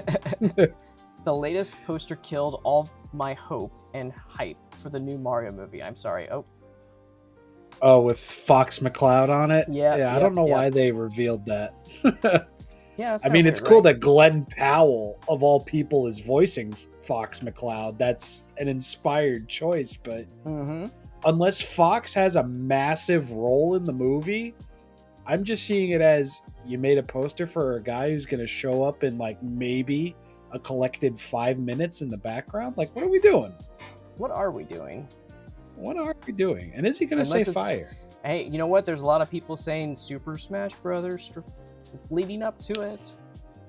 Listen, I call Hooligander because Legend of Zelda is a live action movie, and they're never going to make a Metroid movie. Personally, I don't think they ever would. And Kirby, no, not even Kirby, Pikmin should be done by Ghibli. Mm-hmm. I'm sorry. But when it comes to Pikmin, like, I can only see Ghibli doing Pikmin. I can't see it being 3D animated or anything. Yeah, it's and just now I Ghibli can't unsee it. I can't unsee it. And because they have that beautiful natural aesthetic with the Pikmin games. Mm-hmm. And when I look at the Pikmin games, I just see Ghibli. That's it. Yeah, that's true. That's Let's just see how here. I feel. Rally says, so could S.H. Shin Godzilla have the tooling in his tail like the previous 2000 so that he can balance on his tail? I mean, I've balanced this guy on the tail before. If you go look through my night combat photos, I have him balanced on the tail. Like, the tail is so long, you can wrap it around and have it balanced, no problem. Cool. Smash Blaster 1 up, 190. Is 122 scale good for buildings? It's not a bad scale. I would say that buildings that are 330... Okay, so the scale is, again, it's all relative, right? When it comes to scale, I would say that buildings that scale with Showa monsters, you know, anything that's like maybe, I don't know, 150 to 220 would be good. And then for Heisei monsters, they don't make buildings in the 770 scale or 640 scale, but the ones that are done in the scale of like 330 or 350, those ones are good for that. I should do a whole video about different buildings. I have all these different buildings that I use for my stuff. I should do a whole thing to show off what buildings look great for dioramas and stuff. There's a lot of them out there made by different brands, different groups. You've got iPop Designs that does damage stuff. You've got Kato in Japan. You've got Tommy Tech as well. In China, there's Outland Models that does that. So there's a lot of different things that you can choose from out there. They don't all scale well, but if you get really creative with how you've put your items in the set, you can make them look good. Growly says, just so he can balance on his tail and recreate the deleted scene of when he's slithering like a snake. Okay. I enjoy that. That could be fun. I enjoy that. Let's see here. Fox McCloud is in the Mario Galaxy movie and possibly Samus from Metroid. Maybe. We'll see. Right? Conjecture. I'll believe when I see it. Yeah. I've still got to try and track down a Gold King series for a reasonable price. You know what he's talking about? Yeah. Gold King series. Godzilla -1 did a Golden King series release, which was exclusive to Amazon Japan. Mm-hmm. Oh, okay. That's the one that came with the certificate of authenticity. It was available for a short bit, and then once it sold out, it was done because I believe Bandai only did a single production of it, and then that was it. Okay. I understand. Yeah. Gotcha. Hey, Sonic 3 and Knuckles is my favorite from the classic Sonic games. Me too. It is my favorite. Well, there's a fun conversation to be had there. Rob likes Sonic Labyrinth from Game Gear, so we're not even going to get into that. Hey, on the real, no BS, I do enjoy Sonic Labyrinth. Really? Okay, see, we can't go down this hole, Rob. We cannot go down this hole. I know. We can't. Because then we have to talk about Sonic and the Dark Brotherhood, and we have to talk about how a Sonic RPG game... No. I mean, I could say something controversial and say that Sonic R is one of the best OSTs out of the entirety of all the Sonic spin-off games ever. No, I'm going to mute you. Can you feel the sunshine? I'm going to... That's it. All right. Blood vessels are... Okay, no more. Okay. Listen, man. Hold on. The point I was making is that Ghidorah and Hedorah do not use the same second letter. Interesting. Yeah. Oh. Which might imply that they're pronounced differently. would have said that earlier, but no word limit said no. But word limit said no. Yeah, yeah, I get that. Let's see here. I read some leaks. Oh, okay, sure. I agree, Growly, but Sonic 3. Nope. See, guys, we can't get into it. That's a whole thing. Michael, read the comment. Read the comment. Okay, I'm gonna read it. All right, I'm gonna read the whole thing. I agree, Growly, but Sonic 3 and Knuckles. By the way, I consider that game the gold standard when it comes to a classic Sonic gameplay. The storytelling was great too. Yeah, I agree with all that. I agree with that as well. It's just Sonic 3 is a better OST. Absolutely. What I meant to say was, would they ever release or make an unflying Destroyer, because the new wings would be cool, might be more durable figure. Okay, so if I think I'm interpreting this correctly, you're wondering if they'll release a new Destroyer figure with brand new wing design so that they're not broken up. And if that's the case, maybe in the way future, right? They might do it. But for this, maybe for the 40th anniversary, something like that, they might do a whole brand new version of it. I mean, here's the thing: Wakasa did the sculpt for the original, and when you have the original suit creator involved with that, I think Tamashi's hesitant to do a 2.0 unless the actual sculptor, original dad of the creation, is like, yeah, let's do it. You know, so I think there's that to be considered when it comes to that. Absolutely. Haven't even gotten to play Sonic Mania yet, but I seriously want to. AC. Can I just use AC? What does he mean by that? AC. I don't know, but Sonic Mania is fantastic, and it's the real Sonic 4. Yeah. Yeah, and Sonic Mania is amazing. If you ever get a chance to get it, I mean, there's always, if you have a PC, there's constant sales for Mania, and you can get it for like $1 or something like that. It's crazy. It's so much fun. Yeah, it's always on sale on the digital console sites as well. Like, you can get that game for ridiculously cheap, and you will get your money's worth no matter what. Parrot's account. Okay, so we're going back to Shin Godzilla Movie Graphic Plus. He says, my Movie Graphic Plus Shin Godzilla has a wiggly and loose bottom jaw that loves to fall out. Is this normal with this figure? On the 4 that we have here, that was not an issue. They're all very tight. None of them wiggle, none of them loose, none of them fall out. So I think if it's falling out, it may not be plugged in all the way. And if it is plugged in all the way, maybe do some Kiki Fix. If you got some Kiki Fix, just go ahead and apply it on that. But on these 4, the jaw is solid. There's no loose jaw. They pose very nicely on all 4 of these. Yeah, we did. We had a pretty flawless lower jaw show tonight. Yeah. So none of them fell out. The only one that actually fell out was the lower jaw of the original Awakening, and that's because it wasn't seated correctly. Go figure. Yeah. Yeah, well, I'm cool with having 2 different languages. I'm just referring to the lengths of each episode. Yeah, I figured that's what you meant by that. I was just I was trying to bring up an example of, like, you know how Crunchyroll does the 2 different versions, but I don't think they do different versions of runtime unless the dub and sub are different, right? Like the sub and dubs. Sometimes the sub is longer, whereas the dub has been censored or something. So that's all. That's the only reason why I was bringing that one up. But I understood what you said. Yeah. All right. I understand what you said now. Yeah. Growly says, haven't noticed that on my copy, Parrots. Yeah. Yeah, you might just have one that's just not seated all the way. So try wiggling that around and get the Kiki Fix if you got it. Do we have any news on MonsterArts Yu-Gi-Oh line? Egyptian gods would be really sick. They would be. Yeah. There's no news that I can publicly report or anything like that, so we just have to wait and see. Maybe there'll be some news later this year. We'll have to find out. They have to. Something about MonsterArts this year is that it's going to be going into the 15th anniversary celebration. So, and then we've got so much Godzilla stuff that's happening. So I think we're going to be seeing a lot more Godzilla stuff than other lines at the moment. Which makes sense. Hear me out. Orga Evolution set, the ship, the alien, and Orga himself. Yo. I'm all for that. If they're going to do Orga, do it that way, 100%. And do, like, different versions of the ship, too. Do on, like, a clean ship, a damaged ship, like half meteorite, half regular ship, you know? Like, let's go nuts with it. I agree. And I am there for it. Orga deserves it. Mm-hmm. He does. Yeah. If they're going to do Orga, like, let's go all out. But not go all the way out. Like, I'll let them save the final form, right? I'll let them save that for its own thing. But leading up to Orga's first version, like, yeah, let's do that. Let's get the ship. Let's like a busted up version of the ship where it's half meteor and half ship, and then let's do Millennium.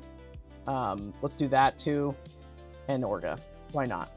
Yeah, I agree. And then save the mutation for another release later down the Yeah, line. exactly.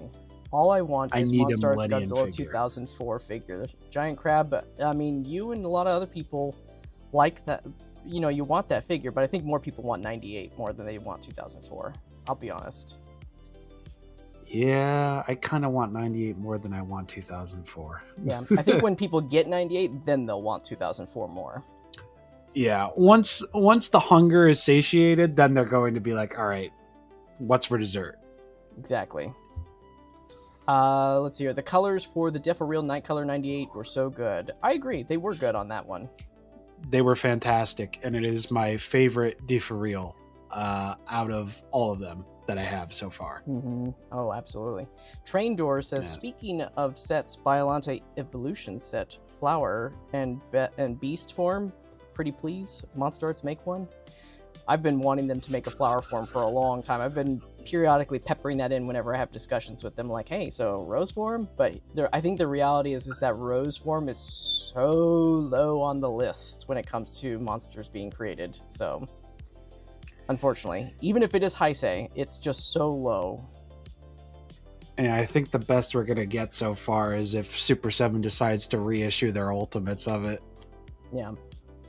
Yeah. Yeah. Connell says, let's see here, I'm hoping for a battle version Gamma 23 in the future and an Ultima battle version too. Yeah, we could use a new Ultima. What do you think? We could use more singular point, period. Yeah. That's my comment on that. Hmm. I want another Jet Jaguar, damn it. Mm-hmm. I don't plan to give away spoilers for any movie, but I'm way more of a of a Sonic fan anyway, so I'm more likely to be hyped for the 4th Sonic movie. I mean, I am Same. hyped for that song. I am hyped for the Sonic movie. You better believe I will be there square for the Sonic 4 movie for sure. Absolutely. Day one. Day friggin' one. Especially with all the implications. Mm-hmm. Because there's many. Oh, yes. I want the giant crab, Growly says. Let's see here. Speaking of Sonic, hey, Rob. This is a question for you, Rob. Huh. Have you heard of this Sonic and Godzilla crossover comic at IDW? Yes, I have. And I would really like to partake in the single issues. I'm probably going to wait for the trade to come out. But this is a childhood dream come true. And I will be supporting it. And I hope that there is a god somewhere in the cosmos that will allow Jakks Pacific to do a Sonic X Godzilla figure line. Ooh. That would be dope. I doubt it. I doubt it severely because the Sonic X DC stuff is starting to come out and it looks friggin' fantastic. It does. Sonic in the Flash costume is peak. It is so peak. And Shadow as Batman is awesome. Oh my. But I will hold out hope for Sonic X Godzilla figures from Jakks Pacific, and I will be picking up the trade, and I really hope the sales are good enough for a second run. For sure. I am very aware. I'm a huge Sonic fan, just letting you know. Yep. I'm there with you, man. Oh, I know. All right. We've got, let's see here. Monster Arts Jet Jaguar, Jet Jaguar, and Monster Arts Jet Jaguar with Gigan Claws would be fire. Hey, I'm working on that still. I haven't worked on it in a while, but it's in progress. I'd be there for it. Please convince Either or. Monster Arts to do 98 or 2004 version. Would love it. You know what? It's not me that's gonna have to convince them. It's everybody else, and I think there's enough public love from the Western front. We just need it from Japan. We just need Japan to love it more. And I think they're getting that love. It's had a resurgence in They Japan. are. So We've been I think seeing a lot of it. I don't think it's a matter of, I think it's more of, it's less more, I can't talk. It's not a matter of if, it's a matter of when at this point. That's what I think. Yes. Dorky Films, Mr. Bandai. Hello, Rob and Mr. Band. No, I'm not Bandai. Hi, You have Alex. to say it at least in How one you stream, doing? right? Yeah, for sure. 1 second here. Uno momento. 1 second, guys. Yeah, the chat kind of reduped.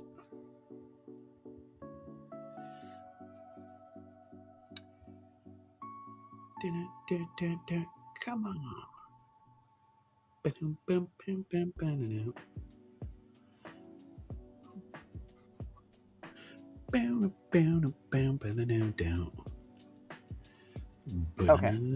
Sorry about that. Let's see here. We got my chat just went up. Okay, Sonic Nighttail was better. I enjoyed I enjoyed playing it on my PlayStation 2, but I mostly played Echo the Dolphin. Ooh, there you go. That's a good choice. Echo the Dolphin is coming back with a new game apparently within the next 3 years, so get ready. Mm-hmm. Yeah, they have a whole website and everything out there. If only they would do that for friggin' REISSUE. You should do a live stream talking about Mario, Sonic, and stuff, Rob. Yeah. I could do that. Do it, Rob. I should. And I'll have Michael on so we can discuss our favorite OSTs and who's right and who's wrong. That's right. That's right. That's Sonic damn right. Spinball for Sega Genesis. Yeah. AC probably referred to me. Oh, gotcha. Sonic Spinball has a great OST for the most part. There's a couple tracks in there that are a bit of duds. Yeah. Thanks for clearing that up, guys. Awesome. I didn't know what AC was for, but yeah, he's good. He's talking to the other guy in the chat. Got it. I listed 2 letters in my YouTube handle. Yeah. There it is. They're right there. Cool. How much demand would there need to be for Tamashii to give older figures the 2.0 treatment? Because 94, 64, Mechagodzilla 74 desperately need an upgrade. Yeah, I just think it's a matter of how long it's been since these original ones went out. I think that all 3 of those are prime candidates to get 2.0s. So I don't know if it's about demand as much as it is anniversary stuff, but maybe we'll see what happens. Yeah. Yep. Shin Gaming Rob Jura when? I do have a streaming channel called Stream Rob Jira. I haven't done anything on there since Metroid Prime Remastered came out and I did my hard mode run. But if enough people keep asking me, I will bring it back and I will do Sonic games. There you go. So there's your thing right there. Where the heck is MonsterArts Orga and Megalon? I really don't want to wait till 2045 to get them. Well, I don't think you have to wait that long. 2045 is pretty far. Who do you think we would see first, Michael? Orga or Megalon? Like, I think we'll see Megalon first. Oh, really? Yeah. I'm not mad at that because I love Megalon. Yeah. Flower and Beast together, $850. Yeah, for sure. It'd be really expensive. Yeah, although that would be exceptional. Rose form would have a lot of detail to it, but it wouldn't have a lot of articulation. But there would be a lot of detail sculpted into it, and like swappable rose petals for the heads and everything like that. Yeah, for sure. Poster rose form. Yeah, Harold was talking about that the other day. What's better than the original rose form? Poster rose form. There's a model kit that's floating around online right now that's done by an independent individual. And it looks really gorgeous. Cool. I think we'll get Skeleturtle first before Rose Biollante. Oh, yeah. That'd be funny. Maybe in the movie Well, I can't even say that because Rose Form's in the movie Monster series now. Damn it. Next to your Sonic and Godzilla Battle at Theaters. Yeah, I'm wondering if somebody's going to move their schedule around. I wonder if there's going to... I don't think Godzilla's going to move, but I wonder if Sonic will move. Or maybe they'll do it at the same time. I don't think Sonic's gonna move because Sonic's just been making more and more money per installment. So now we have Metal. I mean, here's the thing: both of them are gonna get my money. So yeah, absolutely, they're both gonna get it. I'll watch one on Saturday and the other on Sunday. So there you go. I might just watch both on the same day. To be completely Sonic I wish comes I had out that much before time. Godzilla. So does it? Oh, I thought they were the same day. Or does it? I'm not sure. I'm not I sure. thought it was the I'm 27th. not sure. Okay. It helps that Godzilla X Supernova and Sonic 4 are coming out around the same time, and both movies will coincidentally have evil doppelganger villains. I will be eating good next year. We will all be eating good next year. All of us. Absolutely. Except for people that And- are probably over 70 years old who say that show is the greatest and only Godzilla ever. Well, I prefer Showa over all of their eras, but I'm not going to say it's the only one there. But I will say we will be eating exceptionally if whoever they get to, well, the guy that they have to score Sonic for, who is not Junkie XL, thank God, he is a very guitar-driven gentleman, and he is a very big Sonic fan. And if he can incorporate a lot of the Metal Sonic motifs that we've had in the past, I would be very, very happy. For sure. Exceptionally happy. And if we could get a copy of it by 9 Inch Nails up in there for when he first shows up, I'll nut. All right, guys, we're going to be wrapping it up very shortly. We're going to do like 3 more minutes, and then we're going to call it a night. But we need Night. St. Pepsi says we need Night Combat Godzilla Earth or even Noodle Heads. Yeah. I agree. I agree Scarlet wholeheartedly. Godzilla Earth for MGP. Yeah. Absolutely. Let's do it. I will always advocate for more Polygon Trilogy Godzilla reps in any in any figure line at all. SHMA, movie, monster series, it doesn't matter. I want Sure. more of those designs as figures. Yes. Absolutely. Yes. Including Mechagodzilla. Since this year is the 15th anniversary of Monster Arts, a Godzilla 1994 2.0 would be perfect. He was the first, and he is on the survey. Yes, absolutely.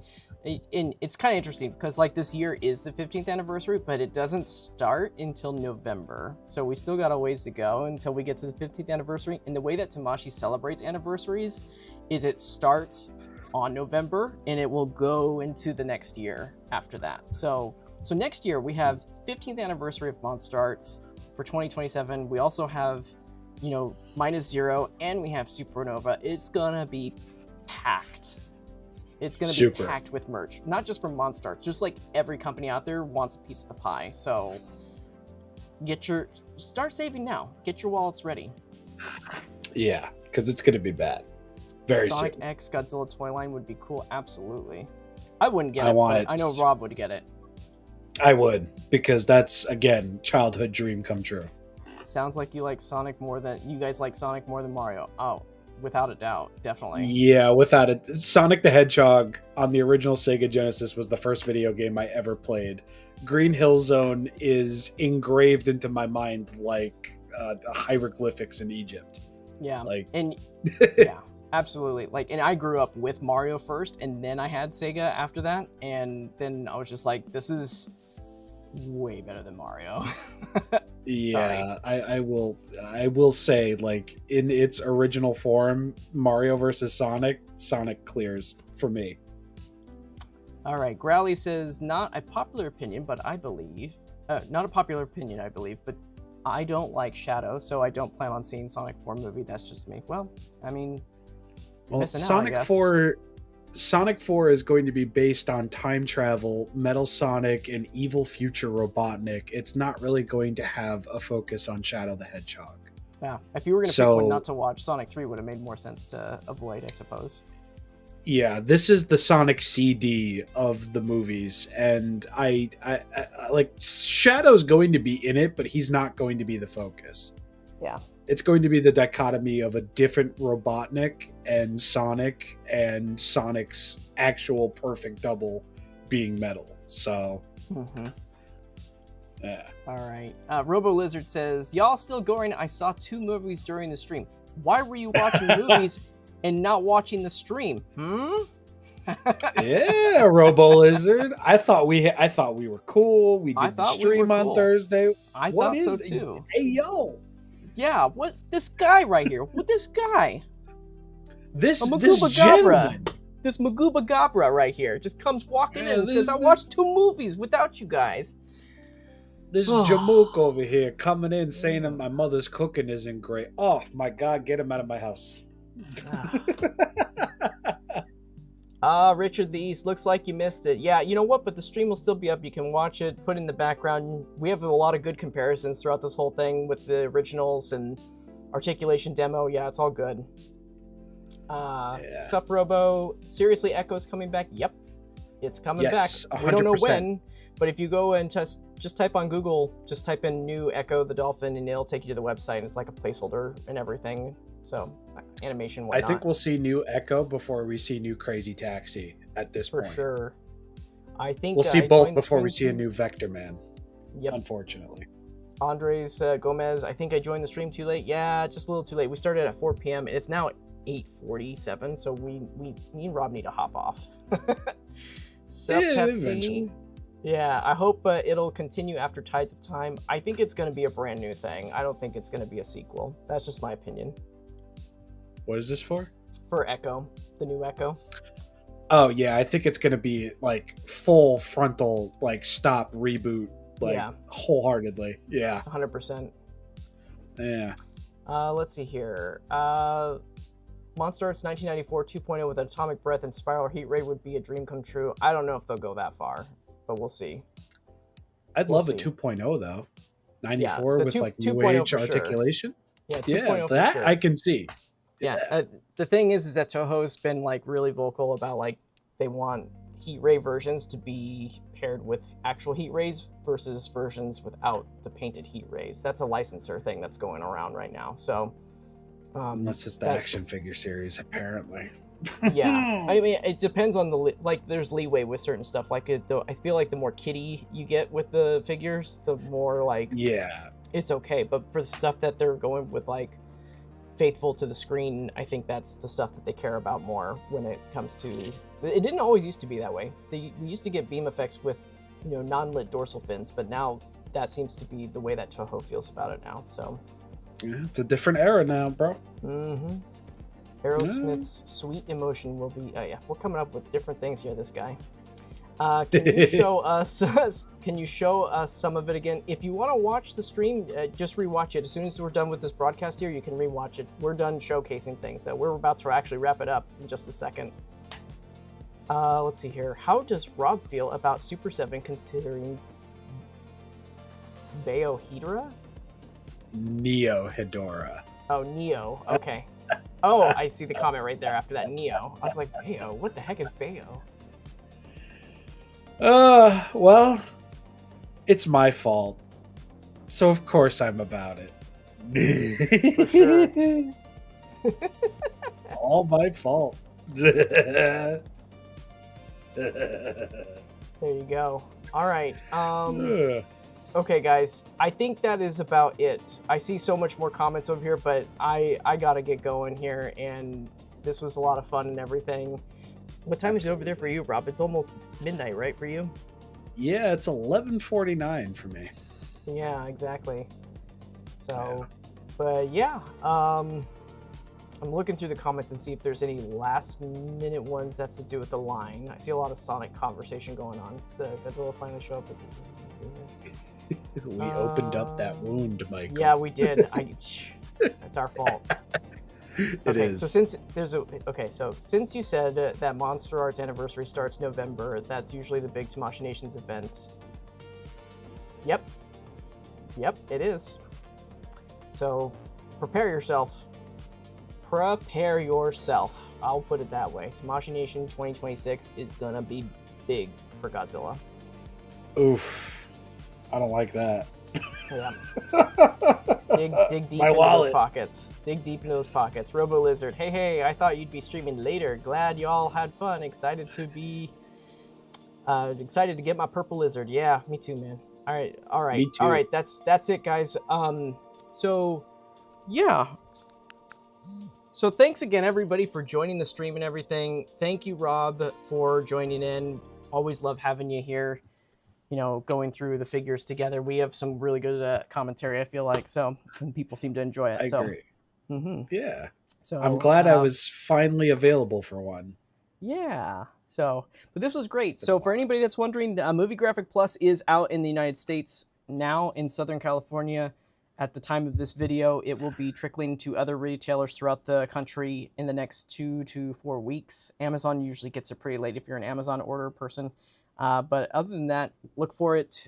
Shipping notices very soon if you have it on order through there. If you live outside of the country and you're looking to pick up this figure, you can try Hobby Genki. I have a link for that in the description. You guys be able to pick it up from them and get that imported to yourself from there. Or if you want it just sooner and you just don't want to wait for the 4 weeks in the domestic US resale, you can get it from Hobby Genki too.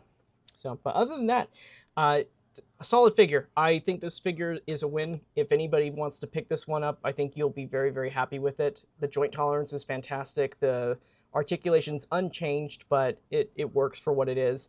The teeth, you know, the teeth paint is okay on it. There's some parts that could have been a little bit better in certain spots, but overall, the glow effect, that is the translucency and everything. That is the showstopper of this figure right here. So definitely 100%. look into it. Yeah, I would rank this as number 3 on my list. So it goes Maquette, Night Combat, and then Awakening MGP. So that's how I'm going to rank them right there.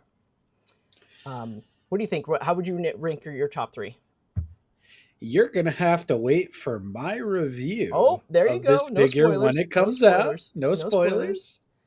So I will have okay. all of them on screen together, and I will give you my ranking then. There you go. Okay, so stay tuned for Rob. He's gonna have his own little review of this guy right here. So look forward to that. All right. Other than that, Please do. thank you guys so much again for joining the stream and taking a look at this figure. We had a blast. You guys were awesome. Thank you for sticking it around all the way to the past the 4 hour mark, honestly. Until then, we'll see you guys for Megaguirus Evolution set. Have a good one. Bye, everybody.